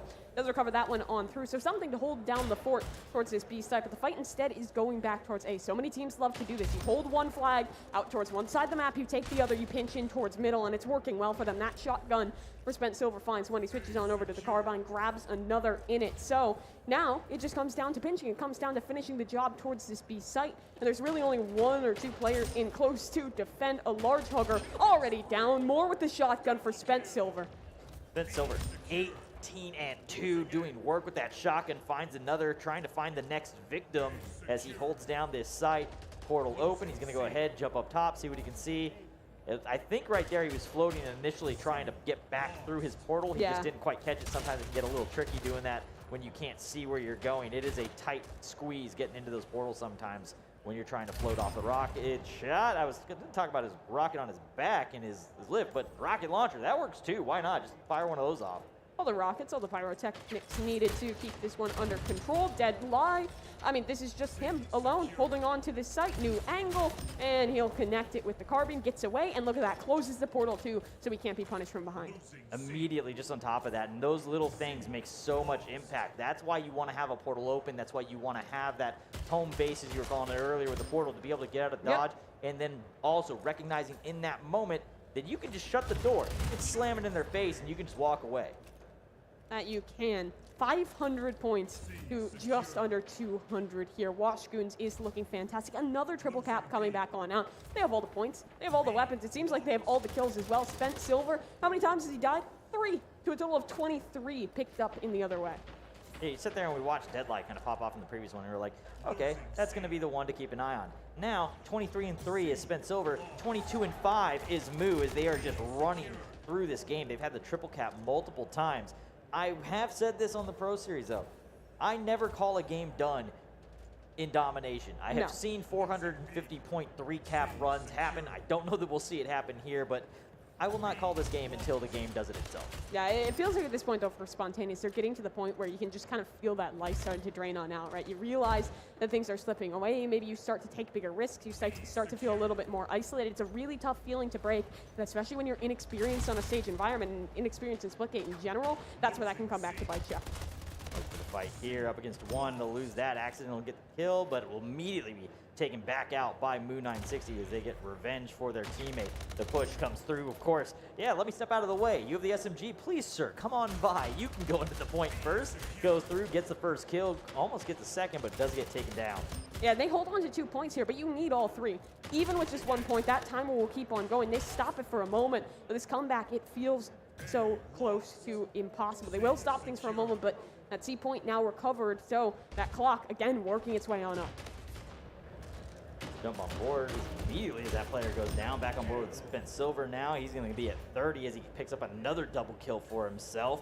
And in the final moments here, another 20 seconds, maybe less than that, now that they've got the double cap, and we will be calling this one as Washgoons look to shut this out, looking for that 2 wins on the best of 3, and we are just a moment away. They will do just that. They take it down. Watch Goons going to Championship Sunday. And you see already standing on up, the excitement there, the energy there. The Goons are feeling good, not washed today, as they take this on home. And they're our 4th team in towards the playoffs.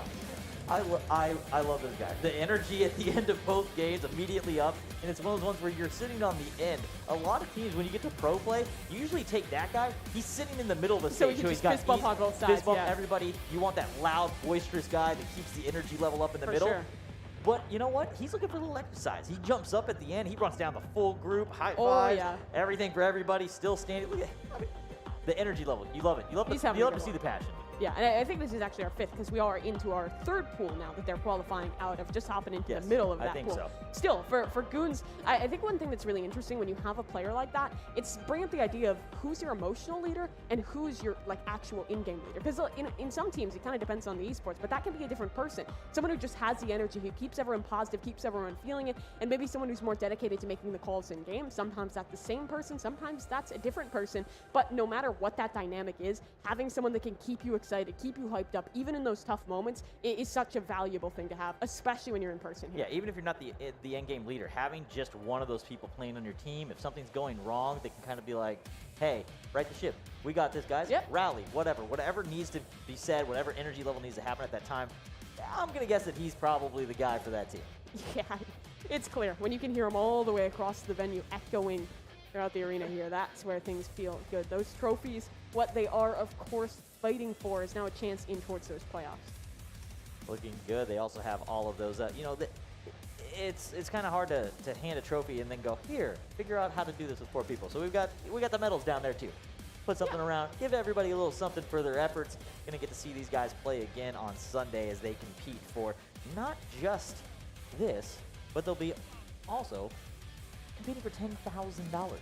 Yeah, quite a bit there. But we get to hear from the man himself, Alex, over on the stage with an interview. Ooh, the man himself. That's maybe the nicest thing anyone's ever said. It is generic, but still nice. Thank you. Hey, I'm here with Deadlie. You just won. You're very excited, very animated. You stepped up here. The first thing you said is, "I'm happy." I don't know. Are you supposed to be pissed about that? You played great. The team did great. Why are you happy? I'm excited, man. You know, being back here at PAX, being back up on the stage, especially doing it with my great friends. I can't, as much as I can't do anything without them, and they were rocks and allowed me to kind of run around and do my thing. Wow, I mean, that was very diplomatic. You gave it to your team, and your team really did. Everyone performed really well. There was no one star. Everyone carried their own weight. Everyone excelled. Where do you think that came from? Was that teamwork? Was that everyone just being good at the game individually? To be honest, it's just the friendship we have. I think me and Spent especially, we're pretty close, especially, I mean, this is the first week that I've met him. We've played a lot of games together, inherently, and they just kind of let me be me and do my thing. I have a lot of passion for this stuff. I just love competing and being up here. So just to do it with them feels amazing. Forget esports. I'm going to hire you as a life coach. You're happy. You have friends. How do I become you? Forget Splitgate. I just want to hang out with you, man. You. I mean, first of all, I want friends, but also everything's clicking with you. Well, where did you find Splitgate in your gaming career? So actually, I found it here at PAX East a couple years back. It was called the Wormhole Wars. Fun fact. And then they came back the next year as Splitgate, and I've kind of been playing it ever since, on and off in between tournaments and things like that. We decided, live in the area, figured come out and compete and hang out with some friends, have a good time. Are you a plant? I've never talked to somebody so positive, and you also dropped an ad for PAX in the middle of it. Where did you come from? You're from around here? Yeah, I'm from Andover in Massachusetts. Shout out to the AYS fam. Just doing my thing. Been doing this a while, and just happy to be here, man. I love every opportunity I get to do this stuff. Awesome. Anything you want to say to your team as you move into the next round, as you face it out on Sunday for that $10,000? I can't believe it's happening. I've wanted something like this for so long, and thank you guys for trusting in me. Spent, happy birthday to you, buddy. It's your birthday. You deserve all of this. Shout out also to the kids I work with at the Andover Youth Services. Love you guys. Can't wait to be back soon. You work with kids? I am the head of esports and gaming for Andover Youth Services. Okay, if you win the money, are you going to spend it on, like, are you going to donate it to charity? Are you going to buy a pony for a kid? What are you going to do if you win the $10,000 prize pool? Right now, I'm looking to possibly expand our esports lab right now. I thought you were going to say, like, Death Ray. Like, yeah, I have a laser I'm building. I'm going to blow up the Earth. No, definitely would put some of it towards that, helping do that, and also a little bit for myself. You know, gotta pay the bills somehow. Wow, there you go. Give this man a round of applause. Deadline, everybody. What a guy. You can go back to your team. And he said something very, very important there. You got to pay the bills somehow, and that's something I know very well. That's why I'm wearing a tie. It's also why we have partners here at the PAX Arena, and one of our partners that we value very, very much is MSI. MSI is the reason for the season. They're the reason we get to do these types of tournaments. They provide all of the computers and peripherals and everything we need to make these tournaments possible. They have been supporting us. MSI is the official hardware sponsor of PAX Arena, and for good reason. They make amazing stuff. So whenever I can, whenever they let me, I'm chomping at the bit backstage to always shout them out because I personally love their products. We love their products here at PAX Arena. I just tried their headset on for the first time this weekend, and I love it. I'm going to steal one. Shouldn't have said that out loud. So go check them out online. Check out their website. Check out their products. Come up here. Check it out. Just don't touch any of it. It's all hooked together in a very specific way. But come check out all their stuff because MSI makes some really great stuff, and they're the reason we get to make great stuff, and I get to make mediocre stuff. So check it out, MSI. We'll be right back with more Splitgate after this break. Do not go anywhere. I'm going to steal one of these headsets. Oh, we're going to go back to the desk. Sorry. Back to the desk. Yeah, you know, a desk break. Close enough. Yeah, and we're a break for him. He gets to take a break.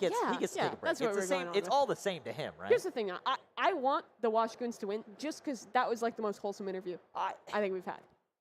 They set the bar at a level that I don't know that another interview will be able to top. Yeah. It was one of those ones I was very much there with him. I was like, at what point does the negative come out? You're just continuing to build this epic story to a level that nobody else can achieve. What? His team is good in game. He's good in game. They somebody's seem like birthday. good people in real life. It's someone's birthday. What's He not works to with love? the kids. He's like, oh yeah, take the money and expand the lab for the kids so that they can keep playing. But a little bit for himself. You do have to pay the bills. Right? The bills are important.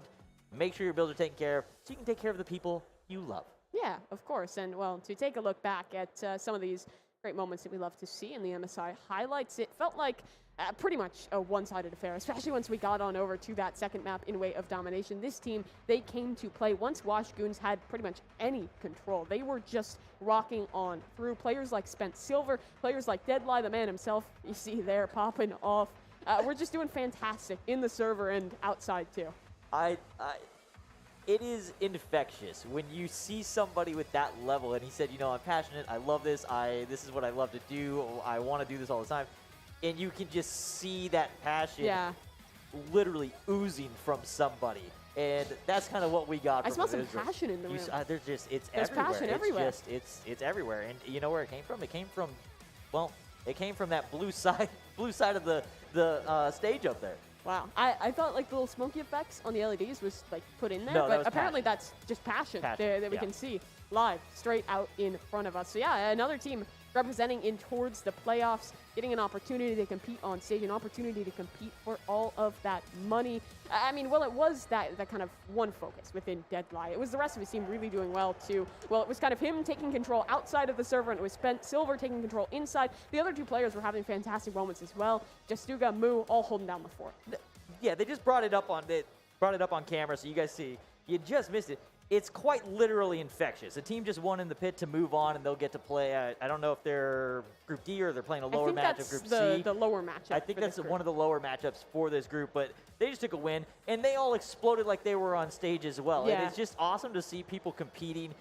It has been a long time since we've gotten to see people compete live and have opportunities for guys that aren't necessarily playing in online tournaments every single week at the pro level, getting to come in and compete somewhere, and you can see how much fun it is just for everybody. Yeah, and it's so cool, too, that it's Splitgate, because this game really did kind of come around and have its big explosion in the online era. Now we get to come out of that. We get to come into a real-life setting. You get to see the players that you've been playing with online. You get to meet new people and have all those amazing opportunities.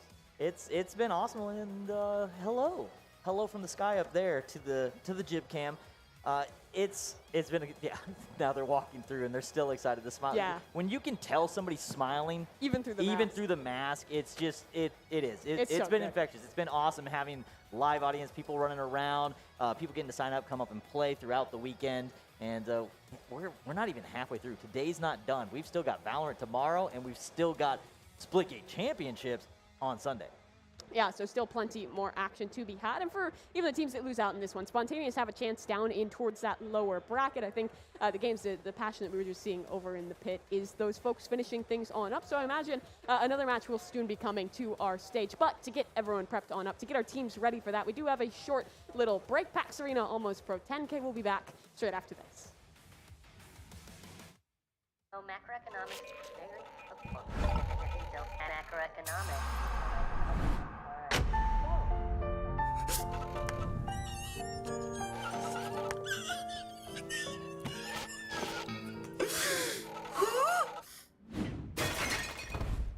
This marks the battle for push off the spring of day. Just watch. And if you Nice. Oh, hey, sorry about your girlfriend, man. Who? Headache triggers incoming! Intense stress. Sensory overload. Loud noises! You call for backup? Excedrin fights headaches fast. Excedrin, game over for headaches.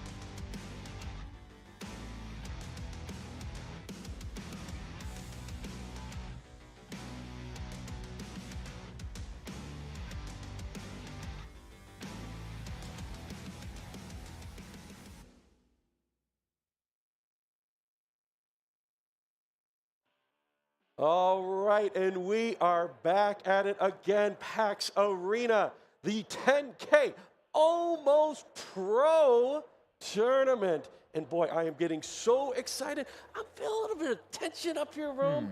Oh, wait, what's this? Extra strength Excedrin. Ooh, oh, ooh, it keeps me so on point. Gets me that quick relief that I'm looking for. Wow. Big time. I mean, listen, big time. Big time. Shout out to Excedrin, man. They are doing it big time here at the PAX Arena.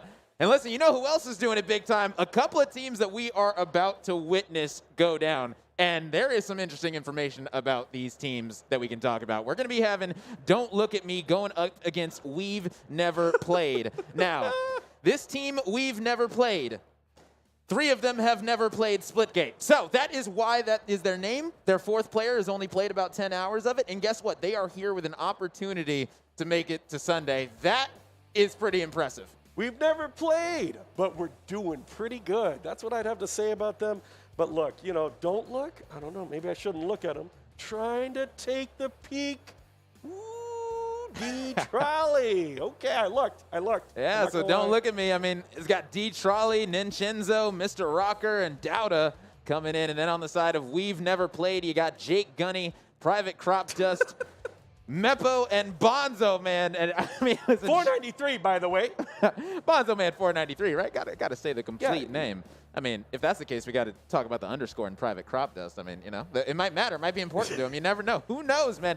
But I mean, either way, let's just talk about it, man. If you're coming into Splitgate as a team like We've Never Played, I mean, you being, you know, the pro that you are, you know, the caster that you are, the savant that you are of Splitgate, how do you think these teams are going to be feeling right now coming into this match against a squad that literally has never played? I mean, we're starting it out right here, and we want to see that instant break going in. Oh, my God, we just ran 1 man into 4. And what a bloody little start right there. Don't look at me. The one's to first take control, but we pull the bat out. Nepo Man giving a double smackdown, but gets stopped by Nincenzo. And shout out to Nincenzo getting that 3-0 start to his name. And it looks like right now the bat is going to be able to come through. That's going to be a killing spree. Nincenzo starting off pretty hot. Don't look at me, are looking pretty good, but I mean right now it is still going to be We've Never Played that have the lead. Yeah, and what we're looking for here is just to see, oh, there it is. Finally, that rail is on the board. We want to see the big insta-gimp, but he didn't even need to do it. Save that bullet. Tries to take out Jake right there. Mr. Rocker trying to find his rock. Yeah, and I mean right now, having this railgun in hand, we know how important these power weapons can be. Whoever controls them usually is able to control the pace of the game. And boom, that's a beautiful lineup coming in from Mr. Rocker. Let's see if he's going to be able to pick up any more right here. And yes, gave him time to recharge that up. And that was just an incredible play. As you stated, great value coming out of that railgun. Yeah, and it looks like it still has a charge. He put it down, probably down to the last bullet. Sometimes it's comfortable to just pick out something a little bit easier. But don't forget about it. Don't just leave it there. It's always good value. Right now, he's just kind of watching for the early damage, the early peaks. They're kind of locking this hill down. As long as he gets that trade, there we go, Douda, getting him that secure. And here we go. Don't look at me. I mean, we're looking at them now, and they're looking pretty good. Yeah, I mean, they're up by 30, and, you know, the hard thing that's going to be on this side of We've Never Played is that they probably don't know the maps that well. They probably don't know the spawns of the hills that well. So this might be a tough situation for them in general. So what's your biggest tips to this We've Never Played roster? Well, We've Never Played needs to take the fundamentals of King of the Hill, which is cover the hill together, try to hit it together, and that's really what you're trying to do here. I mean, look at them. This is, don't look at me. We're looking right now, and they are stacked on the hill. That means that every time, oh no, he might be going in early, but he got the 1-for-1 trade. So that's what you're looking for. Here we go. We've Never Played, pushing in hard together, trying to breach down those stairs. Here we go. Just go commit. Get the kill. Oh my God, Douda. I doubted he'd get it, but he got the trade. And here comes the last 1v1 on the hill. Nepo, can you do it? Can you clutch it? No, Rocker kills him. But Private Crop out. Crop Dust. He's coming in. Yeah, shout out to Private Crop Dust, man. It looks like it is going to be Jake Gunny with the bat in hand, and it's going to be fully charged. So let's see what he's going to be able to do with it right now as I mean, the squad and we've never played, you know, it looks like right now they understand the situation. Going to be able to get one with the bat. Ducking and dodging away with his life. Is going to get taken out, and that bat being on the floor there. I mean, we got to see who's going to pick that one up. Yeah, we really need to see who's going to be the one to handle that bat, because this hill is literally decided by that power weapon, and it looks like it must have been past the don't look. I mean, we haven't seen it yet, but we're looking for that value. I think I can still see it down there. Yeah, I don't think Mr. anyone picked it up. There it is, still sitting there. Grab that bat. There you go. There it is. Now we're going to put someone to bed, right? Oh, yeah. Dowda's just going to be waiting. Oh, man. You hate to see it. Wow, that was an incredible kill coming in. And I mean, this squad and we've never played, they broke the hill. They did it. I mean, that was a great break. I mean, listen, this squad for a team that has never played Splitgate, that doesn't mean that they haven't played King of the Hill before. I mean, King of the Hill, it's a lot of different games. So who knows, man? Maybe they understand, you know, the basic fundamentals of King of the Hill. Oh my goodness. And right now, it's going to be Nepo understanding the fundamentals of a bat swing, as he is absolutely knocking everybody out the park. Yeah, and like I was saying earlier when we were talking in the back there, is like it's the first 4 minutes, right? You're figuring out the hills, you're figuring out the positions, and once you get an idea of where each hill's going to be, maybe you make that little mid-game adaptation. And we've never played. Well, they're starting to look like they've played a little bit.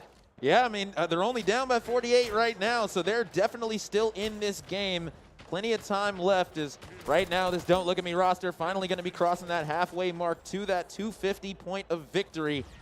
And right now, Ninchenzo able to use those portals, but is going to get taken out for it. As the railgun lineup from Nepo going to be coming out. And I mean, right now we're seeing Nepo use a whole artillery of power weapons. Yeah, and power weapons are the name of the game, especially when those rails sit there. Dowda making good value out of his pickup. And that's why you want to make sure that when you grab him, you get the value out before you go down.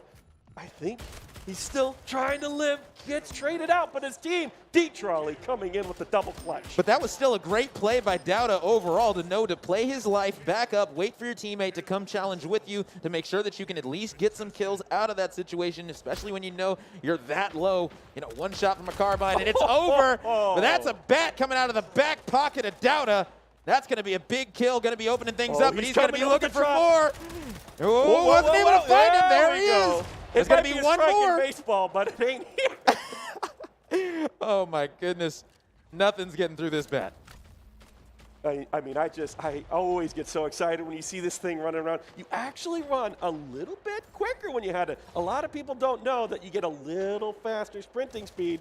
So he's just on the prowl, looking for the knockout. He sees him. He's chasing. You get hungry with the bat. He's looking for the swing. There goes one. Where's the second? He's trying, and it's empty, but man, he still wants more. Beautiful double kill going to be coming out, and all those charges are going to be gone. He's going to drop that one away. And this squad, Don't Look at Me, they're starting to pull away with this one. They're only 50 points away from victory right now. And it's going to be We've Never Played. They're all bottlenecked together right now. Double kill is going to be coming out, and they are absolutely walking into the meat grinder. Stepping up right there. That was a good little double that he put out there to finally get them some time on the board. It's a long shot, but I think you could try to get a little bit more time on this hill, and they might pull it together. But Mr. Rocker ate that SMG up, and now he's getting good value out of it. Big time. Going to be on a killing spree, but going to be adding more as he's able to pick up the double kill with the carbine. Beautiful shots going to be coming out. Now he's got the SMG in hand as well. Whew, man, I mean, this roster, I mean, We've Never Played, as you stated, they're impressing me today. Yeah, and we're just kind of looking. I mean, the adaptations are there, and they're starting to finally get some time on the hill, but it might be a little late, and Dowda coming in with a clean little kill right there. We're already starting to rotate to that next hill, and there's not much time left here to defense. It gets real steep when you're in this position. Dowda coming in with the dive. Can he get the clutch? Rocker helps him out. Nepo on the sights next. Here we go, trying to get the kill. Is he gonna clutch this all up? It's a mess in here. A real beatdown. Yeah, and I mean, the trades are going to be coming in, but it's still going to be We've Never Played. They're going to be locking down this hill, so Don't Look at Me not going to be able to end it just quite yet, as We've Never Played are holding on for dear life. They've been locking down this hill for quite a while now, and that's going to be a killing spree coming out for Nepo, There's some great plays going to be coming out. I mean, right now, this squad, we've never played. They're making this comeback. They're down by 80, but they can't let 26 points go toward Don't Look at Me or else this one's going to be over. Yeah, I feel like Don't Look at Me could just say, hey, let's play for next. You don't really have to push this, because if you do, you might blow it. But, oh, D-Trolley already got that new bat. And Dowda already got the rail. They got everything. Dowda and D-Trolley. Yeah. Power weapons on the board, baby. And that's just what happens when you play for next and you get the power weapons on the way. This roster and Don't Look at Me are looking to end it right here, right now. And unless we see some heroics coming in from We've Never Played, that's going to be all she wrote, ladies and gentlemen. Because this roster, I mean, you look at Dowda, 39 and 11 right now. D-Trolley's 37 and 16. I mean, they are putting in numbers, and they're looking to secure this victory. We got 5 seconds left on the clock here. Can anybody step in? I think it's clear to say Don't Look at Me did clutch that out right there. And what a great little, 1 second. Oh. There we go. They clutched it out right at the end. And I mean, We've Never Played. They started to play in the second half of that game. And 4 hills in, you know where the hills are. The adaptations are there. Yeah. And the potential for them to pull this back and crack Dom might be happening. I'm going to be totally honest. I feel very confident in this We've Never Played squad going into this domination. Why? Because guess what? You don't have to, go off your lack of knowledge of where the hills are going to be. You spawn, you see them. Simple as that. Where they're at, they're not moving. Simple as that. So I think that, they're probably going to be able to understand that an AB hold is going to be what they're going to be wanting to go for. If they don't, then, hey, take some tips from Coach Bitey himself. Listen, that AB hold is a monster in Crack Dom. Yeah, and it's all about knowing the routings. These guys have been playing all day. They've probably played these 2 maps back to back to back to back to back the entire set. So just remember, there's some good links to go around the map. And remember, hold your ground, get the picks, and then push. Yeah, and practice makes perfect. And the fact that We've Never Played are coming in, and, they're pretty close to perfect on the day. What are they? They're in top 4 right now. So, who knows, man? If they're able to make it out of this pool and make it to Sunday, that is going to be a very, very big feat. But Don't Look at Me are looking to end their run right here, right now. You can see they're throwing up the hearts. They're feeling good about themselves. And hey, why not? You're on the main stage at PAX Arena. You can see the smile right underneath that mask. Oh yeah. Man, they're having the time of their lives. Oh, here we go. The MSI replay highlights. Boom! Going to be a whole lot of bat action coming out. I love the bat. Whew, man, it is a big freaking bat. Let me tell you, so many killing sprees. I don't think that we saw Kill Action Agency that map, but might be able to see one on this Dom. I think the only thing I really need is that big baseline of the bat, putting them to bed. Yeah, that bat is so much fun to watch people go to work with. I gotta say, out of all the power weapons, definitely the most enjoyable to get kills with, in my opinion.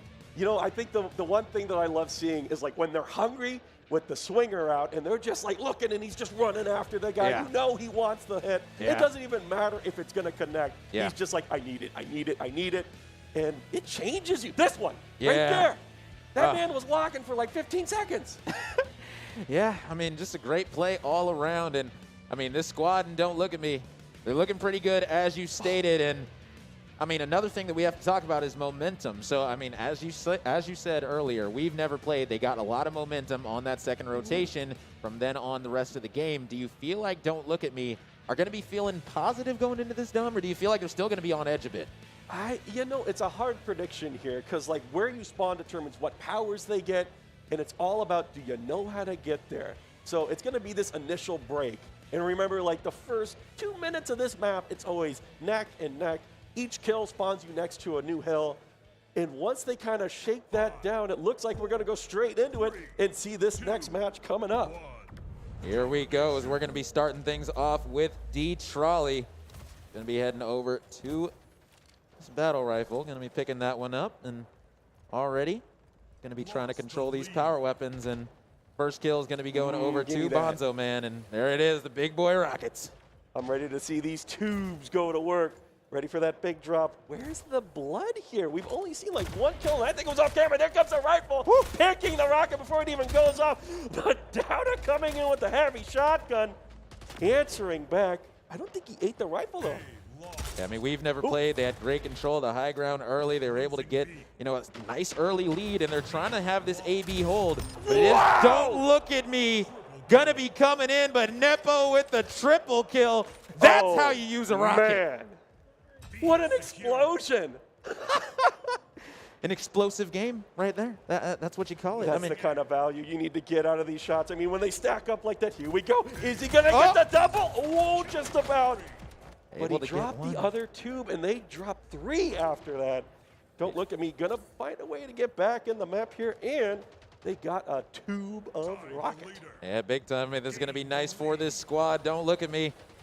Going to be having these in the hands of Nincinzo right now.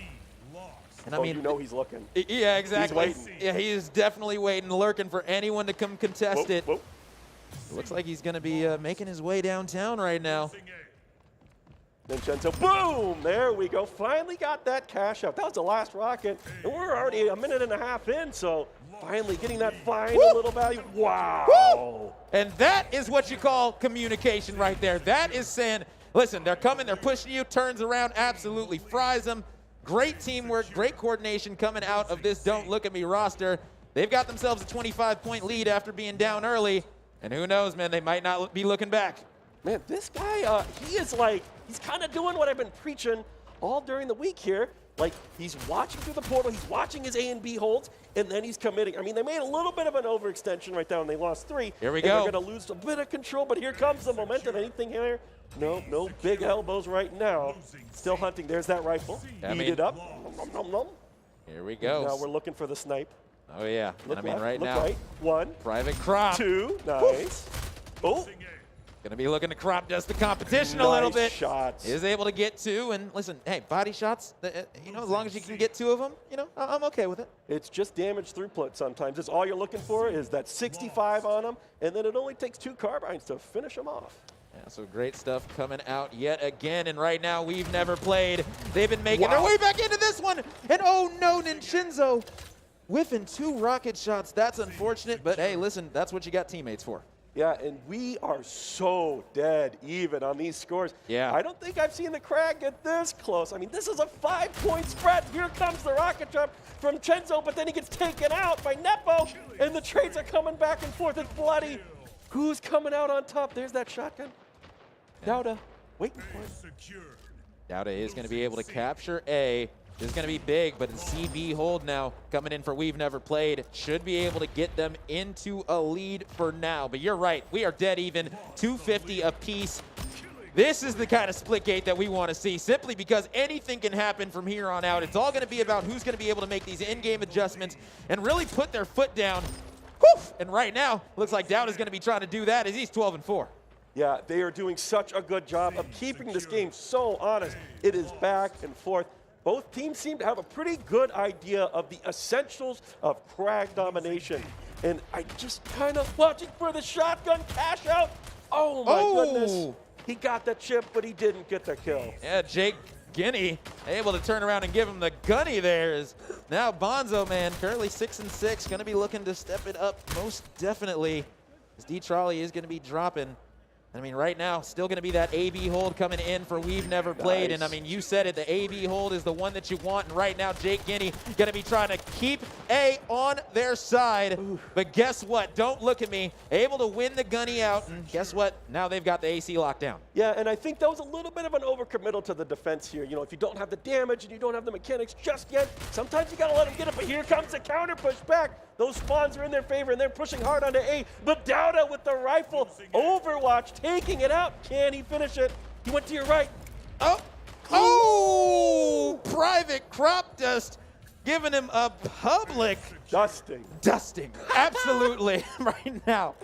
Oh, man, We've Never Played. They are putting up a fight. And I got to say, for a team that has never played, 3 of the players have never played Splitgate before today. That is mind-blowing.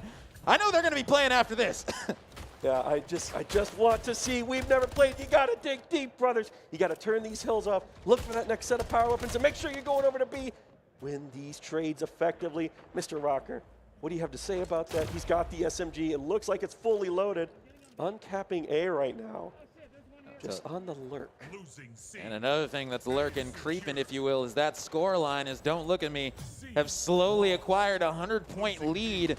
And I mean, really, they've just been locking a couple of hills down and just contesting and keep on winning out these rotations. Anytime, you know, this squad and We've Never Played try to take a hill. Guess what? The rotations from Don't Look At Me, they'll say, you take that one? Awesome. We'll take another one. Simple as that, and that's how they've been playing it. And, I mean, at the end of the day, it's all you need to do. Oh. I don't think Jake knew that Dowda had a rocket right there. Most definitely not. Okay, here we go. The tubes, looking for the value. Uh-oh. He's waiting, lurking. He's covering C. I mean, that's what you need to do when you're in the position to control the map. You just wait for something to happen. He's looking. Is he going to hit it? Oh, he's gotta just wait. waiting. Yep. Oh, but not able to get it. That is extremely unfortunate. As that hill, I mean, is going to be going the way of We've Never Played, at least for now. They do have B on lock, but still, Don't Look At Me. I mean, they still have 2 hills, still now acquiring that 140-point lead, and they only need 140 more points to win this one, so it's going to need to be a 2-cap from We've Never Played, and they're going to need it fast in order to get back into this one. Yeah, and the later the game goes on in a game of Dom, is like you have to start picking up your pace, turning off the hills, and moving as quick as you can. And I think, you know, trying to expect that out of the brand new, almost pro players, it's a little steep, but they're kind of there. You just got to get back to C and keep it safe. He's bringing in the shotgun. D. Trolley, oh, man. D. Trolley currently sitting at 22-9. Going to be the top fragger in this game for now. D. Trolley going to be trying to come in with the shotgun. Does whiff that one. Pulls out the carbine, though. Able to get the job done. Still has 85 health remaining. Going to be taking the 1v against Nepo. Ends up getting the trade. And now, I mean, Dowda's going to be coming in. And whoof! Dowda's shots with that carbine are so clean. Yeah, and you could just see they keep getting great trades. Right there, we even saw Don't Look At Me get like a 3-man pick, and that just sets back. We've Never Played so much right there. They're still fighting tooth and nail, trying to get these hills uncapped, but it's getting pretty crucial here with the timer left. Even with 1 hill, it's only 50 seconds. Yeah, Private Crop Dust. I mean, listen, this squad right now, they're going to need him to keep this up as he is able to get the killing spree. Picking up 2 with that sniper, and guess what? He's going to be looking for more, ladies and gentlemen. Trying to line it up, not able to hit that one. Trying to shake his way out of this one. And I think portaling is a better idea, and that's exactly what he's going to do right now. Wow. Able to line it up as Private Crop Dust. All right, you got to go in. You got to go to Absolutely A. terrorizing the competition. They have to get A. They have no choice right now, and that's exactly what Private's going to be doing. You got to win it. Step and that's going to be a public beatdown. Is going to be able to step on it. Here we go. He's behind you. No. Just like that. It looks like Don't Look At Me might be shattering your dreams, the hopes of We've Never Played. We thought they might have been able to do it, but it looks like Don't Look At Me are going to be sending We've Never Played back to the lobby, back to the arena, as Don't Look At Me are going to be moving on to the next round. What a match. I mean, We've Never Played definitely woke up in that game. Like, it was close, neck and neck. And it's always these little fights here and there. You just got to watch out for the big trade. Sometimes the guy does the damage. Maybe you got to stay alive for a second. But I really, really appreciate the attempts they did there. It was a solid game of domination. Oh, yeah. Listen, I want to say this squad, Don't Look At Me are absolutely terrorizing teams right now. I mean, listen, I was seeing what they were doing to other teams in the lower bracket over here. They were hyped, okay? They were literally hyped getting off of their station. So I know that they're going to be super excited going into their next match because guess what? Their next match is going to decide whether or not they make it to Sunday. Yeah, and I think it's going to be a tight one because it's really just going to be which one of these two teams has figured out the maps the best. Yeah. And, I mean, the way that they were positioning there, I think it was Dowda, like he is just watching A and B, sitting in his portal, waiting for the opportunities. And that patience, you know, in a really advanced game of domination, sometimes the best move is to just wait for an opportunity where you can do damage, get the kill, and even if you can't get the kill, let somebody else do it because you got to hold your spots sometimes. Yeah, and I mean, that's something that, you know, is going to be in the favor of Don't Look At Me compared to this We've Never Played roster is that experience to understand that you don't just have to be flying around the map all the time trying to do something. Sometimes locking down an area can be just as important. And I mean, listen, it comes down to all these little engagements. I mean, listen, we saw the power weapons coming out, and it looks like you have a little bit of a graphic going on. Yeah, whatever this camera back over here, we got some real tips. You know, once we get back to this desk, I've got something to show for everybody. Oh, yeah. But, I mean, listen, these players right now, man, they're so happy to be here. But look at what we've got here. What is important? The power Look, okay, the power weapons. The weapons, okay? The power weapons aren't. Look, let's just put that like this is better than whatever's back there, right? Did it not fit, or you forgot the A, or? Look, I am an artist, and I chose power weapons. Okay. For artistic value. Okay. For artistic value. Yes. Fair enough. Fair enough. Oh. Huh? Oh, they're coming to get us. You want to. Is this? You need to really get in there. I mean, this could just be my face from now on, right? Power weapons. I mean, we've been preaching it the whole day. You know, you got to get control of those power weapons. They dictate the entire game. One thing that I will say is that we've never played. For never playing, they knew pretty well how to use those power weapons. I mean, you saw the sniper, whether it was in the hands of Private and, you know, Crop Dust doing some I don't incredible. remember who we were watching at the end there, but it was so close to actually being able to clutch it out. If he did not die and he just popped off right there, he turns off that hill, the spawns might be in their favor. It was close. Nail biter. Yeah, precisely. I mean, whew, man. And that's the thing is that this team, and we've never played, who knows? I mean, this is just Group C. So, I mean, if they, you know, switch up one player in their roster and come back tomorrow in Group D, who knows? I mean, listen, their run is not over here at PAX East if they don't want it to be. Yeah, and I think that's a big thing. That there is another group going on. I believe it's going to be off stream. I'm not sure exactly on the fundamentals, but you could still sign up. You can still be a part of this and give your shot. It's still open for anybody to come in, and you can see it right here. Like, these guys are all proof that anybody can take it, and that's such a fun thing to watch, especially when some of these people, this is their first LAN ever.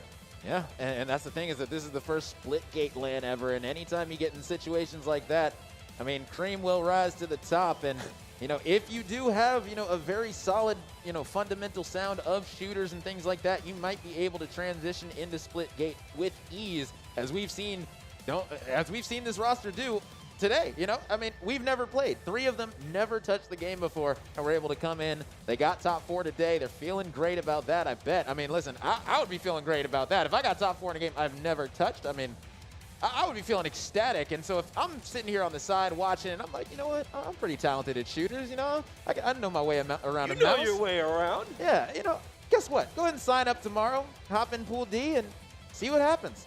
Yeah, and it's so fun to see. Like, Splitgate at the pro level hasn't looked like this since, like, 2019. I mean, it's kind of like an organic, like, time machine to see. This is what people really used to play like when nobody knew the fundamentals of, like, high-tier portaling, and it's just raw gameplay when everybody's, like, even. Yeah. It's such a refreshing experience. As, like, a pro who's, like, seen it all and done it all here, you finally just see the fundamentals again and who ends up being the ones on top. It really is an unknown factor, and this is that play that we were talking about. What a little sequence right there at the end. Yeah, Private Crop Dust was absolutely putting in work, and now, guess what? We got to see if they're going to be coming back tomorrow, because don't look at me. I mean, they're going to be going up against Spontaneous next to decide who is going to be making it to Sunday. So we will be getting directly into that match right after this short break, so don't you guys go anywhere. Sources say Class 9 Meteor is headed straight for Earth.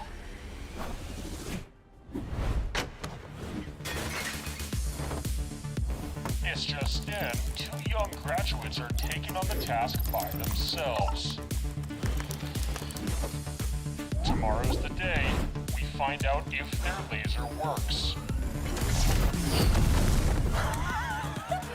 We did it. Oh. Thank you.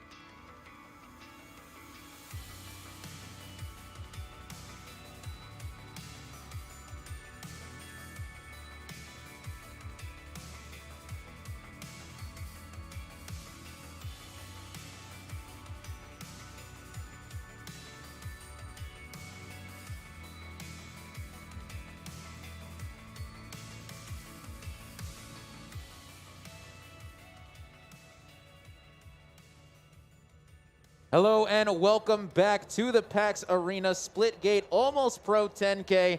So far today, we have seen some incredible matches go down, and now we have one final match to decide it all. And guess what? All these matches are played on MSI.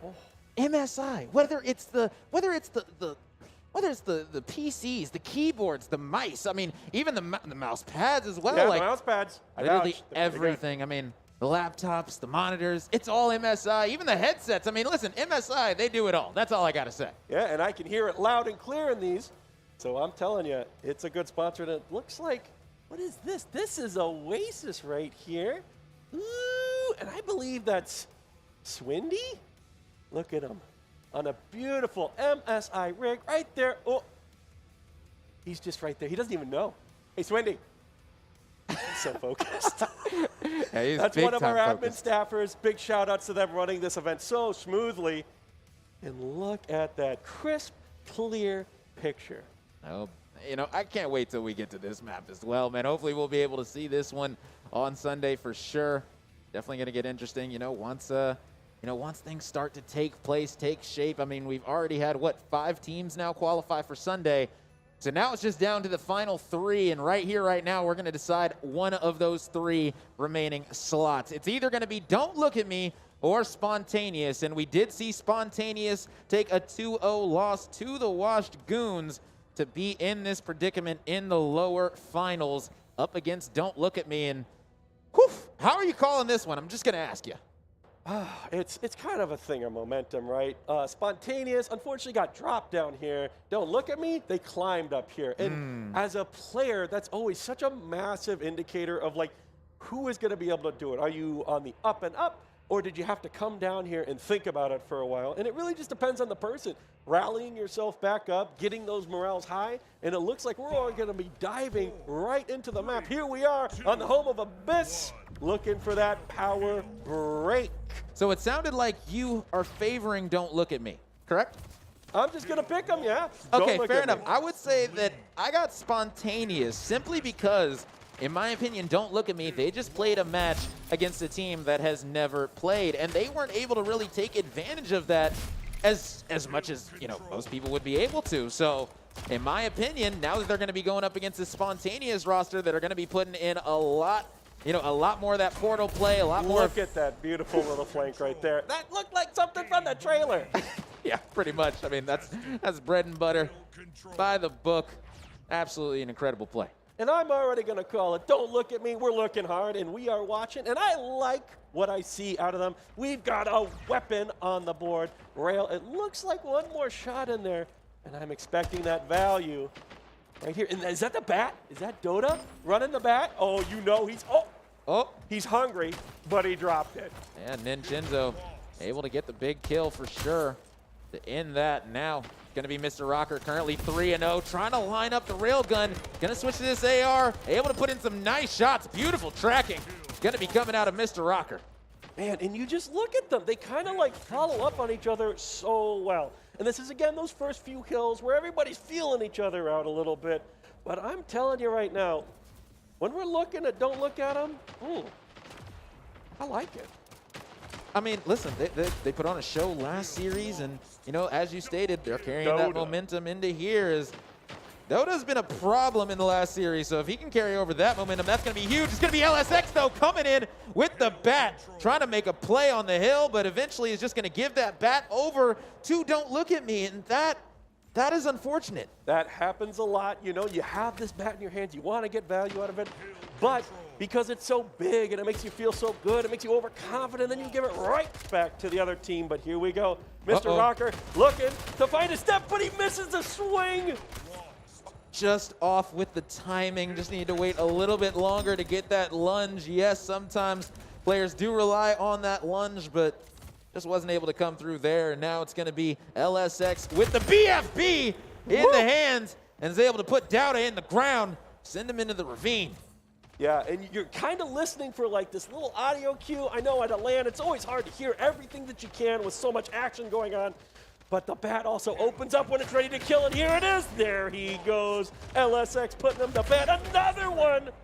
Back to back. Out of the park, but it's empty. gets caught sweeping between the two weapons.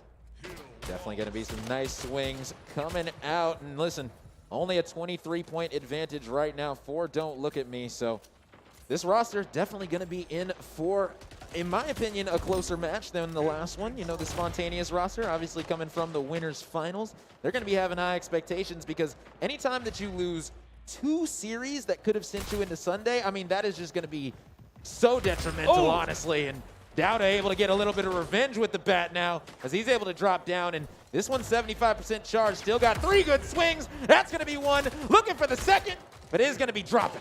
Yeah, and we just had those second swing of power weapons pop up. I'm not sure who exactly grabbed the rail, but this is bat number 2. Still getting value out of LXX with that double homie. But he was out, and he just gets caught trying to find the last of an empty swing. Yeah, but still LSX getting off to a very, very hot start. 15-6 currently. And that is going to be a problem to deal with on the map. We got to see who's going to be able to shut it down as Accident is able to pick up a nice solid kill right there. And I mean, as these rotations are going to be coming in, I mean, I don't even know. I mean, this roster in Spontaneous, I had confidence in them, but overall, Don't Look at Me. They've been looking pretty hot so far. You think if I just say, like, hey, the rail's up there. If you go get that rail, it's just sitting there. I'm just reminding those players on the field, that big weapon, he wants to get used. He's hungry for some frags, so somebody better get up there, and there we go. Thank you. LSX grabs the weapon for me, immediately gets a kill. Oh, come on and get a double, brother. Take your time, let's go. Oh, well, it's dropped, but it got some love. Yeah, and now it's going to be interesting who is going to go up there and pick that bad boy up. I'm very interested to see, because right now, the solid kill going to be coming in from Mr. Rocker. Now he's going to be able to get the double as well. I mean, they're locking down the point. This squad, I mean, they're almost up by 100 right now, so Don't Look at Me. As you stated, they are coming off of a win, 2 maps in a row, and looking to add on to that tally. Yeah, it's just kind of like the mechanics of it is like you've been playing your way up and at them, and you just got off that big win. Also, clean and crisp right there. Dota challenge him. That's what you shouldn't be doing. Dota is absolutely a beamer with that carbine and the AR. Doesn't matter what it is. It seems like you're going to be going down if you end up challenging him. LSX going to be dropping to Mr. Rocker as well. Dota going to be able to clean him up with the fist.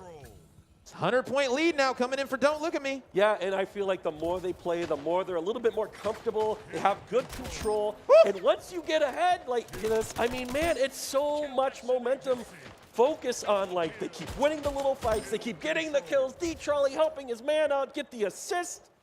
I mean, this is clean gameplay right here. Yeah, and Dowda is going to get that kill action agency. Feeling pretty good. As I believe he's on 11 right now. Going to be working for 15. If he's going to be able to get that, it's just going to be insane. I mean, there's going to be 12 right there, lining up 13. I mean, it's a problem on the map because guess what? Mr. Rocker's got a bat. Dowda's got a gunny. You're going to have to challenge one of them eventually.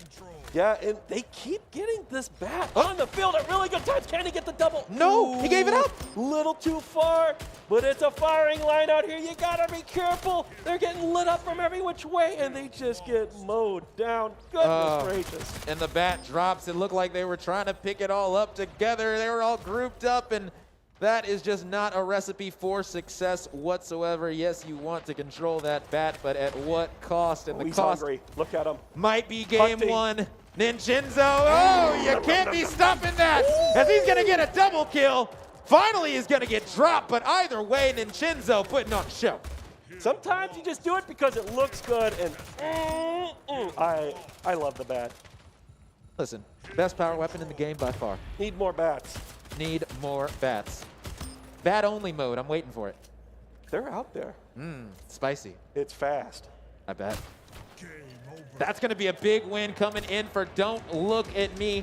Going up 1-0 in this best of 3 to get sent to Sunday to battle it out for that $10,000 prize pool. I know these players right now, they are itching. They can feel it. It is right there at their fingertips. And also, I believe top 8 get paid as well. So once you make it to Sunday, you're getting a little cash in your pocket guaranteed. It's going to pay for the trip. Look at that gas money, as Alex was talking about earlier. 1 tank of gas. 1 tank $10,000. $10,000. Oh, man, are One they doing tank so split well. between 4 players. They all get a little. Everyone gets some love. Everybody gets some love. And here we go again, watching that MSI replay. Dude, there is so much good bad action. LSX, I feel like he looks like he's know what he's doing. He's trying his best. Yeah. Sometimes it just takes, like, if your team's got to somehow be able to follow up with you. He's doing a lot of great plays, but it just isn't enough when, well, look, don't look at me. You might as well just zoom in the next time we see him and just have, look, right? I mean, That's listen, your face.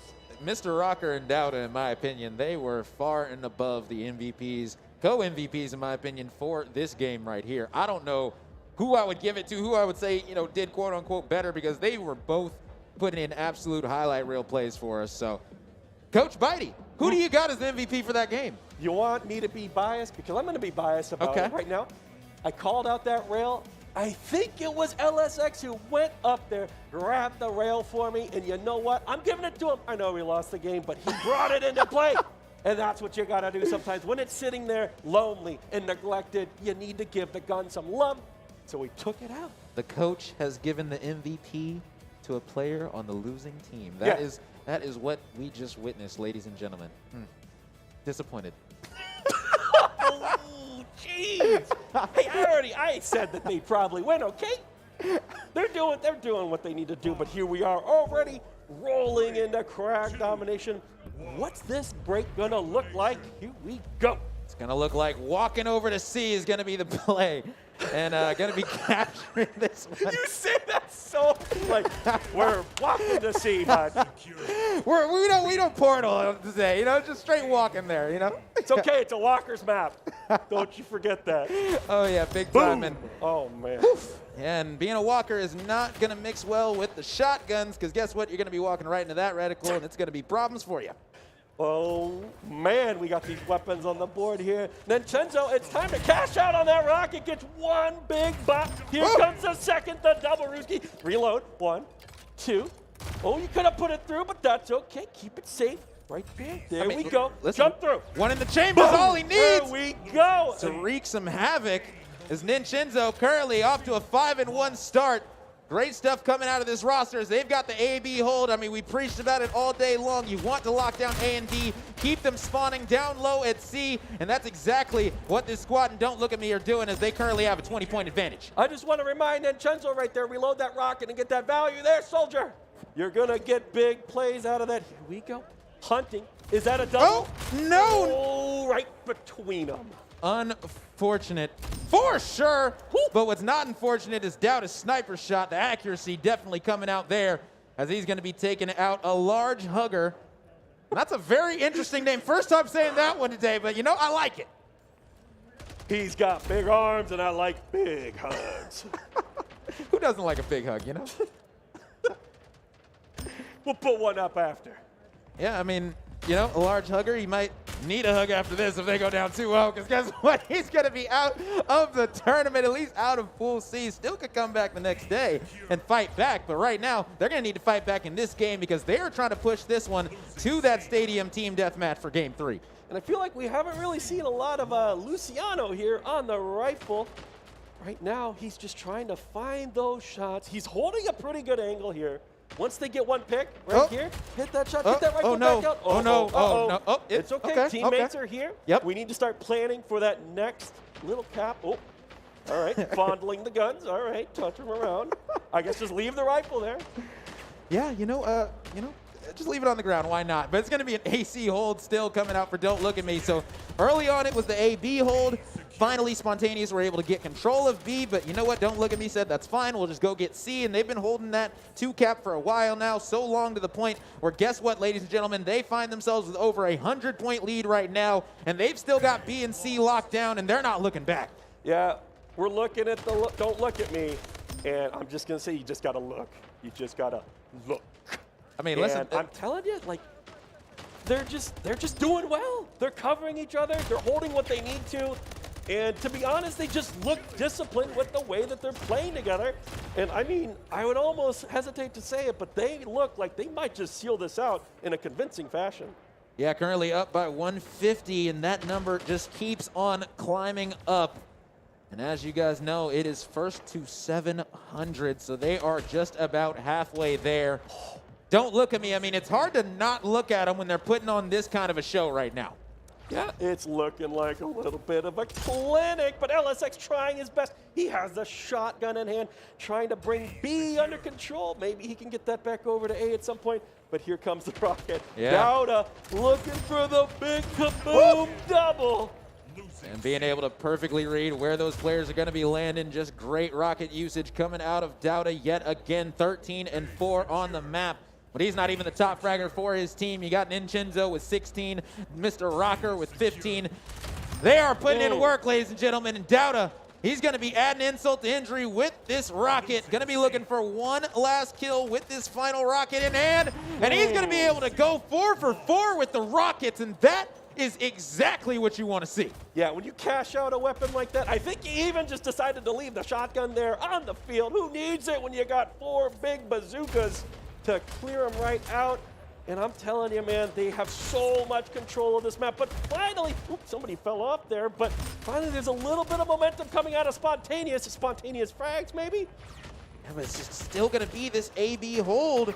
And you can see the frustration coming out of the player cams, man. I love these player cams. You really get to see, their expressions, whether after they get a kill, whether they get taken out. You saw that player just, oh, man, he was going through it right there. And sometimes, sometimes kills can feel like that. Sometimes you really feel like you should have won these engagements, but right now, it's going to be Spontaneous that aren't going to be feeling like they're winning much at all, because this AB hold has been held down for over a minute now from Don't Look At Me, and they have ballooned this lead to 240 points. Yeah, and we've been watching a lot of other Dom games lately, and you'd always see it. It's neck and neck in this map. You can usually get a little bit of hills off of each other, take control of the positions for a while, and it would be close. But this is probably the furthest apart we've been on Crag today, and it's just looking like Spontaneous just isn't quite figuring out the ways that they need to play this map out. And like you were saying, with some of these deaths, arena shooters are pretty unforgiving. Once you get into these weird spawn trips, you have things like this happening where you just feel like you can't get out of the washer.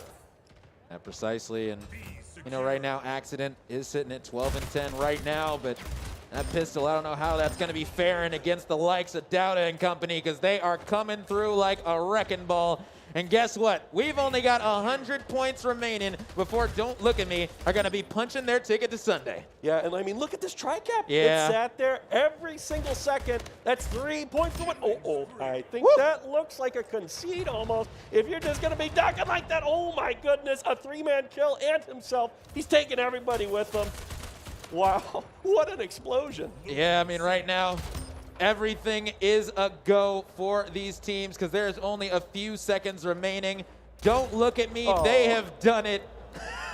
As you see right now, Spontaneous understand the situation. They understand Don't Look At Me are going to be moving on to Sunday. Your 6th team to punch their ticket there.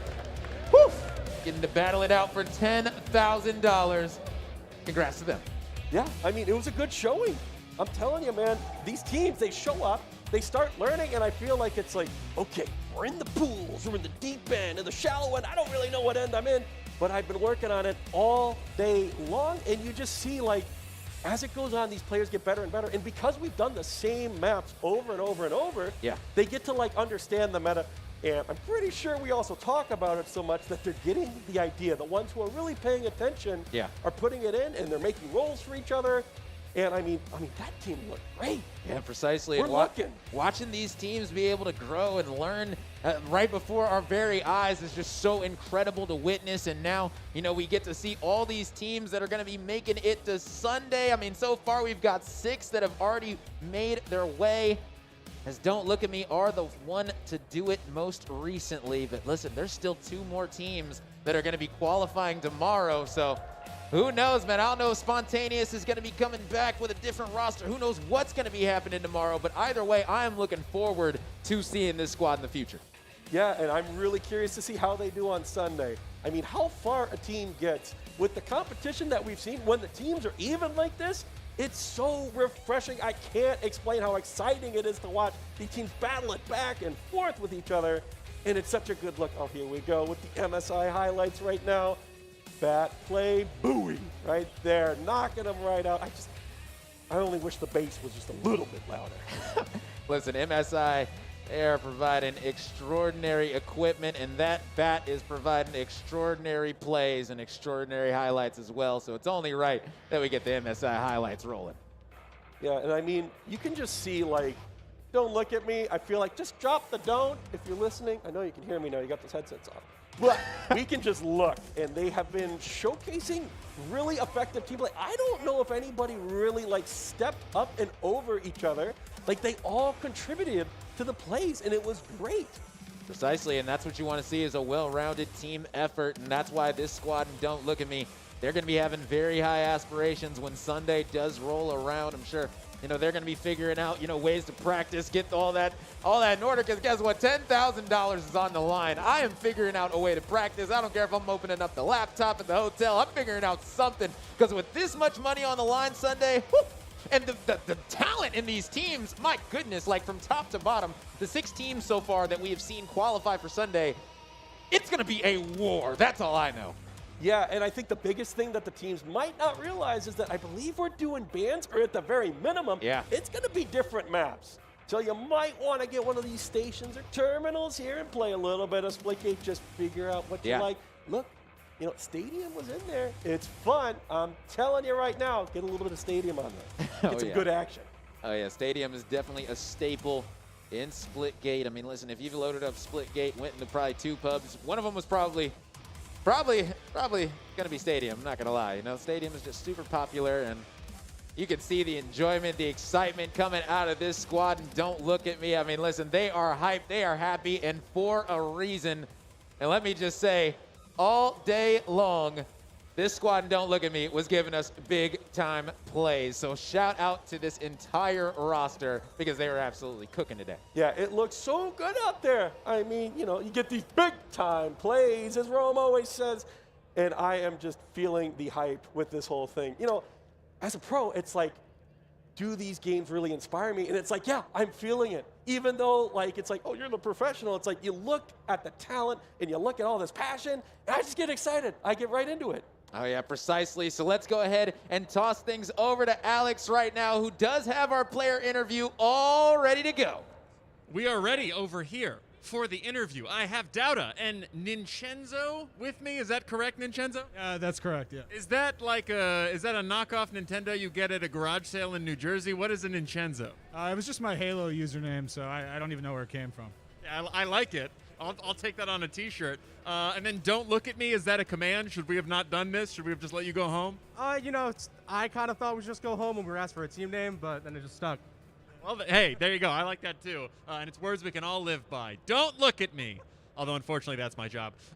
Very good performance. I thought you guys had it in you, but there was some doubts. I don't want to throw them under the bus, but Rome did say that he thought you guys were going to lose because you did have a little bit of trouble. You did win, but you had a little bit of trouble facing off against We've Never Played. What happened in that first match? To be honest with you, we don't know. I mean, we're kind of in the same boat of not really playing the game, so we're still also trying to figure everything out. And then, so you've also not really played the game a lot. You're just less honest. Yeah, we basically have, I think, like 5 hours across the entire team. So. Wow. So out of everybody combined, about 5 hours. You downloaded it on Steam and then were like, I got it. Yeah, basically. All right, there you go. Just wanted to see how far we could go. Well, pretty far. You're on the stage talking to me, so you did pretty well. Then what made you guys get here? Is it just FPS skill? Are you guys very? You guys probably aren't very adept. Is it hard? Why are you guys up here on stage? At least for me and with most of us, we do like to play FPSs a lot. We grew up on them most of the time, so we thought, hey, we're at PAX, might as well sign up for something. Might as well win. I wish I could just roll over and be like, well, you know, some people have said, like, if you come into something with a completely blank mind, you're better than people who are veterans because you have a new perspective. That's how I do my job. Nothing's going on up here. Do you think that gives you a little leg up in the competition when you know you're going to play against really good teams? Exactly. See, that's what I'm talking about. That is the strategy that they're going for. Nothing's happening. You guys do have a lot of friends here sitting right here. You have a lot of people pointing phones at you, or they're going to take you to court. That's usually when they record you that much. I have no idea why. Who are these people? These are just the guys that we play games with all the time. That's a weird way to say friends. These are guys we play games with all the time. I don't know. Yeah, you know, we don't even know them. I don't know any of their names. I don't even know who this guy is. There you go. That's more of that blank mind stuff we talked about. A lot of money is on the line. Is there anything you guys are looking at if you do take away some cash on Sunday? Not really, because we're not expecting to, but... Another classic answer from Don't Look at Me. Maybe we can get you a real Nintendo or Nintendo, whatever. We'll play even more Mario Brothers. Guys, give them a round of applause for Don't Look at Me. They did fantastic. You guys can go backstage. Go clear your mind. Not that you have to work too hard. That is it for day 2 of PAX East 2022 here at the PAX Arena. Thank you all so much for coming here. Give yourselves a round of applause. That's easy. You're less excited about that one. Okay, it's fine.